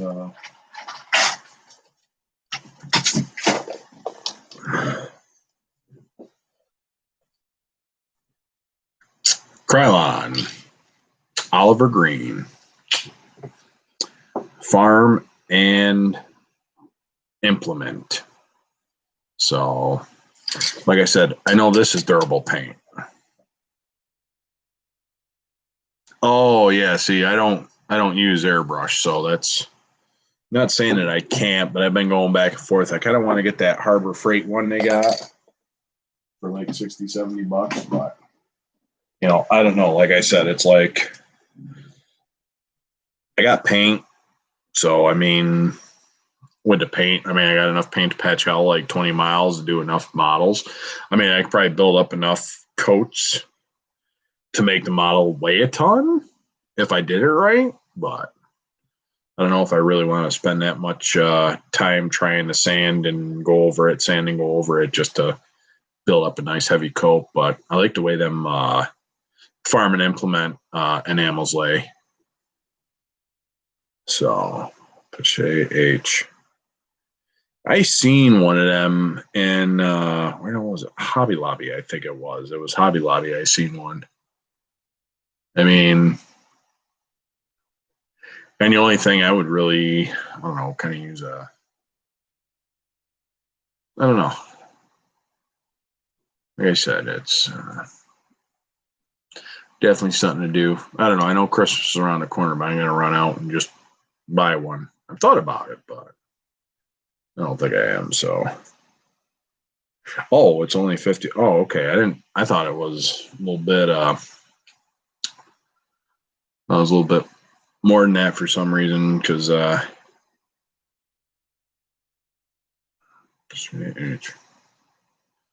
have to look at that next time I'm at the Hobby Lobby or wherever. So, yeah, because I think they had a sale on the one at Harbor Freight. It was like a kit. It was like an all-in-one.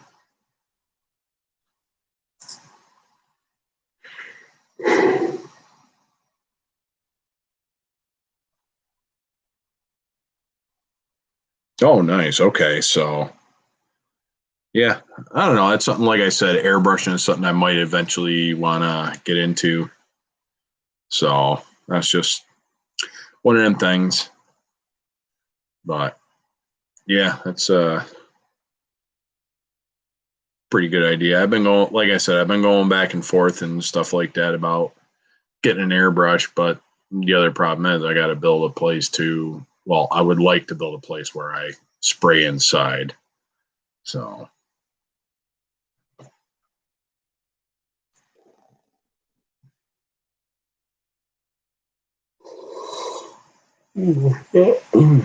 Mm-hmm. So, yeah. No, I'm sure I will. I had one of them little tester kit airbrushes back in the day and never, yeah, it didn't really pan out. I don't know if it was the aerosol or I didn't have it thinned right or something hooked up. So, well, I can definitely look into it. Like I said, it's definitely one of them things I want to get a better build area and stuff like that because I wouldn't mind actually doing like airbrush stuff because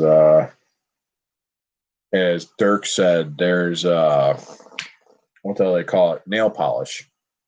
I've used that in past and with nail polish, and that's what that's what my niece did with the interior. She used some nail polish that I had, and it had a hardener in it, and what the hell was it? She was painting over some of it and like some of the hardener, so it made like a nice swirl effect in that Camaro she built.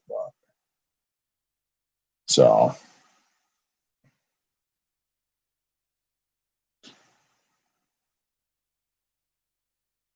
Yep. So, yeah, that's what I mean. It's like crazy. It's like, because sometimes when I was younger, that's how I would do my lines. I'd mask off the area and I would just use nail polish and just paint in the masking tape to try and make the lines. Hey, you know what? I can't necessarily bitch about it. I mean, the hairspray trick works good. And if it wasn't so fucking cold outside, I'd probably go outside and maybe throw a little bit of hairspray on there and a little bit more paint. But I know the paint right now, with going outside with it being in the low to mid 30s, ain't going to really paint too well. I know that for a fact. So we've seen what happened in the Dale Senior model when I tried painting it outside and doing when it was like 40 something degrees out. Wasn't great. And that was even with warming the paint up. It still didn't set. It just looked like shit. So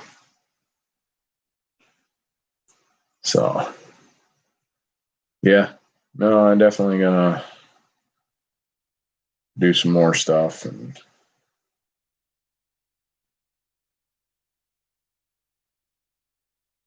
true. That it does, especially with the metal flake. Yeah. I got some of that top coat that's actually not bad. It's like a silver flake top coat. Um, I used that on that cancer awareness build, that funny car. So after I got it painted lavender color, I took that silver flake and sprayed over the whole thing before putting the decals on it. So, and that actually come out pretty good too, especially with the silver flake. It gave it that metallic. That's what I'm looking for. It gave it that like metallic pop to it. So.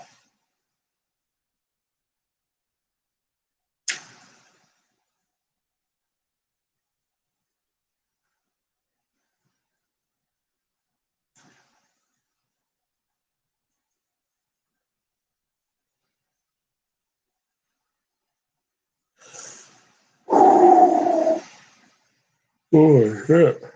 Oh, yeah, well, I'm tired. Yeah, no, nail polish is pretty good because I'm sure if I look in some of my stuff, I might have some of the nail polish left unless it dried up. But no, I've got to go over and see my father either sometime this week or over the weekend. I got to go through and try to see if I can find maybe some of my old model stuff because he says I got more model stuff over there. But I'm like, thought I grabbed everything out of the house, but I forgot. It's like I don't think I cleared everything out of the basement, so maybe I'll go over there and see what he's got as far as that.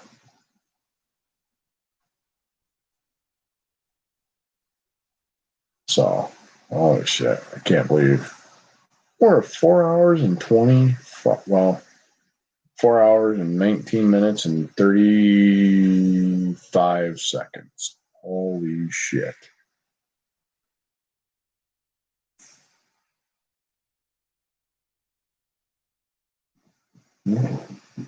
I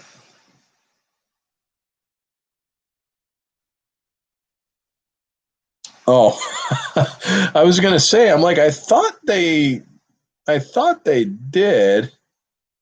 What wheel were you measuring? Because I was actually measuring the ones out of that 77 kit, even though I got to get one with the square front end for the 85, which I might get that deserter truck next time I go there. But I planned on using 77, even though I had an 86. But I really did like them 5-spoke rims and AR-23 racers. So.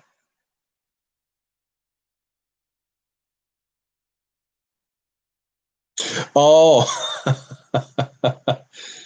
Oh, okay. Okay, no problem. I was like gonna say, I'm like, oh, I know it's so okay, that's good. We're all good.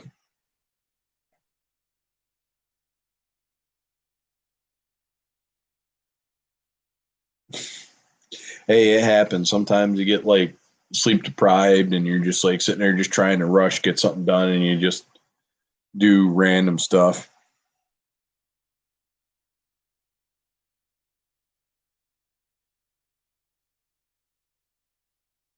That's cool.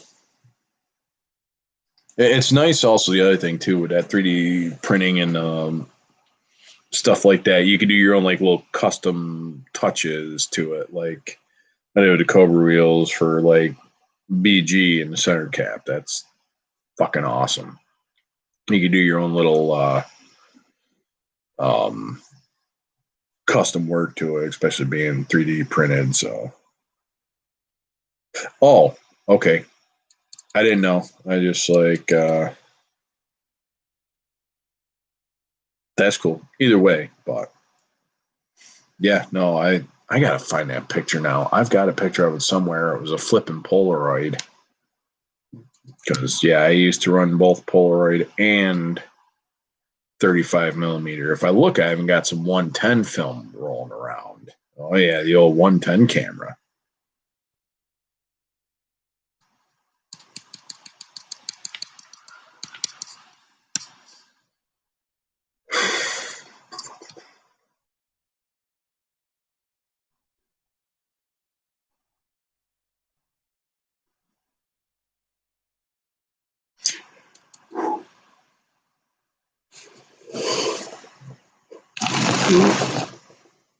Fuck it. Let's sit here. I'm not gonna do any gluing. Hopefully, I don't require any glue, but I'm hoping the tracks just click together.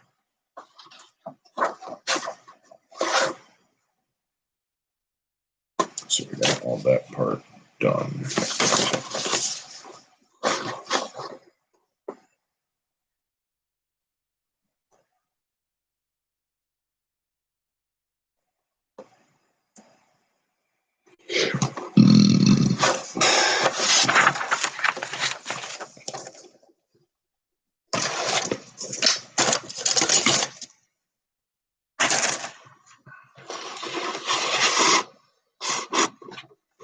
So we got IT1, IT2.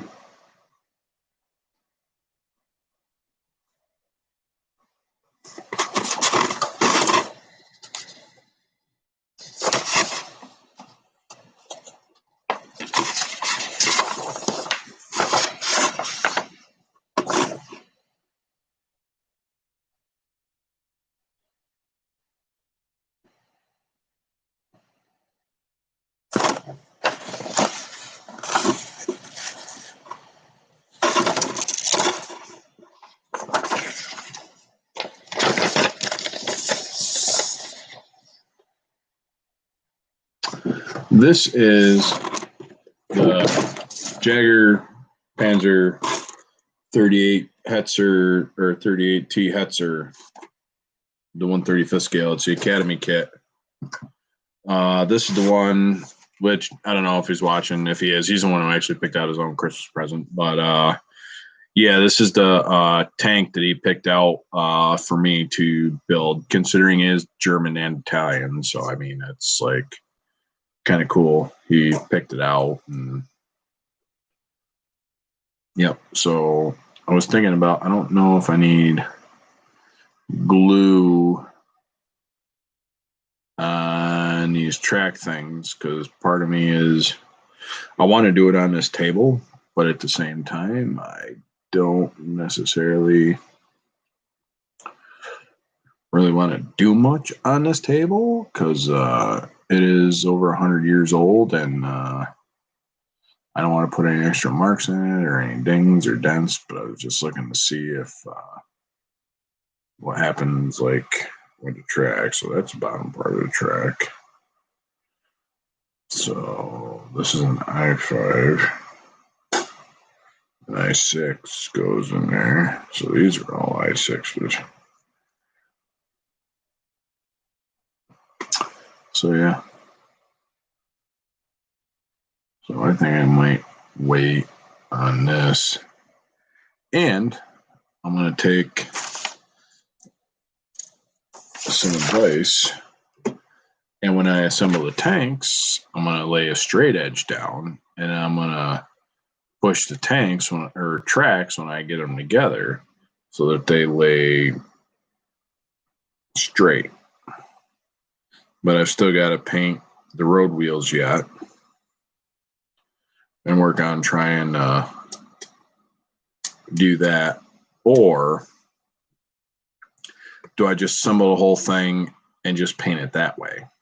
I mean, so this is like my first tank. I'm just trying to figure out which way is the best way to go. I'm sure I could get it assembled right now and just put it all together and then worry about painting it later. But at the same time, I don't necessarily know which way would be the better way. So, because I've never done a tank. So, I mean, it's not that it's hard. It's not rocket science. It's just so.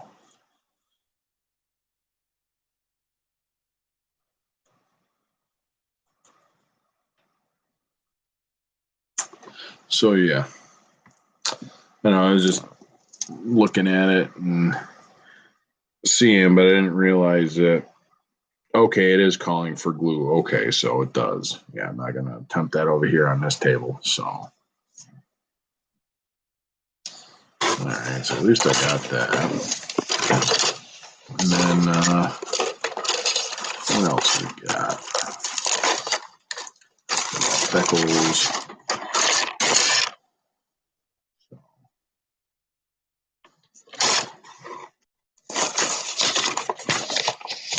I mean, I still got time before Christmas. I mean, it is.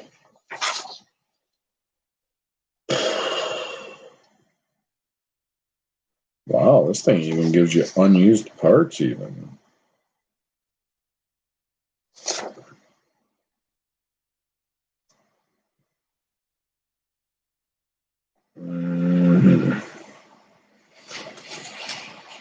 B15, B32, B36.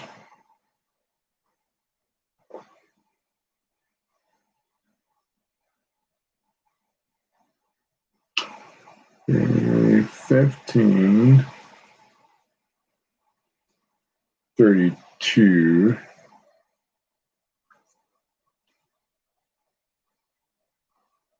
And 36, 39.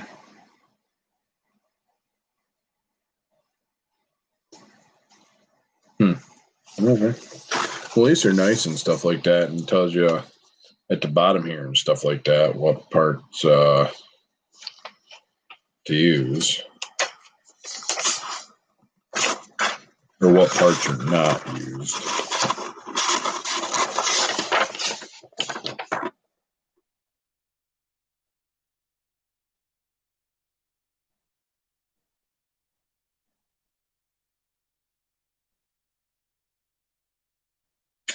So use instant glue when attaching. So I'm guessing super glue.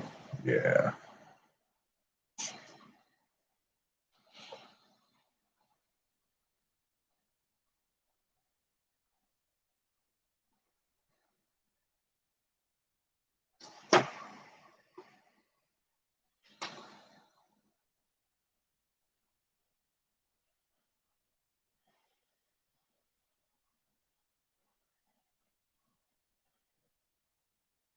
Necessary. Mm-hmm. Necessary.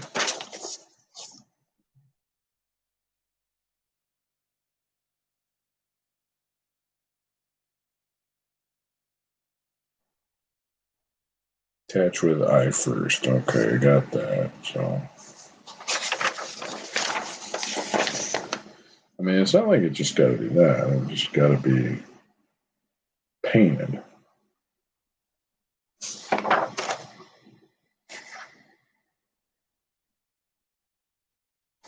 I could always just paint just the wheels and shit like that. I normally use the Tester's styrene glue. That's what I normally use. That's the red tube. I use the toxic stuff, the stuff that, you sit there and get high off of, or should I sit there and get high off of when I used to build models when I was younger?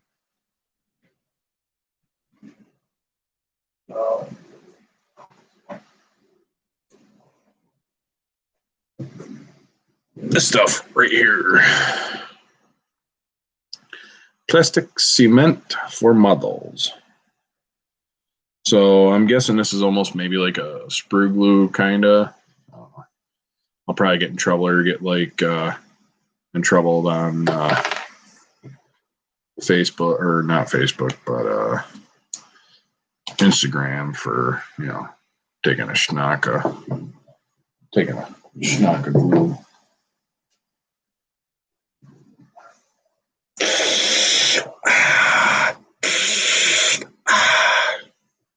Not even close. So, but yeah, it's Rust-Oleum. Tester's Rust-Oleum.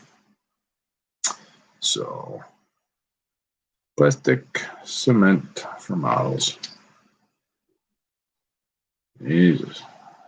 So, yeah, I don't know. I've actually had decent use of this. I might try. I see a lot of the guys use the extra thin or the like super tack or something like that. It's a Tamiya glue. But then I was hearing you just take sprue and then mix it up with a little bit of lacquer thinner. It is. And I guess it makes like a glue you can like use to melt styrene together or something. Can't remember who the hell was saying something about that. Oh, it might have been Doug who was saying something about the sprue glue.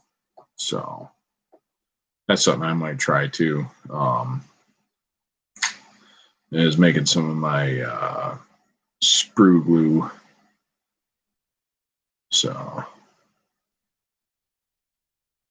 yeah. Actually, I got that.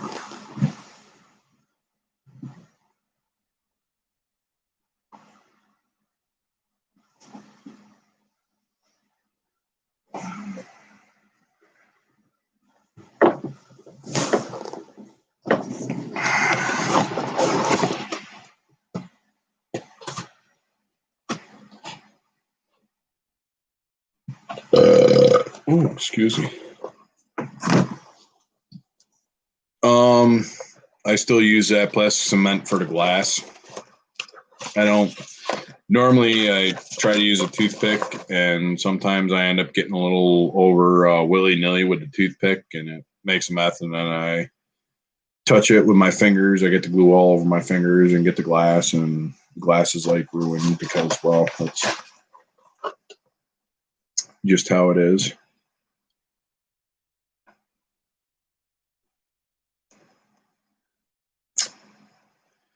Yeah, I think I'm going to try to figure out how that would be. But I know I see a lot of guys and stuff like that use the other stuff. I think I'm going to go super trap. I think I'm going to try to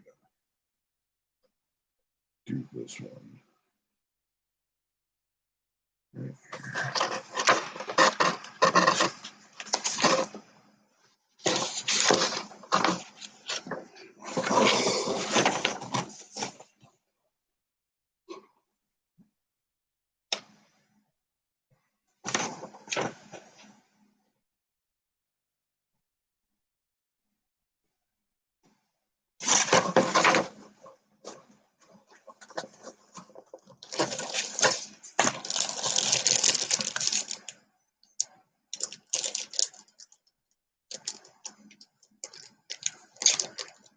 Strut bar. That's prime thing. That's for the tail light. All right, right there, the turn signals. God damn, that's kind of small for fucking.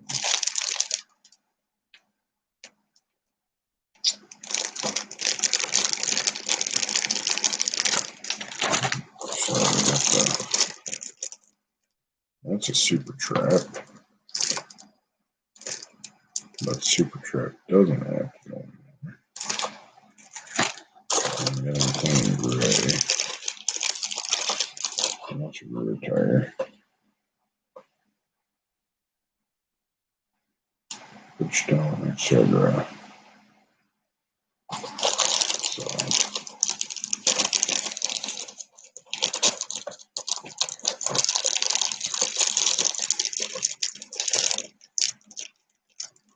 Springs for the rear.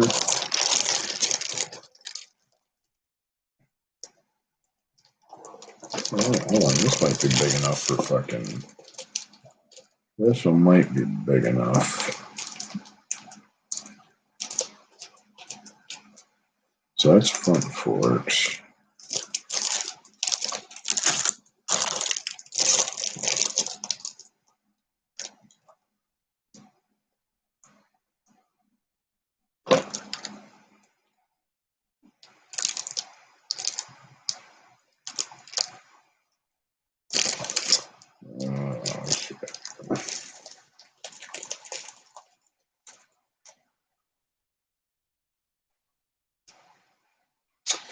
I could probably cut that flush to look like mine, but I don't know if I want the curve.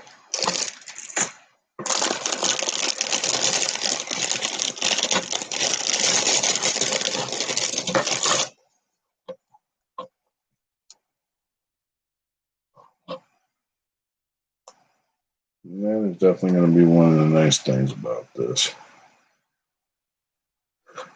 So the kit with that 77 GMC is basically going to be a kit bash. So that one might get a lift or that, or it might just be built as just a lifted truck with tires under it, just like slightly lift, almost like mine. But I realized just looking at it now, I have a 69 2-in-1 as well as that Coca-Cola monster truck, the Chevy monster truck. So what I was going to do is I planned on taking the body off the monster truck and making it basically like a lowered hot rod, like street rod. And I was going to take the Nova body, the 69 Nova body, and put it on the monster truck kit. And then I had that kit that I was just going to build as like a lifted, possibly pulling truck. I was thinking about maybe doing like 2 pulling trucks because I got them monster truck tires, but I think they might be a little big for what I want. I think I might have to try to find like a slightly smaller scale because they got the. Yeah, no, I'm just sitting there thinking about that with the bike build and stuff. It's yeah, I'm just trying to figure out what color I want to do this VMAX because this pretty much tends. These are the most important part of the color. I mean, I can get way out in the weeds with the color with this. That's not a problem, but I don't know. I'm thinking if I want to make it look like mine, or maybe I'll just buy a different kit and go a different way with it. I really like the sunburnt orange. Oh, what the hell? Oh, that McLaren that Mike built over at Mike Hintz, the orange that he built. That would look sharp on this VMAX. I just I like orange, but I like the blue because it'll also match mine. So maybe I'll get another kit and build it like the twin to mine. But I got to figure out what the paint color is. Yeah, and like I said, as far as the bike build is concerned, that's you could build a box stock, you do custom work to it. I mean, there are some guys that stretch out like stretch out the swing arm. Like I said, it's just a good idea to try to do, just kind of whatever you want. I mean, it's not judge, and yeah, of course, custom stuff. I mean, I plan on trying to like wire mine, like go through and actually like run the plug wires and all that. I'm going to try not to glue a whole lot of pieces together, especially around this part where the tins are, because I might try to make it where I can just pull the tins off, basically the front fender, this and this, and just paint it whatever color I want. A Tamiya street bike. Oh, what the hell was it? It was a YZ, Yamaha YZ6 or an R1. Yeah, like I said, just as long as the bike is over 500 cc. So, yeah, no, it definitely was. And there's another kit. I think it was the Honda Fireblade 929 or 96. Yeah. So, yeah, this one here is Ayoshima. Yeah, Oshima. So, and the only reason why I bought it, yeah, CBR 1000. Yep, that was one of them. They had a Fireblade too. They had a Fireblade. I want to say it was like a 929 or yeah, I think it was a 929 Fireblade. That was crazy. But yeah, no, I was just looking at this, trying to get some ideas. I might possibly try to light the kit. I mean, because mine,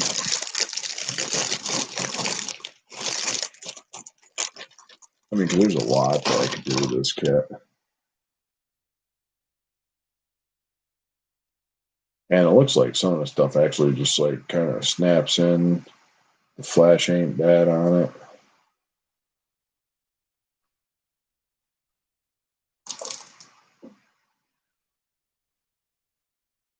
So, yeah, no, I just seen that, and it was crazy, the bike that he had built, Frank. It was just...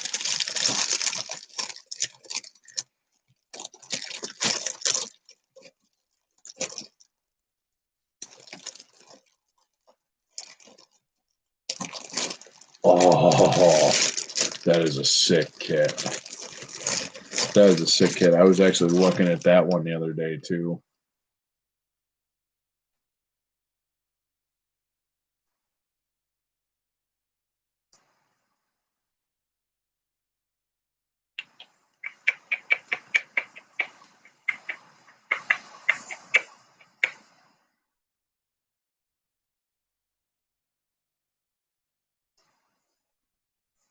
Oh, that's what I should do. And boost we trust.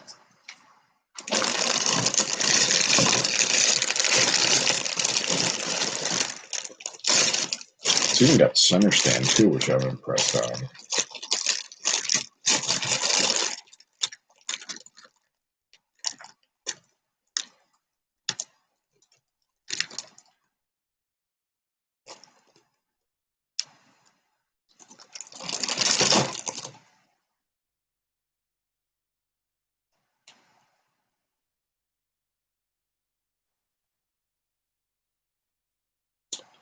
So that's bottom half of the case. That's top half.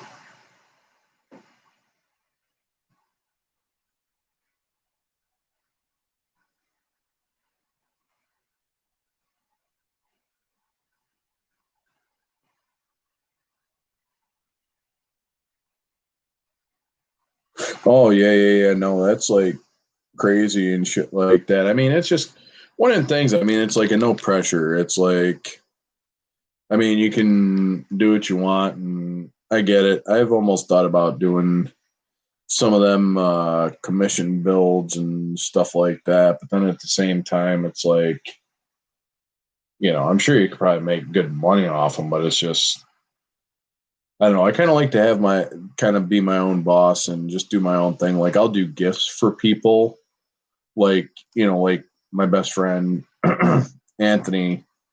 That tank is his. That's one that he picked out when I picked him up from the airport. Anyway, long and short of it is, it's like, because I have a feeling I thought about doing some commission builds, but then it's like I thought about it. It's like I don't want to make this a job. I just want to kind of make it a hobby and stuff like that. I mean, it's and then it's like kind of like dealing with like customer service. Oh, okay. I didn't even realize you were retired. I apologize, John. No, definitely. Extra money does come in handy. So no, I get that. No, I understand that. I get it. I'm not knocking it by no means. I didn't realize you were retired. So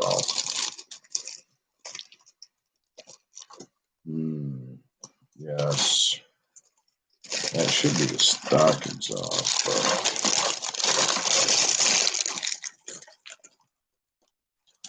Because the other thing I want to do to this too is I might want to try to light it up. That's why I was kind of looking at the different turn signal things. It's different exhaust. I figure out what the hell are these just fuel lines or these plug wires? Oh, they are plug wires. They gotta be plug wires.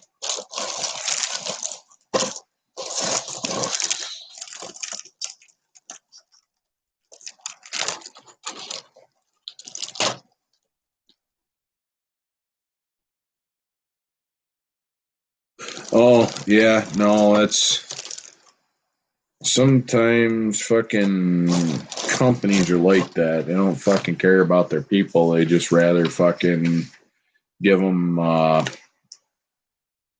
just give them a shaft, put all that time and effort into them, and then just give it a shaft. So, yeah, no, actually, that wouldn't be too bad, online print shop. But then it's like, oh, there's a grocery store. Okay. But yeah, that's as far as the online print shop. I mean, that'd be kind of like a cool thing, to do. I mean, but then it's like you'll be busy working for everybody else, at least doing, kind of like that way. It's great for the extra money, especially doing like the 3D print stuff. That'd be awesome. Where do the wires go? Are they plug wires or are they assembled two seats?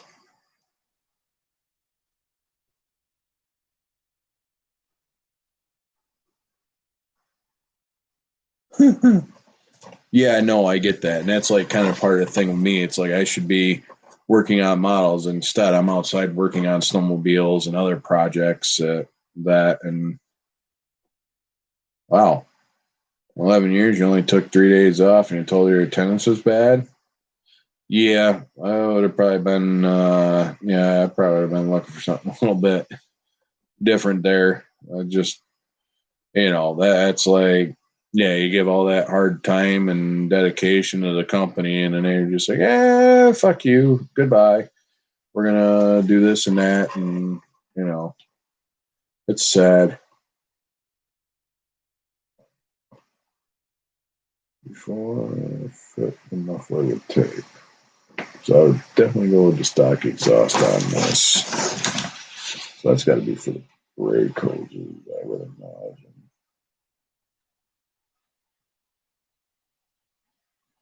I do know where the wires could go. So I put the wires.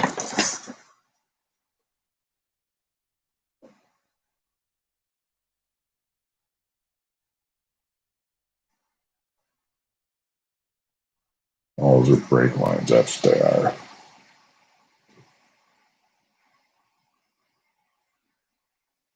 Hey, you know what? It works. I mean, like I said, I'm just sitting here doing my thing. I mean, spending time with the guys in the community. I mean, even though trying to think whoever's the closest person to me, I think that might possibly be Dylan. I believe there's another guy out like Rochester way. He's got like another channel out there that just yeah. We might as well. I mean, I got to get a better setup before I actually go live and stuff like that. Hey, like I said, that'd be great because I know if I decide to get into the airbrushing and stuff like that, I'm definitely going to be watching people who do airbrush and try and get the, you know,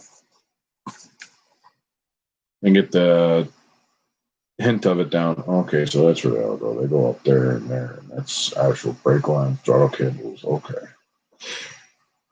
That's what that is. Okay. I thought that's what it was, but. Yes. Assembly of custom parts. So that one's a custom card. That one's a custom part.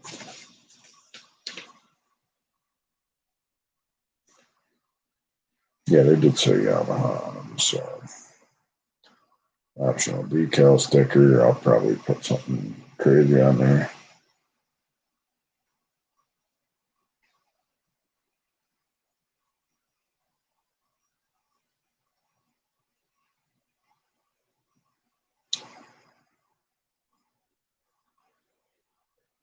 Oh, no shit. Definitely got to remove the chrome plating before applying. At least yeah.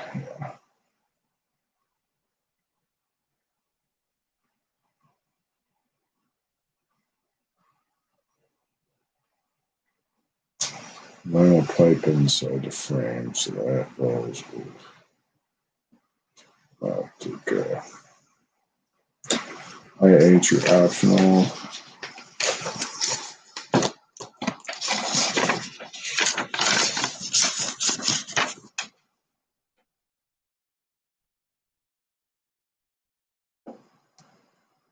Fuel tank.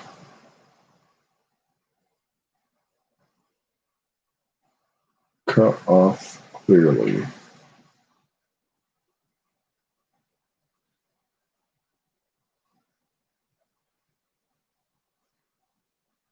Okay, that I could do.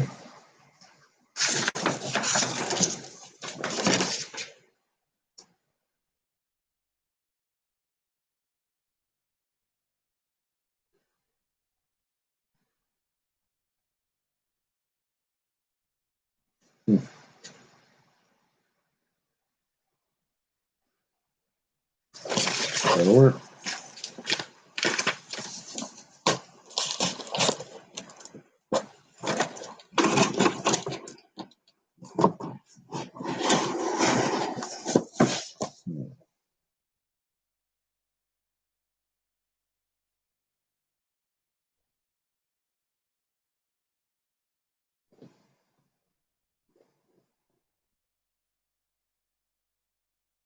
One of those bike they used.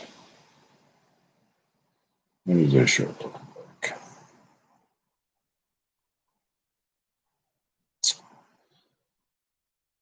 I wonder.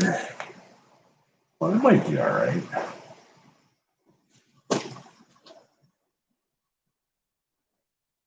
Cool. I've tried to do the see-through covers and stuff like that.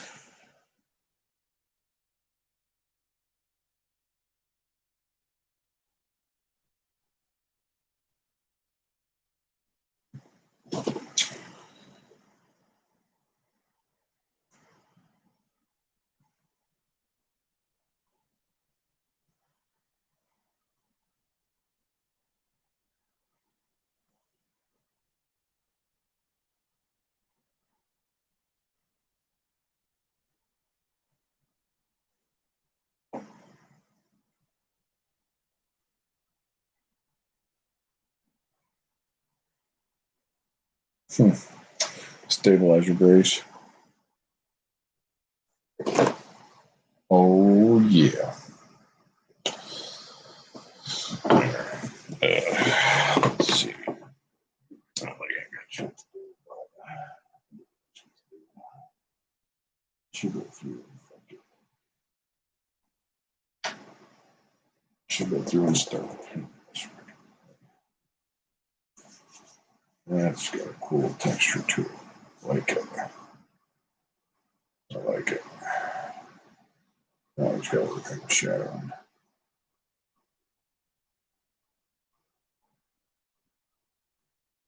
I just kind of like this technique a little better than the fucking.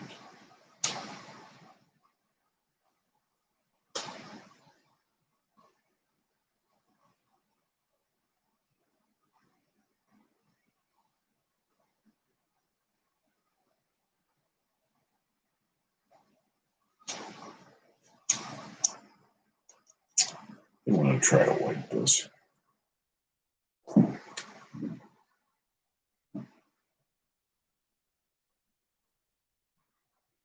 Holy shit, $90 for splash paints for 6 bottles? Holy fuck. That's crazy.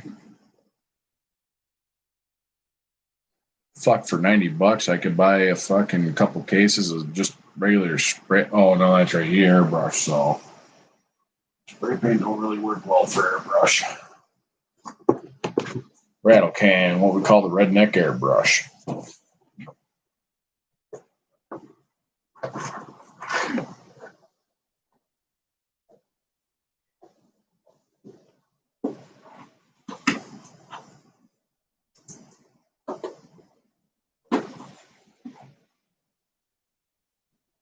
Alright, so that.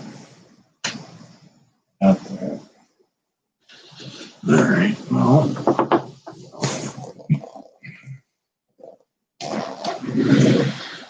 Alright,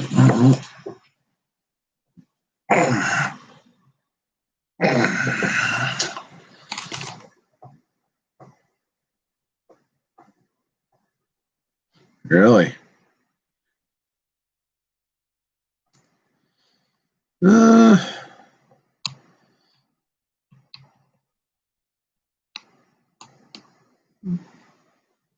That's cool.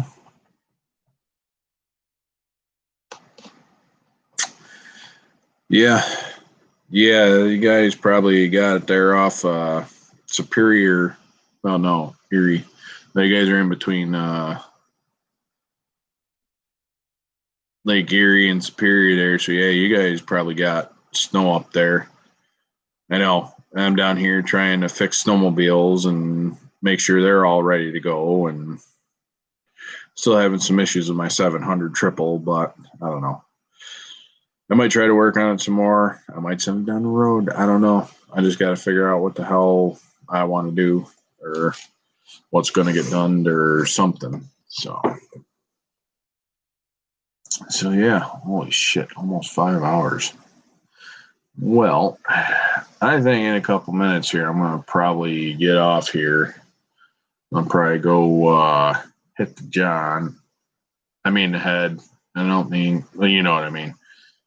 Gonna go take the kids for swimming and stuff like that, for swimming lessons, and yeah, so I appreciate y'all tuning in and stuff like that. I'll definitely, like I said, make this weekly thing, and I'll definitely be I'll definitely be around. I enjoy the Monday montage. I don't know if they'll all run this long. This is just one because it got late, and at least on my end anyway, it got late. So and maybe I'll work on trying to find a webcam and stuff like that that's like portable, so I can like mount it somewhere and then have the computer setting off to the side and kind of go that route. So let's see. 10, 8, 9. So I got 5 in here, but I'm trying to figure out who Tim, John, Ernie, Frank.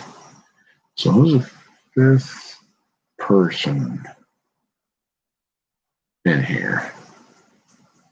Okay, I'll check it out. Logitech 920.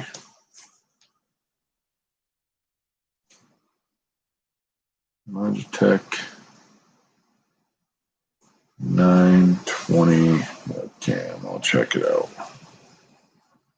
All right. Well, beautiful. That's great that Trump is still rallying. And unfortunately, like I said, I might have to go take the kids and stuff like that for skydiving lessons over the pond. So anyway, I appreciate you all. Tim, John, Ernie, Frank. It says there's 5 in here. I don't know who the 5th person is, but you 4 are the ones who were talking. So whoever the 5th person is, thank you. Appreciate y'all. And we'll definitely do this again next week. I'll be going through and trying to catch up on your videos this week and trying to get some more content on. So until then, y'all take care. God bless and be safe. And this is just Cliff for Jet Mechanic Scale Modeling signing off. All right. End stream. Do you want to end stream? Yes. End. Cheers.